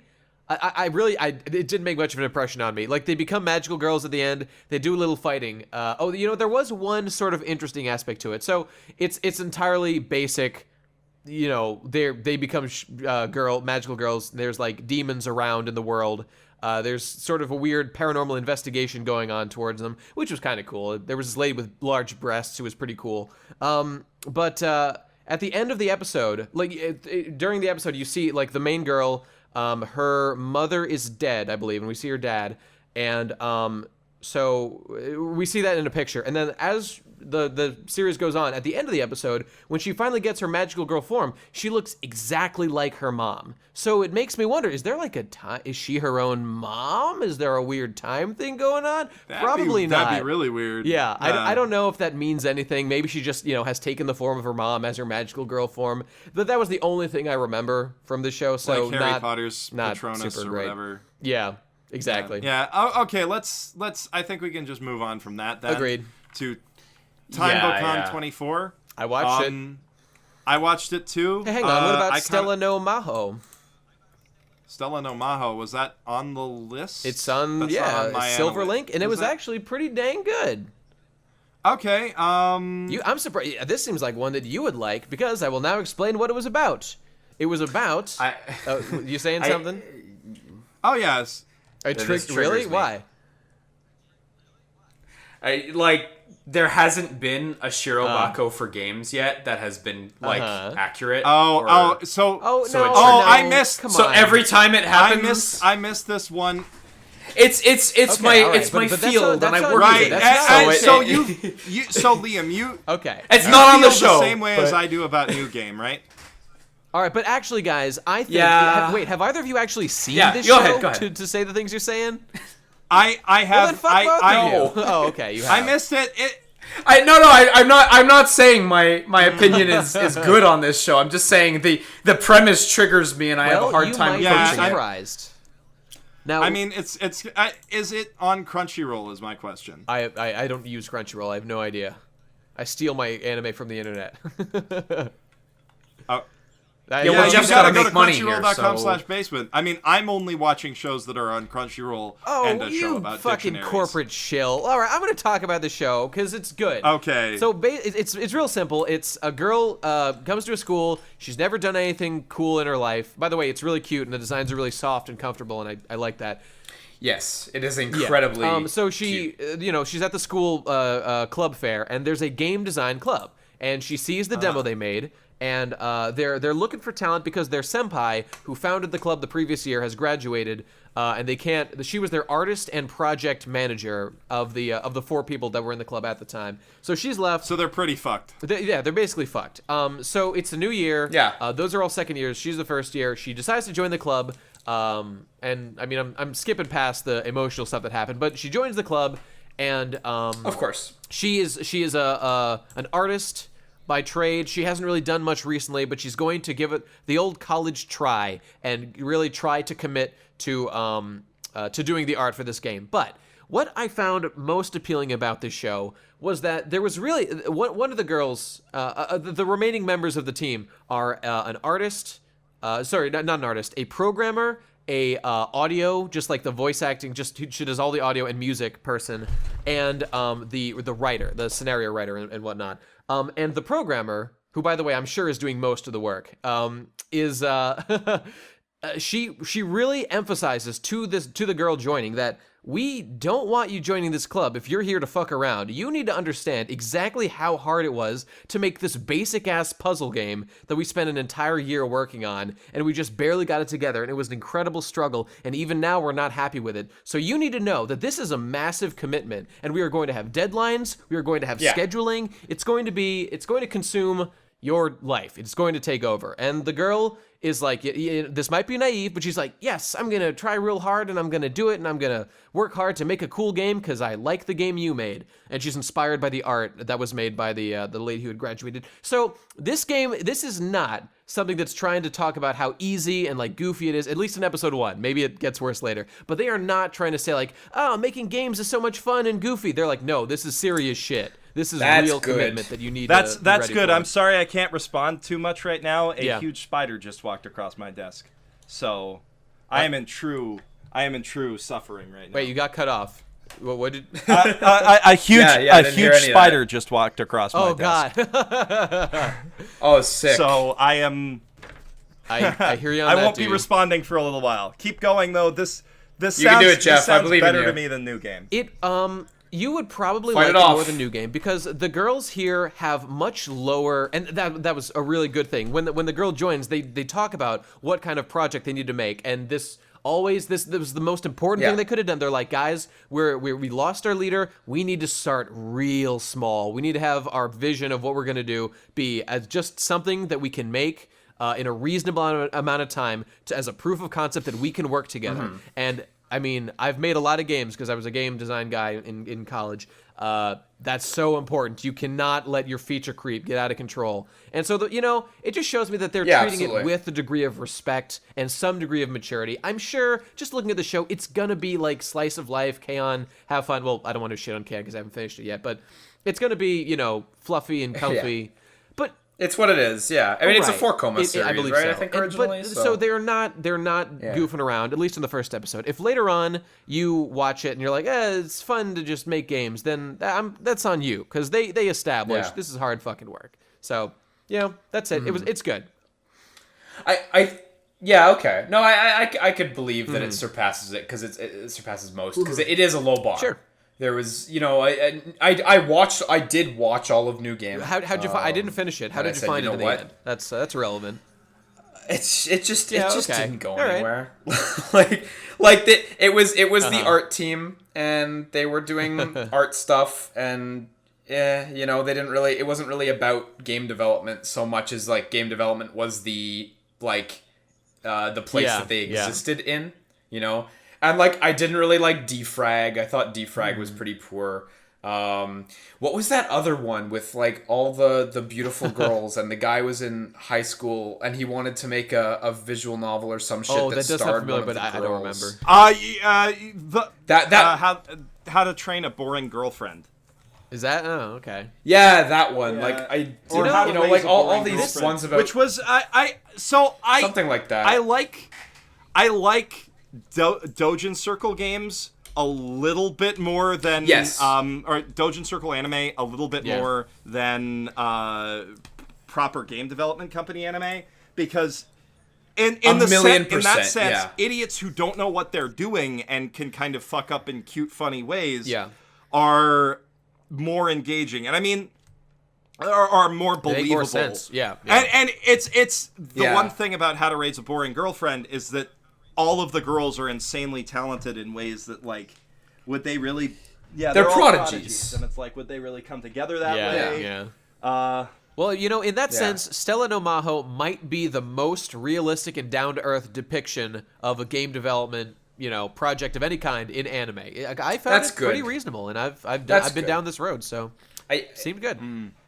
I still want video games to get their Shirobako, but that sounds it's not a reassuring, Shirobako, of course, but one day. Yeah. All right. Okay. All right. Spider. I can't find this damn spider. Here all right, so the next thing on the list. It's waiting. It's just waiting for its chance. It walked across my desk and it's not here anymore. And that's like the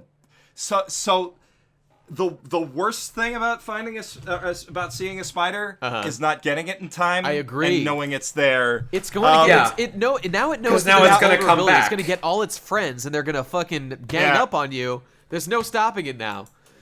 It's been nice knowing you, Jeff. So I am super screwed. Hopefully we can make it through this podcast before I die. Hopefully. So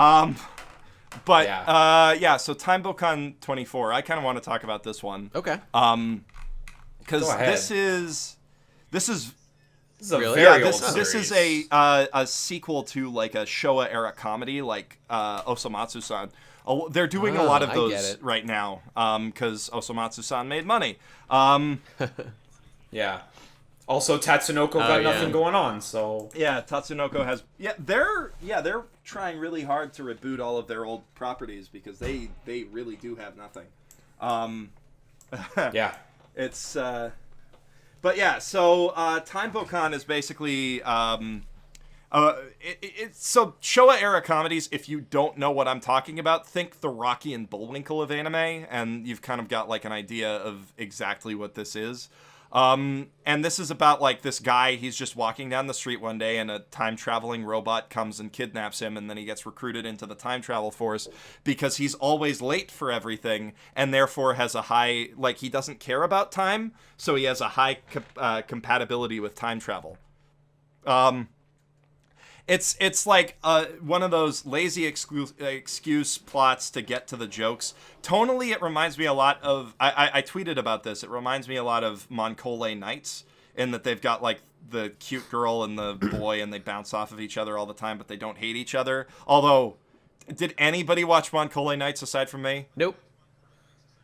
Moncole Knights was like a card collecting Pokemon knockoff, but with like... the villains played up to 11. It was funny, and the joke with the main characters is they were constantly talking about how much they wanted to bang each other. This is not that, but this has a sort of similar sense of humor. And the whole premise of the show is that they are going back in time, because time travel's been invented. They're going back in time to discover the true history, which is like our history, but a lot funnier. God, so the premise for the show is 100% genius. I love it so much. Yeah, it's brilliant, except for one thing, which I'm going to complain about in a second because I'm a nitpicker. But basically, the premise is they're going back in time to rewrite history because history is much funnier than it used to be. Like, the first episode is Cleopatra was actually a husband and wife comedy duo. And when you say Cleo rewrite history, Patra. you mean record what actually happened. Record what actually happened. And the bad guys are the history textbook manufacturers who don't want to have to do extra work. God, just a fair audience. Think about this for a second. The bad guys in this series are a history book producer, and their motivation for making giant robots and time-traveling devices with which to combat our heroes is because they don't want to have to rewrite their fucking textbooks. It's the greatest motivation of any bad guy in the history of anime. It's literally 10 out of 10. I love it so much. It's fantastic. It is pretty great. Just the one thing that bothers me is if you think about it, how much more money would they make reselling every single history textbook in the world? But you see, you underestimate their laziness. They're not interested in doing any updates. That's my defense. Because the thing is, in this lazy. world, textbook companies are run by Tatsunoko bad guys. Yeah. Right? Yep. So they're really just lazy like, ones. Yeah, it's ridiculous. It's goofy. It's exactly what you would have expected from this premise if you were alive 10 years ago. It has the best girl of the season. 80 years ago. Bimajo, the bitch asshole brat spoiled asshole One-sama of the bad guys, is by far my favorite girl of this anime season. I love bitchy asshole women, and she is just a 10 out of 10 in every sense of the word.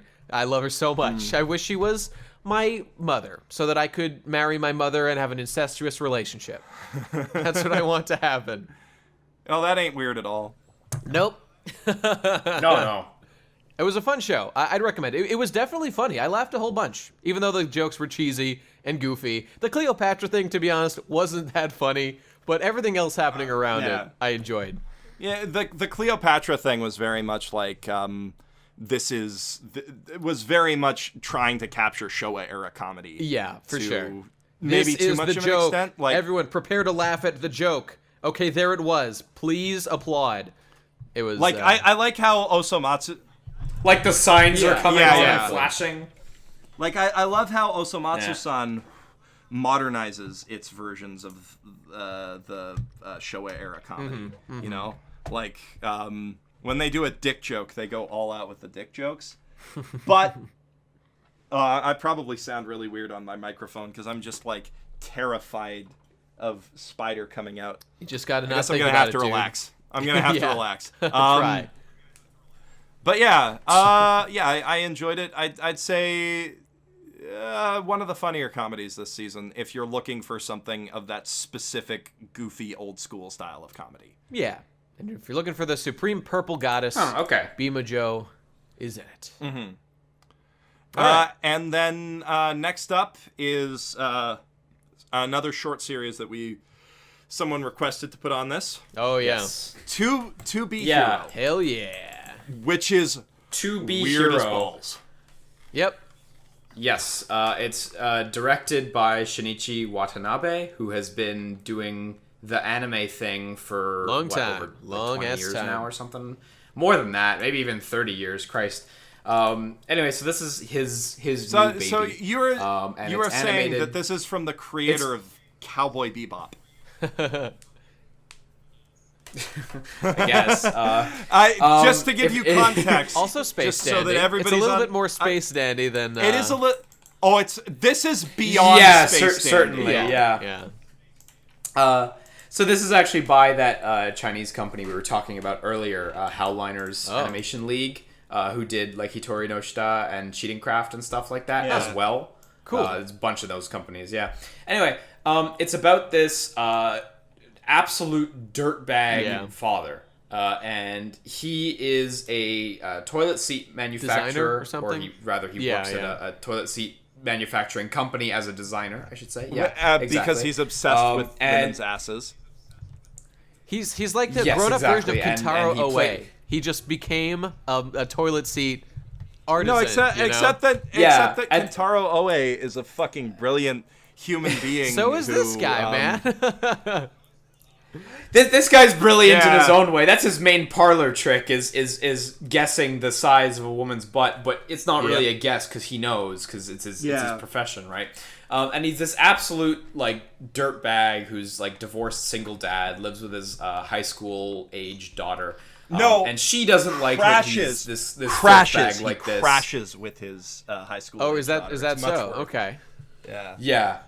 Absolutely, and she beats him up and gives him shit all the time. But girls love him. He's for hot. some reason the women really like the whole toilet seat angle. Don't know why, but they're into it. Oh, totally. It's because he's good looking. So anyway, I suppose. He decides to go take a shit. Imagine right? that. That's like where this story starts. And his daughter's like, "Ew, Dad, don't take a shit. I was gonna take a shower. Fuck off." And he's like, "Well, tough luck. I'm taking a shit." He takes a shit. Turns out he's the only person on Earth who's taking a shit at that moment. And as such, he is chosen to be hero. So he gets dragged into this this fancy sewer place, and there's this super tough guy with a super high-pitched voice who's pretty goofy, and he explains to him, "Hey, you're gonna be hero." He doesn't buy it, but whatever. He gets sent back out, and all of a sudden he turns into this fat, ugly guy. and his daughter doesn't recognize him, and he tries to play to what his daughter will know, but he ends up just creeping her out and gets like kicked out of the house, physically kicked out of the house because his daughter's got crazy anime strength. So he's in a position where he's got to protect the Earth and also his daughter from the world and aliens that are now coming, while looking like this ugly fatso and not really having a place to live until the end of the first episode, where he moves in with his flasher neighbor. And here's the other... his neighbor who is a flasher. And here's the other that's thing. True, yeah. His part of his superhero transformation, which by the end of the first episode, it's not clear if he has actual superpowers or not. Because it's really he only not. punches out like he crushes a alien the size of a bug. Yeah. And with his sandal. Which is, but yeah. So but the only thing that this transformation seems to have affected is that everything he tries to say comes out through a creepy filter. So, and he have you seen? I only saw episode himself, 1. pretty Is that much. still? I saw the first episode. I thought it started off better than it ended, to be honest. Sure.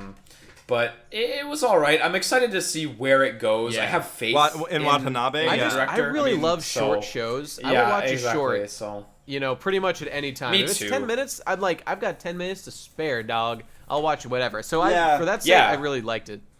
yeah.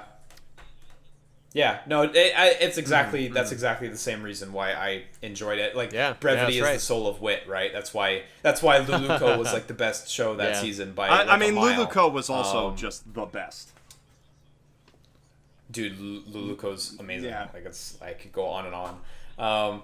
But To Be Hero, pardon, is not quite as strong as Luluco. In fact, it's not even really close. But it is still fun. It's got really good talent behind it. The first episode was really 99% set up, so I'm keen to see where it goes. Yeah. And you know what? It's fine for a show to be 99% set up when it's 7 minutes. Especially if it's if it's that length. It's definitely okay to get away with that. Yeah. Now hang on. By the way, I have to give a massive shout out to what is, in my opinion, the best song of the entire season, and it is that. Oh yeah, the ending theme is so dope. Yeah. I've been listening to it on loop for the last 2 days. It is fucking ill. It's awesome. I love it so much. And the animation, I love the animation of she's playing this. She's playing a tower defense game against and it's the girl trying to keep her dad out, who's shooting gross now, and all the creepers and all the bad guys. Oh, it's great. I even like her. I don't usually like the really bitchy, like attack people all the time girl character, but in this one I like it. I think she's fun. I like her. I think it's earned. She's over the very top. justified in that right now. Because her dad was a piece of, like, her dad now just looks like what he has always been. It's like a reverse Shallow Hal situation. And he can only speak like that, too. Yeah. Yeah. Okay, let's move on. Yeah, I agree. Let's talk about Token Ranbu, which is the other show that I stopped watching after 5 minutes. But why? Token Ranbu Hanamaru is another incredible ensemble show about a gacha style browser game. Just a reminder, you're better than this. All of you guys out there, all of you girls out there, it does that thing. But there's nothing wrong with watching a little schlock every now and then. Isn't that exactly what you said to your girlfriend when you took it off your Crunchyroll queue? She put it on the queue, and I didn't ask her, and I deleted it, and I texted her, and I said, "You're better than this." It wasn't worth it for me to watch Kantai Collection, and it won't be worth it for you to watch Token Ranbu. Because it's only, it's but gonna this be the time same they're deal. named after cool swords from history. How awesome is that now? Instead of cool boats, swords, cute boys. Ooh. Damn, you know they're by the same publisher, DMM. Yeah, I wonder why. It's the same company. It's more or less the same style. Because they know what makes money, I guess. Those guys are fucking hot. Mm-hmm. Like. I would fuck them. No gay stuff, but I would fuck them. So, this appeals to literally everyone. Yeah. Everyone loves swords. Yeah. Everyone loves cute boys. Yeah. They got the spectrum. I was tweeting about how, these boys, there's one who just looks 100% like a girl. 100% like a girl. And they're just... Yeah. He's fine. He's fine, man. I mean, I agree that the boys are fine. I just, I am It's really, not good. It's not I'm good. really not a fan of anything about how this show is made. You know, there was one. I mean, there's this other aspect of the show where like they're gonna do like all the swords are from like various points in history or something, and there's like Oda Nobunaga's sword or something was like there was a fire and like there was a fight that happened there or something. The Shinsengumi, I don't know, whatever. But like there was something happened upstairs, like some historical event is being referenced and like some different thing happened or like there's a mystery to be unraveled. I'm a little bit interested in like what exactly is going on with the historical stuff. If I knew Japanese history better, that might be even more interesting. Yeah. The plot, if I'm remembering the plot of the game right, it's that like people are trying to change there's evil bad guys invading time and they have to go deal with it. Yeah, and these sword boys are stopping it. And like I hate to talk about a show that I haven't seen with such derision, but like the nature of these kinds of shows based on these kinds of games is that all of the characters need to be roughly equivalent in how cool and good they are because they don't want to damage anyone's husbando or waifu. And as a result, every character is boring and shitty and nothing happens. There's no development. Yeah, exactly. And that's what I anticipate happening in this show. Yeah, and there's nothing more to say about it. I mean, really. Like I said, I dropped it after like 5 minutes.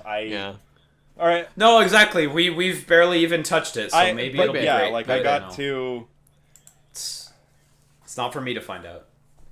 Yeah, I got to precisely the point where like they introduced one of the characters where they were just running around. And it's like, oh hey, here's name tags for everybody because we can't be bothered to actually tell you who anybody is. Yeah. And I was like, okay.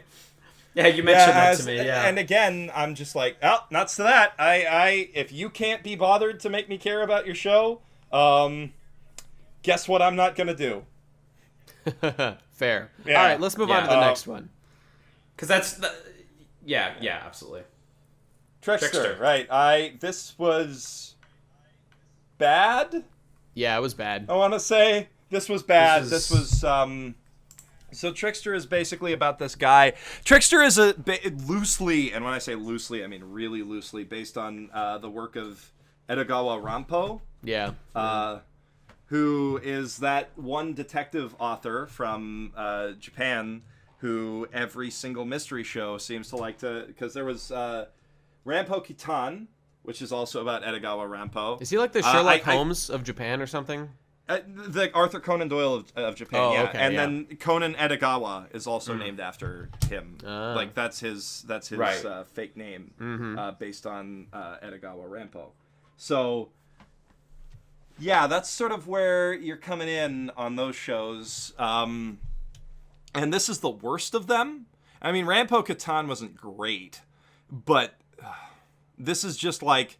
This guy's in a detective club, but by detective club, they mean just whatever the heck. They run around being pretty boys, fighting 20 Faces, who's a guy with a rubber mask who blows up buildings for whatever reason. And there's an edgelord kid who...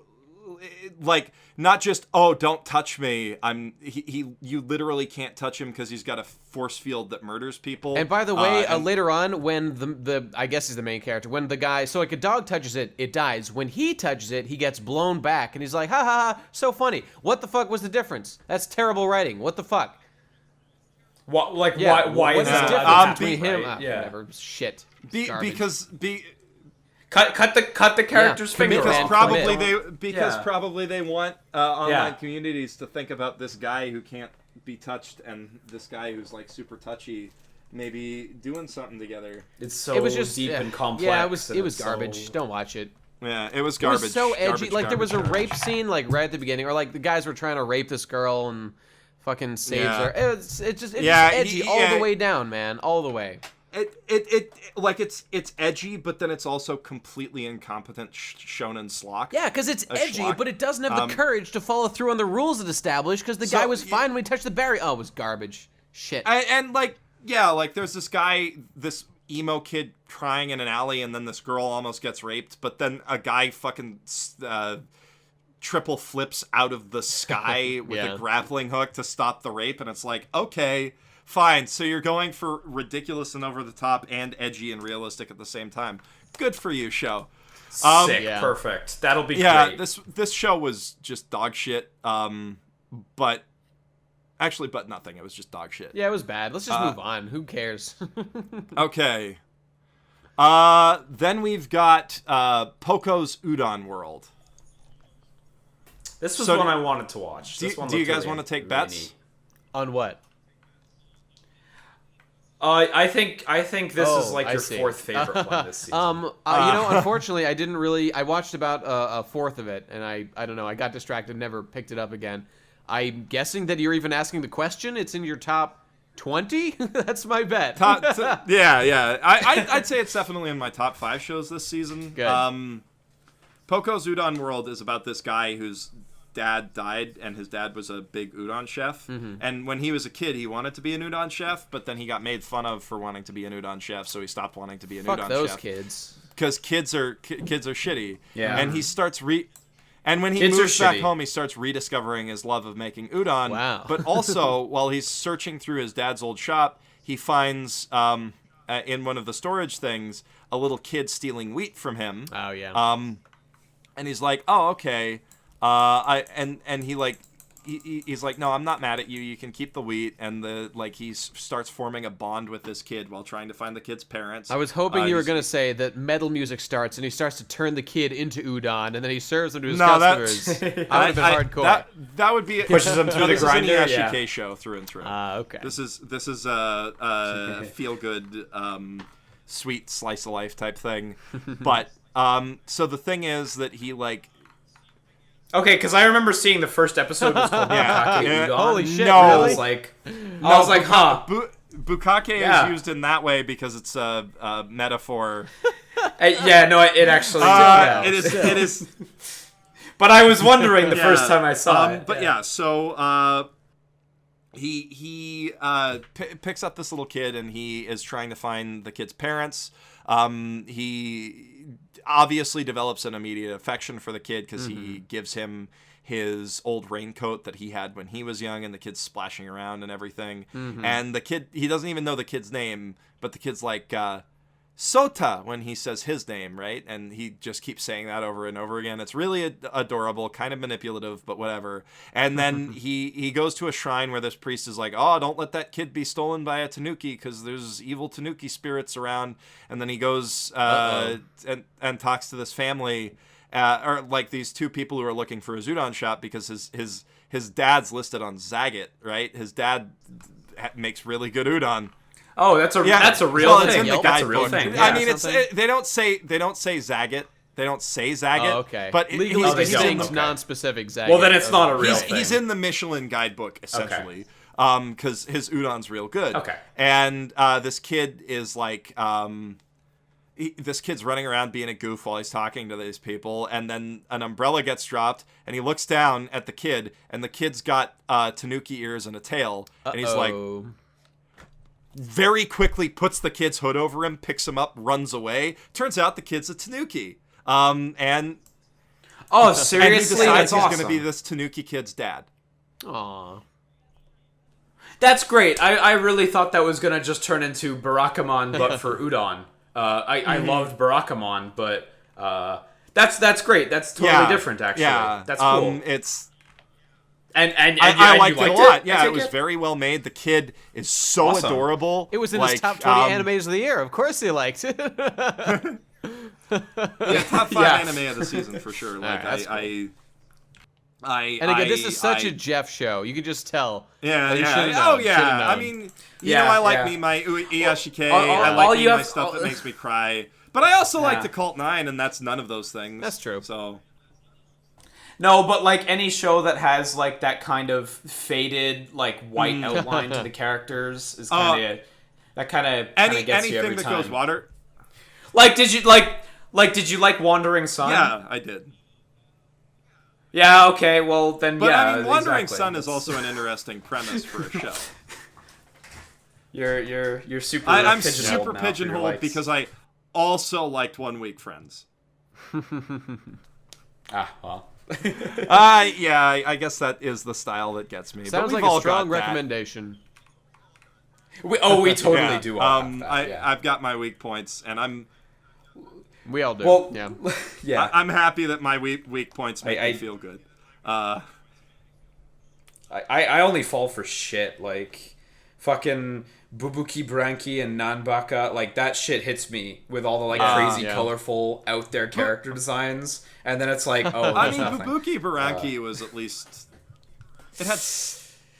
Oh, it was the action scenes. Yeah, that took like, away from it.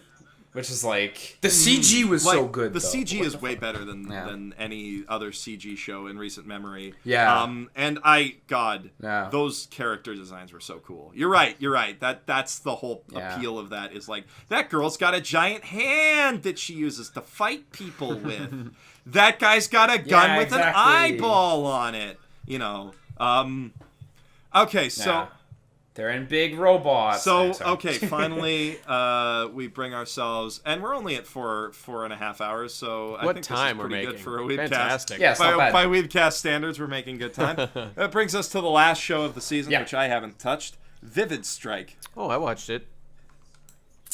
Yeah, this had too many girls on the thumbnail for me to want it was not... Okay, so I did watch it, and it wasn't amazing, but I did think it had a kind of interesting idea behind it. So... Based on the thumbnail, it looks, I don't even know, it just doesn't look interesting at all. But what it's actually about is it's about martial arts fighters. Specifically, it's about girls, I mean, it's, the girls doing X thing. But in this case, they're doing martial arts, and they're training, and they're getting involved in it, and they're getting interested, and they're actually really young. I want to say they're like middle school age, or possibly even younger. I think they were saying that it was the under 15 championships were like a thing, and they were competing for. So... Yeah, they're down really? There. Because this girl, one of these girls I'm looking at, doesn't look 17. She looks like 17 she going looks on 18. Anime that age. There's such a spectrum of what age they can choose a girl to be. Like in the one, I forget the name already, but the one about the high school girl who joins a game club, like she looked like elementary school level to me, whereas these ones look, I don't know, Nanoha high school level or something. But yeah, in any case, it was kind of cool to watch them have a bunch of cute anime girls have an interest in specifically martial arts and beating the shit out of each other and doing stuff with that. I mean, it didn't really make much of an impression on me, but I did think it was decent. And the animation in the last fight of episode 1 was really dope. So, there were good things about it. It didn't really stand out to me in any particularly big way. Okay, there's nothing something there. There's something. So, yeah, for someone out there, they're going to really like it. If they happen to really like martial arts, possibly, and little girls doing it, it'll be cool. And there is a plot thread of when the main girl was young, she used to defend her buddy back from those days. But now that they're several years older, the other girl who used to be protected has gone on to become the world champion of martial arts. And there's some drama as to what happened between the two. So, there's something. It's kind of cool. I want to know what made her change so much. I don't know. So it was okay. It was pretty good. Mm-hmm. Okay. And if you guys... Oh, no, go ahead. Yeah, unfortunately, that's kind of a weak note to go out on. I was going to say that the only other thing that I watched that I had anything to say about was www.working. I know that it's a sequel, and I knew that at the time, but I watched it anyway because I hadn't seen the original Working, and I really wanted to, so I thought, well, I'll just watch this since it's on the list. And yeah, I'd like to see it because it looks... Poplar is extremely cute, and I'm in love with her, having never seen the show. Yeah. I think it's honestly worth starting. All right. Yeah. Working's got good character dynamics that you wanna enjoy. Yeah. All right. I mean, does this have anything? Is this related to that? Like, are the characters the same? Yeah. It's a direct sequel. They're all. Yes. Ongoing. Yeah. I had no idea. I haven't seen this one yet at all. I'm a couple seasons behind, but I just looking at the thumbnail, you can already see some character evolution there. That that's pretty cool. You're gonna want. So also, it's a different protagonist. I will definitely too, go. So. I mean, if I continue, I'll start at the beginning. But the only real interesting thing I even had to say about the show. I thought it was, fine. The main character is here, and he's learning about work, and he's growing as a person, and all these people are quirky and kind of cool in their own ways. But the only thing I really made me think about as I was watching it was, so, like, the main character takes the job because his dad, his company went under or something, and he's got a new job, but it pays less. So the main character, like, he doesn't really need to take the job, but if he doesn't, he won't be able to pay for a couple things. He won't get his allowance, or any allowance. He has to make his own money now. And he won't even be able to, his family can't cover his own phone bill. So if he wants to have a phone, which is kind of an essential in these days, he has to take some kind of job to do it. So I just thought it was cool to see a guy, an anime dude, just, like, take a real-world job and just go out there and fucking work and be like, well, I want these things in life. I better get a job to do it. And because I know what the grind is like doing it, Yeah. That's an interesting contrast to the premise of the first few working seasons. Because the main character of the first few working seasons starts working here because Poplar is cute. And that's why I want to watch. We're like brothers. We totally are in sync. But he's like a lolicon. So he's oh god, am I a lolicon too? Oh well, fuck it. The cat's out of the bag. Definitely. I mean, I did have that song. Anyway, I was just gonna say that I liked. Oh god, I've completely lost my train of thought now. Fuck. Oh, you know what it was? I tweeted about this, and it was that I found the show comfortable and enjoyable, but more than anything, I came away with a despair for the corporate enslavement of the proletariat, and it just makes me want, it's like watching this guy having to go. You're watching Working Correctly. Yeah, that's right, the joke. right. It just when all the other high school kids are off having good times, in their game clubs, in their being strike witches, fighting World War II. He's here working at this fucking cafe, and he doesn't hate it. Only a sucker works a 9 to 5. That's true. Yeah. Okay, so I think we've covered basically everything this season. Everything we thought was worth mentioning. Anyway. Everything that's not a franchise, basically, except for two things that none of us decided to watch. Because one of which was Chinese, so it doesn't even count. True. Okay, so I guess the final question of the night is, what 3 shows would you most recommend? Yes. Yeah, I think of what I saw, Yuri on Ice is not even a contest. It's Yuri on Ice power gap before any other recommendation.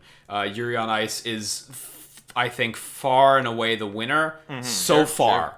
I think I want to watch Occultic 9. That writer has the ability to craft incredible stories, so potentially that could be something really special. I haven't seen it yet, so I can't recommend it. I'm excited to watch it though. And I would recommend Flip Flappers. It's really fun. One of the most, if not the most well animated show this season, alongside Yuri on Ice. Really interesting sci-fi premise, I guess. It's fresh. It does feel very fresh. And of the stuff I watched, if I had to recommend a third one, I would say, depending on who you are, either Keijo or Mahou Shoujo Ikusei Keikaku, Raising Project. If you're the kind of person who would like Keijo, you probably know already. Otherwise, check out Magical Girl Raising Project. That might be a thing. Hard to say. But yeah, those are the ones for me right now. That all right, I'll go Nate, next. Go. Sure. I'm gonna cheat a little bit. So my 3 strongest recommendation go to, in order from lowest to highest in terms of liking them. Yuri on Ice is a must-see, fantastic show thus far, and everyone should watch it. It's great. Number 2 is Cheating Craft. Cheating Craft is a goddamn fucking masterpiece, and everyone in the world needs to watch at least episode 1. I pray it stays as good, but episode 1 was a tour de fucking force. And number 1, my highest recommendation, absolutely goes to Girlish Number. Everyone in the world should watch Girlish Number if you care about anime. It is an insane journey into the bowels of the disgusting nature that is the human soul, and everyone should take that ride. Yeah, exactly. Yeah. And I also just want to give just short shout outs to Flip Flappers because it's so freaking beautiful, and To Be a Hero because it was so much fun. And that's all. Yeah.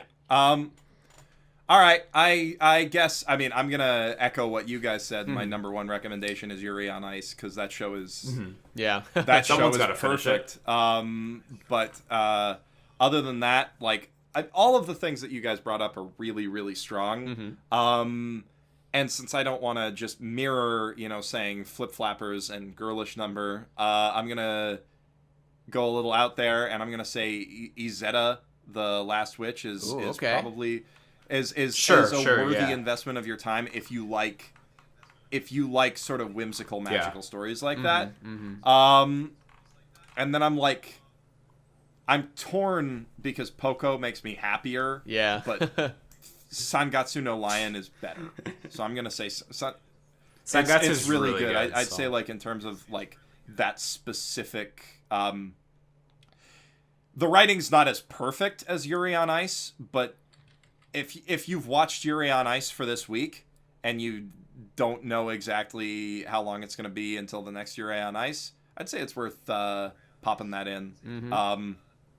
Yeah. And I'm contractually obligated to say Drifters. Yeah. Right. No, but Drifters is fun. All right. And all of these shows you can watch on Crunchyroll with the exception of a couple that we talked about, but you can go to crunchyroll.com/basement for a 14-day free trial if you want to check out any of those. See what you like, see what you don't. I get $8, which is pretty good. Wow. What a deal. Yep. While you're at it, you can go to castformattresses.com, order any mattress with the promo code WoollyM, and get... you know what? I almost I thought it was Super Best. I thought Super Best... It is Super Best. And I don't know. Go to I've listened to enough of those ads to know. Go to patreon.com/bensate. Yeah. Oh fuck! No, that's a meme from I fucked it up. That's my brother's. It's a meme. God. Oh my god! I can't believe I did that. And the podcast is over. No, it's patreon.com/bestguyever. Oh, and by the way, I wanted to say that I also wanted to recommend the manga of Keijo because the anime is pretty good, but I think the manga is a strong. Yeah, right. Well, actually, I'll give that a read. I wanted to look at that. And definitely go to patreon.com/mothersbasement as well. But the biggest thing that you can do is go to youtube.com/bestguyever or youtube.com/theswitcher with a 1 instead of an I, because because the old account got shut down and Matt thought the best thing to do was put a 1 in there instead of the I. You know that we have branding problems, Liam, but we've made it past you know that if you talk to YouTube creator support, they can change your URL. Idea. But you know what? That's kind of our thing. At this point, being bad at YouTube is how you guys are good at YouTube. That's kind of our thing. But yeah, definitely check out Two Best Friends Play. They are, in my opinion, the most fun podcast to watch on the whole of the the most fun, Let's Play channel to watch. They also have my favorite podcast, which is the Best Friend Cast. Thank you, Jeff. I appreciate it. Well, we will Except, read of your course, for the Procrastinators podcast on youtube.com/ Actually, we don't have a unique URL, but search for Procrastinators. and the WeebCast, which is going to be becoming a regular thing from now on at youtube.com/mothersbasement. So be sure to tune in to that if you're listening to this on iTunes or whatever. And, thank you for listening to us ramble for almost 5 hours straight about animes that we thought were pretty good. Indeed. All right. It's a good time. Perfect. Same time next week. Same duration next week. Same basement time, same basement channel. I don't know what I'm doing. All right. I guess we're done. We can cut after that. Yeah. Okay. We can. I'm stopping my recording. That seems fine.